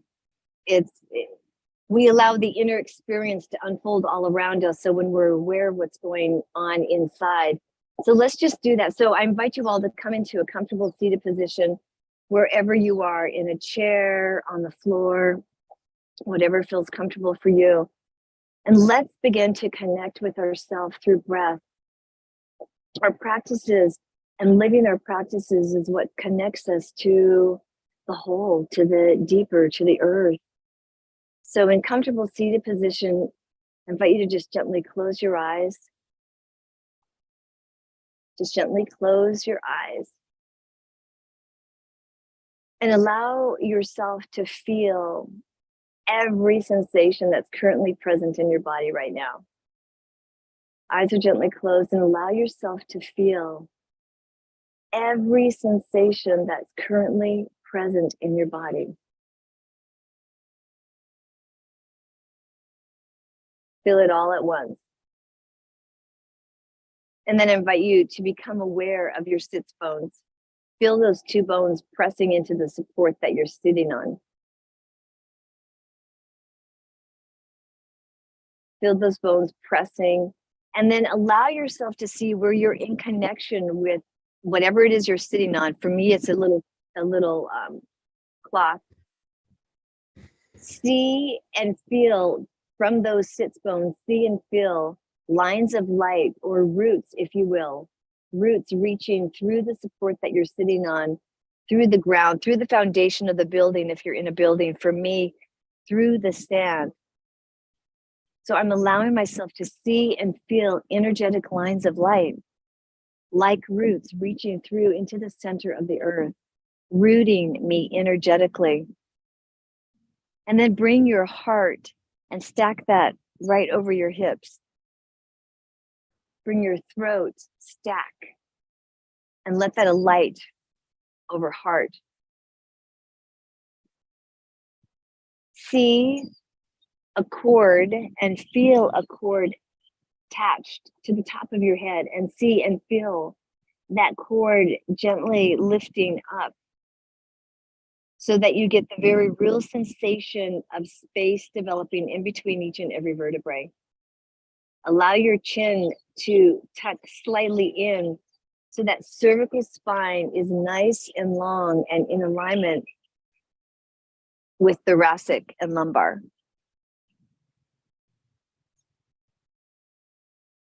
From here, please bring your hands into Shuni Mudra.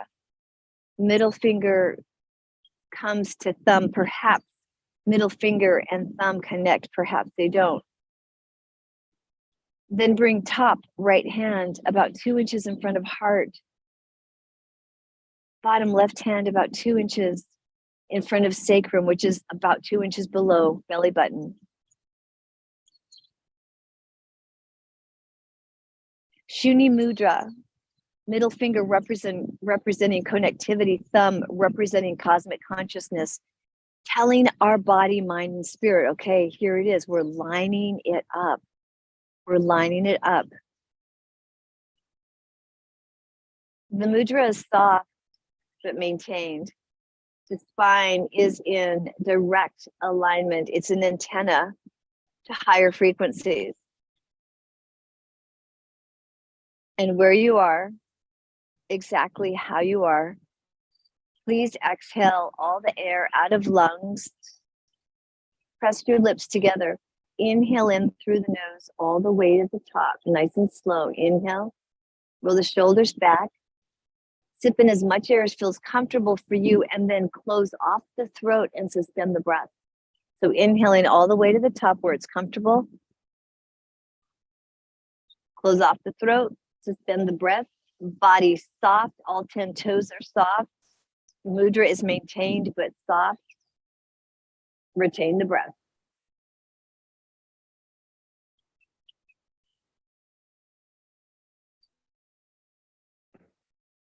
And when you're prompted by your body, take your time, but when you're prompted by your body, turn your face to the right, open the mouth, and let it go.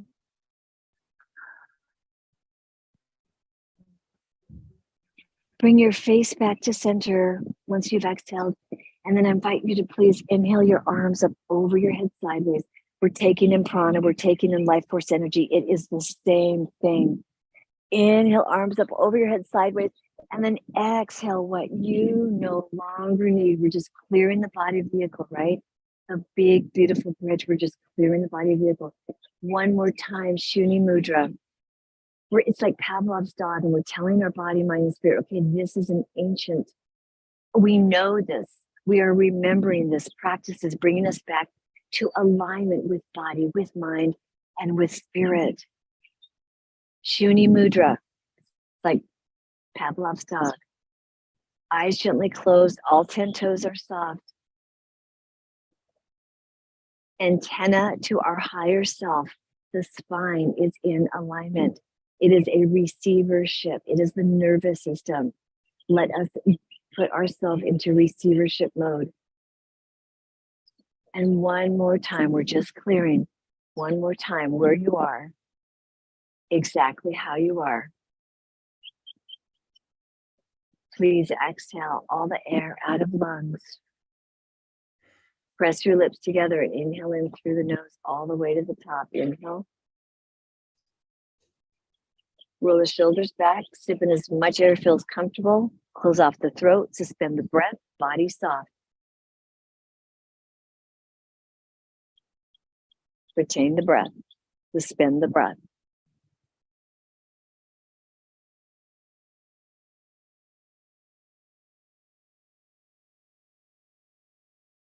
When you're prompted by your body, take your sweet, beautiful time, but when you're prompted by your body, turn your face to the left, open the mouth, and let it go.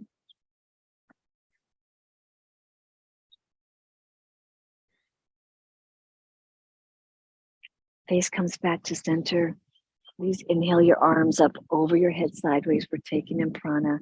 Inhale, arms up overhead sideways. This time, when your hands come up to the top, look up, let your hands come to the shape as if you're holding the ball, and see that you are holding the sun. You're reaching up to the ball of the sun, and then bring your palms together and draw golden light, healing rays of life force energy down through every one of your 7 energetic control centers of the body, the 7 chakras. One more time, inhale. Golden light of the sun, the giver of all life on this planet, and bring those healing, radiant light rays down through every one of the 7 centers of the body. Beautiful. From here, let's take it a little bit deeper. Let's extend your left leg out in front of you, and then bend your right knee. Either the sole of your foot comes to the inner thigh, or bending your knee, you bring your heel to your buttocks, whatever feels more comfortable to you. If you have pillows nearby or something that you'd like to sit on to elevate your hips a little bit better, then that might give you a little more fluidity.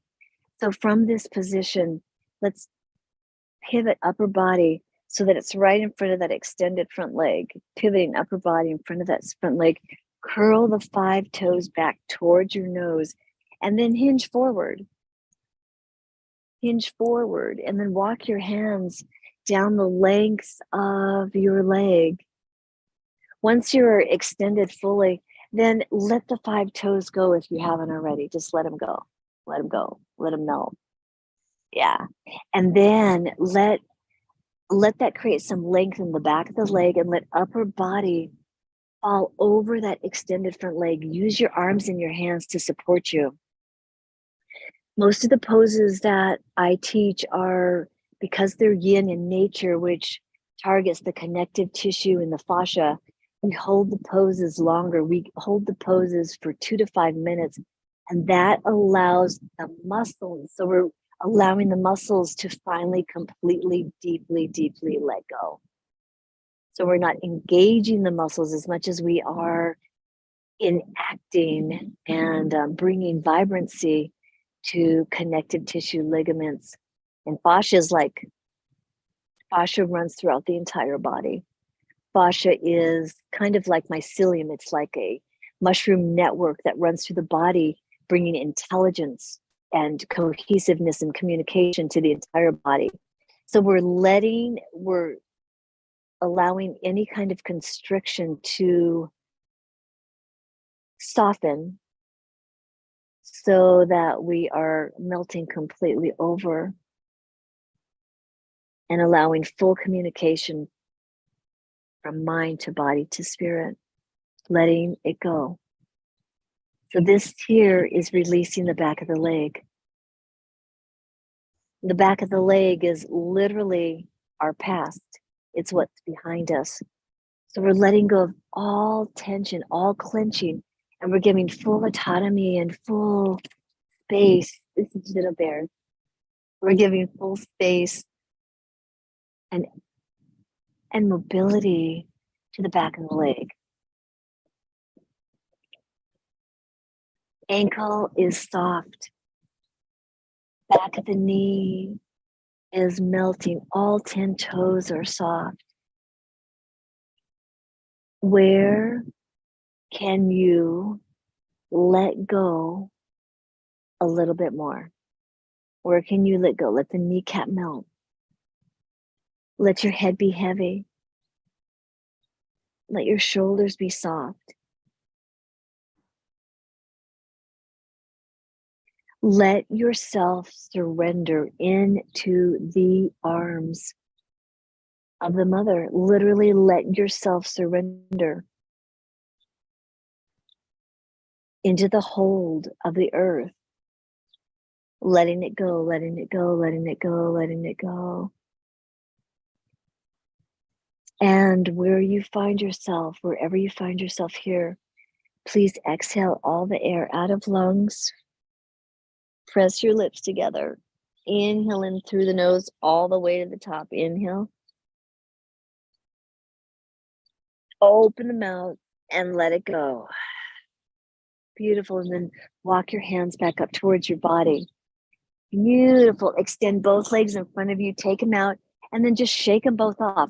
So energy is like water. And what we're releasing, we're just shaking it off like water. We're just flinging it off the body. So literally beautiful. Whatever was released, we don't even need to know what it is. It's just whatever needed to come out of the body, any denseness or contraction from that got stored in our body. So now let's do the same thing on the opposite side.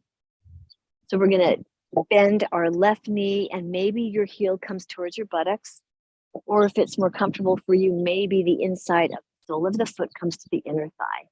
What feels right for you? Again, see if there's pillows or anything near you that you can use to prop yourself up.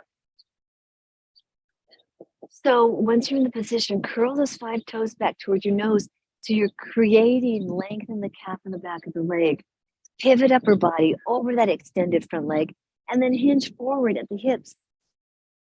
So slowly that you become aware of when your hips say, or the back of your legs, so hamstrings, when you become aware of where they say, okay, hey, that's enough for me right now, then let it go. Let the 5 toes go. Let the 5 toes go.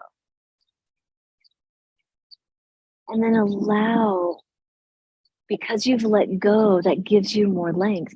Allow upper body to fall over extended front leg. All 10 toes are soft. Ankle is like ribbon. Allow upper body to surrender to gravity. There's absolutely no forcing. We've forced our whole life. This is the opposite. What's the opposite? We're letting go, so we're letting it flow through us. What's it?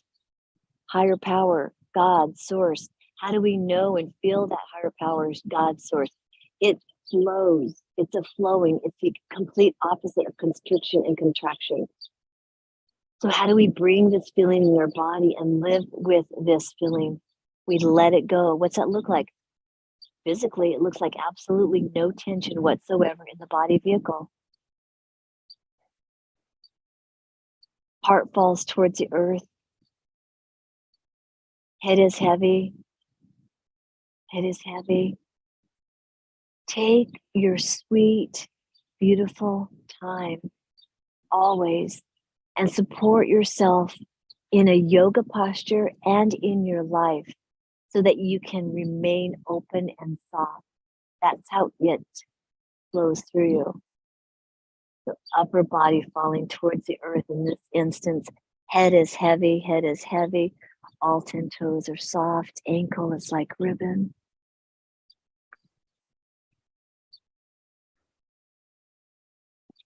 Exhales nice and long. The longer the exhale, the more carbon dioxide leaves the body and everything that carbon dioxide carries with it.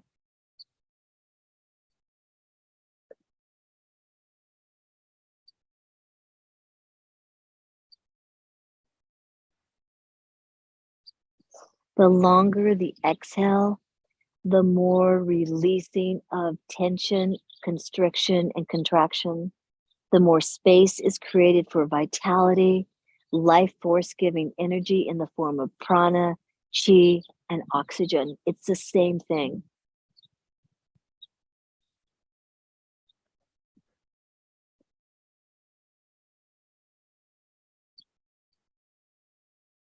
And where you are, exactly how you find yourself here. Please exhale all the air out of lungs. Press your lips together. Inhale in through the nose all the way to the top. Inhale. Open your mouth and let it go as you walk your hands back up towards your body. Coming all the way upright, extending both legs in front of you. Take them out and shake them off. Take them out and shake them off. We don't have a lot of time, so I'm going to come to the upper part of our body now.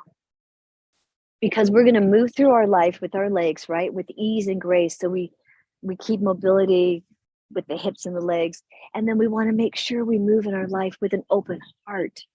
So when our physical heart is open, our energetic heart is open. They're the same thing. This is a physical representation of it, right? So please join me again in comfortable seated position. However that looks to you. However that looks to you. How are we on time? Okay. So from here, let's extend our arms. Let's extend our arms away from the body. So, and then maybe you just let your middle finger touch the ground, right? Yes, let your little finger touch the ground. Bringing your spine into alignment because it's your, again, your receivership, right? And then drop your right ear to your right shoulder. Let your left shoulder stay soft and down. Right ear to left, to right ear, right shoulder.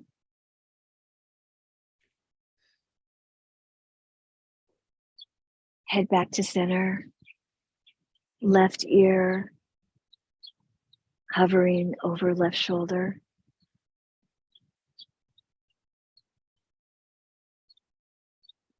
Head back to center.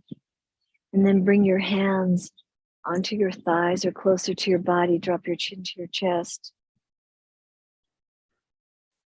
Roll your head over to the right and then lift it up slightly and let it re-hover over that shoulder. Let the left arm and shoulder stay soft and down. Absolutely no tension, just soft. Tucking chin into chest, roll your head all the way through center, all the way to the left. And then when you get to the left, lift your head slightly and then let that left ear hover over left shoulder.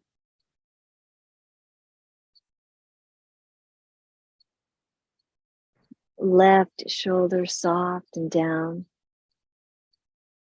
Tucking chin into chest, rolling all the way to the right. And all the way to the left. Go back and forth so slow that you can support your head as you allow elongation in the neck and connective tissues. And then if you feel called to do a full rotation, give yourself that, a full head rotation.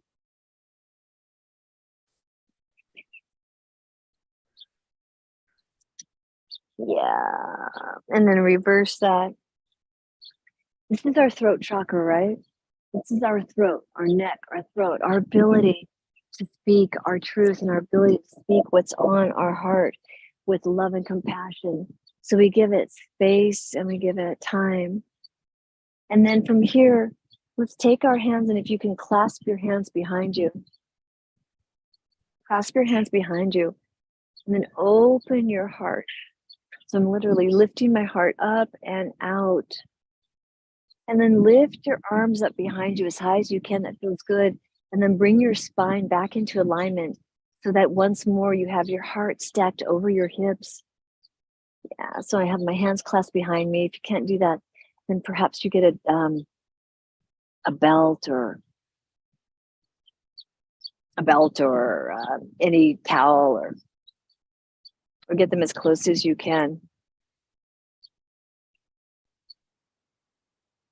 Lifting them up behind you and then stacking your throat over your heart and your heart over your hips again, keeping the alignment even though your heart is open. Beautiful. And release from here. Release, let it go. So there's already an opening. And then from here, start to roll your shoulders back. So this is the left and right side of our heart, right? Our shoulders, our arms. This is our ability, and then reverse that rotation. This is our ability to not only embrace our loved ones, but embrace our life. Yeah. So one more time, inhaling your arms up overhead sideways. Exhale your hands back down. We're going to do one more upper body. So bring your right hand in front of your nose. Bring your right hand in front of your nose, and then let it go a little bit to the left. And then cross your right arm over your left arm over your right. Furl your arms. Either clasp your hands here or bring your hands to your shoulders. If your hands are clasped here, then bring your elbows up slightly. And feel the back of the heart open, right between the shoulder blades, right? Bring your arms up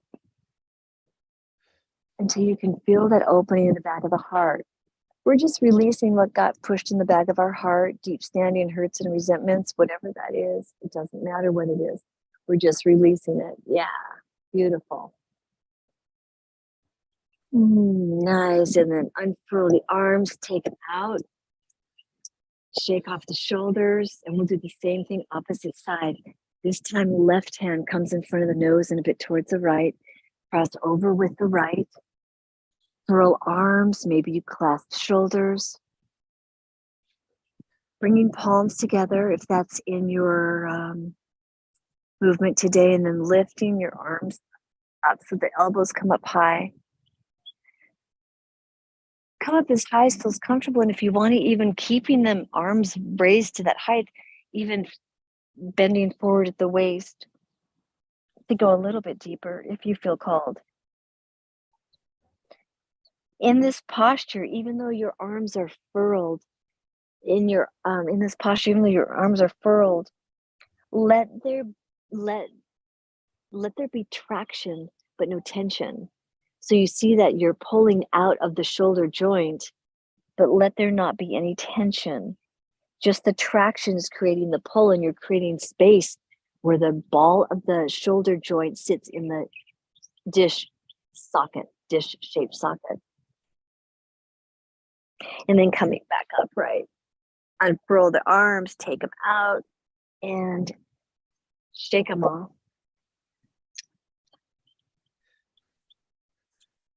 I think this is all that we have time for. So I'm coming back into a comfortable seated position. Shuni Mudra if you'd like. And I'd like to end the practice by saying Namaste. The divinity in me honors and recognizes the divinity in you. Thank you, Sharron. Thank you, Bree. That was so beautiful. And namaste, Amrita. Namaste, sister. Namaste. Namaste. Happy Bree, International Yoga Day, everybody. Thank you. Same to you. And happy Father's Day as well. That was so calming and beautiful. Thank you, sister. Thank Thank you you. so much. Thank you for being here in Maui, Hawaii with us for this short time and for bringing us all over the world. Yeah, I can see all the 5 elements surrounding you and the prana, which is so fresh that is imbibing your energy. And I can see our host and director, Neil Kumar. Yes, Neil Kumar, your comments, please. So, Brad, that was a wonderful, a nice session you did with your soothing voice and a calming environment. So, Sharon, you were very right when you said when Brad comes, she will bring in a nice, soothing energy. So, it's wonderful to have you there. You are now part of the Healing Our Earth family, and you're welcome not only just to a yoga session, but meditation, well-being, wellness, and integrated health, because it goes all over. How is the weather down there? It's so beautiful. It's maybe 70 or what is it, 80 degrees probably, but it's morning here, so it's just beautiful and peaceful and calm, and the ocean is, I don't know if you can see the ocean behind me. Yes, very much so. There are no waves. It's flat and just gentle rolls. Complete soothing. It's a nice soothing stillness where even a gust of wind can be heard, and a pin drop silence. You can hear the pin dropping as well. And Amrita said that you are connected to all the 5 elements of the earth, because we can feel it down there. She's from Dharamsala in India, where she's again surrounded by mountains and snow and beautiful weather and greenery, as is Sharon in Colorado with her mountain. The other day she was showing the nice growth of all the vegetables and the spices that she had done, which is so beautiful. I think it was a wonderful session. Let's ask our Dr. Lakshmi there what she thought of it. She is the president of the Hindu Forum of Europe, and we'll also bring Sylvia, who had a wonderful memory with BKS Iyengar. Lakshmi ji, how was it for you? Wonderful, wonderful. I mean, anything concerning yoga or anything like that is very, I'm very much activated. I've been learning yoga under BKS Iyengar for more than 20 years directly. He was my teacher in Mumbai. Every Sunday, he used to come all the way from Pune to teach us, Saturday and Sunday. And then after the lunch, he go back to Pune. So and of course, he used to beat us if you don't do the exercise properly. And but he was a perfectionist, and he wanted everyone who practiced yoga with him is a perfectionist. So later on, I also started teaching yoga in 2 organizations. So it used to be wonderful, and all my health, everything is because of BKS Iyengar. It is yoga, and you don't need to do anything else, any other exercise. Yoga takes care of everything. So Lakshmi, you are so lucky that you had a first-hand experience, as has Sylvia. Sylvia remembers that authority and the person who would make sure that I have sent you some photographs, Neil, with Iyengar ji. If you can show it to them, it's okay. Yes, we will definitely show them. It's beautiful. Sharon, I want to come to you because you are a perfectionist dancer. And how does yoga help for dancers? Oh, it changed my dancing dramatically, because that sense, even though as a dancer from ballet to modern dance and jazz and all these things, you know, we were taught all these moves, but it was really a lot about, you know, observing yourself in the mirror rather than observing the inner. And so so that was in the 70s when I encountered yoga, and then particularly Iyengar style, the focus, the inner focus and the attention to alignment was, and then of course the flexibility and the grace were so beneficial to my dancing. It's wonderful. And obviously your mentor in your dancing in your early stage was a very famous worldwide dancer, Sitara Devi, that everybody knew. And she practiced yoga every morning. And so, Sharon, let's go. Bray, you are in Hawaii. It's a bit hot there. You're just hydrating yourself. I think, okay, Bray has just moved away. We got Hayat here from UK, just recently become Healing Our Earth family. She also coaches for well-being wellness. Hayat, what do you think of what Bray did and the video reels that Sylvia shared with us? Well, first of all, thank you so much for doing this on a weekly basis. It's really, really amazing, and it's eye-opening, and I love yoga, and it was one of the things that actually got me back to health from the beginning when I was not feeling well. So I started the gym, and then I saw there was yoga, and I just went to forget about the gym, and I just started going to yoga only, which, wow, I discovered muscles in my body. I didn't even know they were there. Literally, that's how I put it, because I'll come home and I'll be aching in places like, is there a muscle there? I never knew that. It was really, really amazing. First of all, can I start with the latest? Because how can I be with you in Hawaii, please? It looks so amazing. Ray, you can unmute yourself. How can we join you? Do you have retreats? I would love to come to Hawaii. It's one of my kind of like, what do you call them? On my wish list. Yes, yes, you can join me. You can join me in Maui. Can you hear me? Yeah.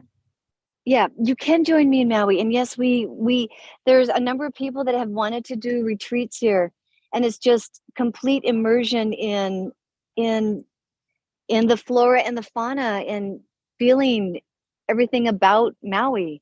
Oh, wow. So, and Bray, your website is on now, where we can see the light coaching and all the classes that you do. So it's a very simple website to remember. So yes, you can go there, and there are offers as well for yoga light coaching, yoga sessions. And Hawaii is a wonderful place. And I just want to go to Hawaii. I just want to be there, literally. I've been wanting to be there for a long time. So when I saw you Hawaii, I was like, wow, how can I get to you? I mean, it's nice to know people there. Of course, I can take any flight, hotel, but it's nice to know people that they actually, you can. Yes. If you go to my website, breewolf.com, the way to contact me is all on the website. And if you're being called to Maui, and there are so many people that are being called here, we hike volcanoes, we hike behind and swim in waterfalls, and we meditate at sacred sites, and we do yoga, and we move and breathe and eat from fresh fruits and vegetables from the land. And it's a palpable energetic difference that feels so healing and soothing. So yes, please contact me. Ray, whatever you do, Hayat wants to come there because he already feels the energy. Let's move on to Michael. Michael, you can unmute yourself. Thank you. Yes, Michael, you are again in sunny area down there. What do you think of what Bray did? I loved it, but then I'm with where she's at. This is Michael. This is my partner, Michael. I don't know if you're getting some feedback there, but no, I love her practice, and I actually teach chair yoga here on the island a couple of days a week for people who are, a little mobility challenged or older, and we focus on how do we get up and down off the floor? How do we maintain a balance? How do we improve our proprioception? And I believe strongly in yoga and what it can do for the body and mind and spirit. And I saw, Michael, that you were tending to the dog, and as soon as Bray finished, the dog had to come and say that I feel the energy too. It's a very dog-friendly island. Yes. Well, it's a human-friendly island. Amrita says you've got 5 elements, so you can't go wrong. SC is on there. And Sylvia, what a wonderful series of video reels you shared with us. And then you brought memory, and Lakshmi obviously enjoyed it because she has had first-hand experience of the same strictness, yet professionality. I love to hear about you taking classes in Mumbai. I think when I first arrived, I went to one that first Saturday, Otherwise, mostly I was filming, so I didn't get to take the classes. So it's beautiful. Sylvia, we'll connect you to Lakshmi. If you're on a WhatsApp, we connect to people very fast.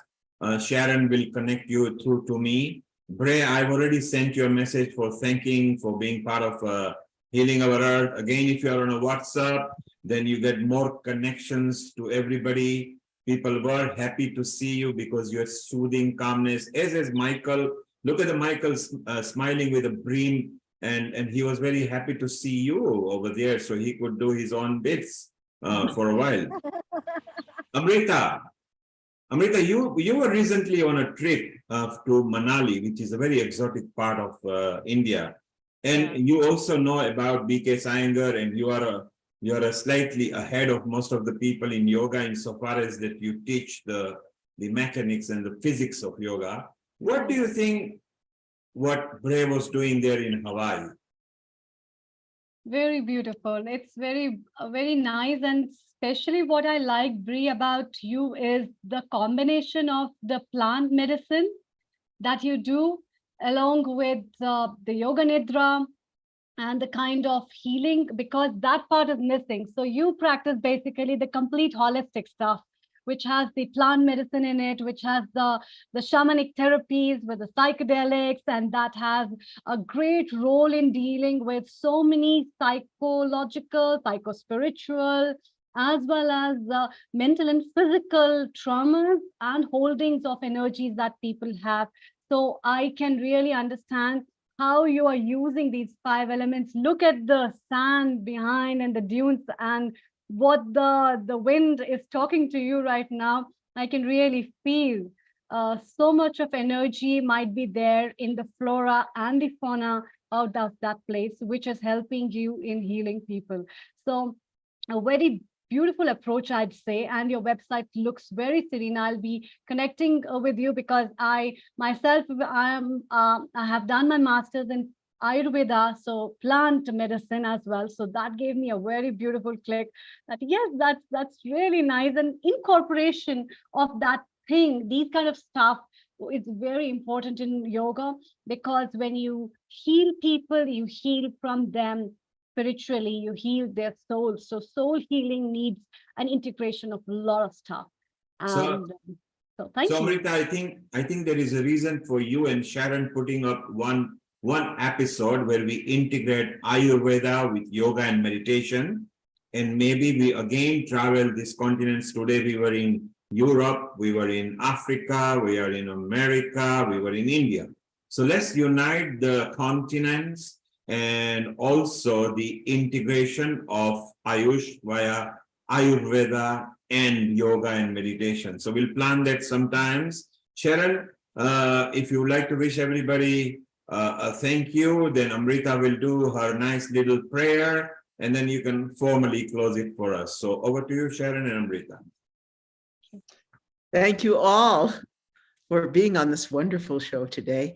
And as always with Healing Our Earth, I pray that these shows are of benefit to you and your families and all your beloveds. Thank you, Bree. Thank you, Sylvia. Thank you, Amrita. Thank you, Sharon. Thank you, Sharon. Thank you, sisters. Let's have a short mantra, the Gayatri mantra, before we move and we sign off. So I would request you all to close your eyes and put your hands together. Gayatri mantra.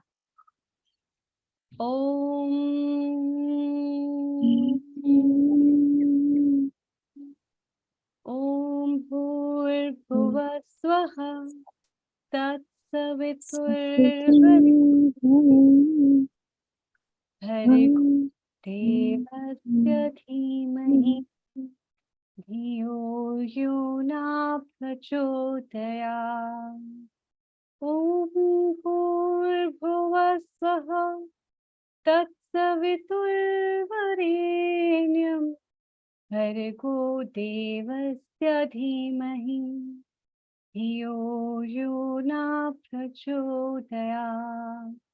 Om Purvasvaha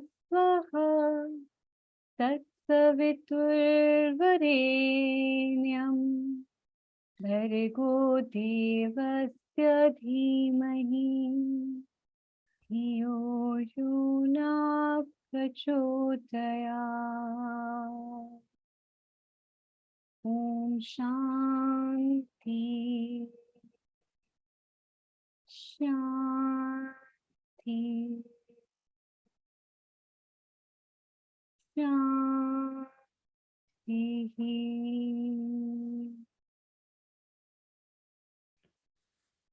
Thank you and global namaste.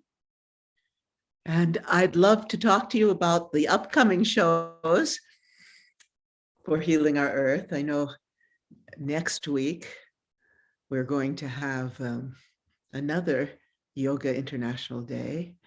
And then we will have shows on Ayurveda, shows on wellness, and everything, all of these shows to uplift all of us. Here we go. Yeah. International Yoga Day special, Sunday, the 25th, next week. More wonderful yoga for us all to help us heal. Then special Guru Purnima special. Pay obeisance and show gratitude to your teacher, your guru, your mentor, your master. Sunday, July 2nd, 2023. And then next, we have the Ayurveda special, very popular show, The Benefits of Ayurveda, Sunday, the 9th of July.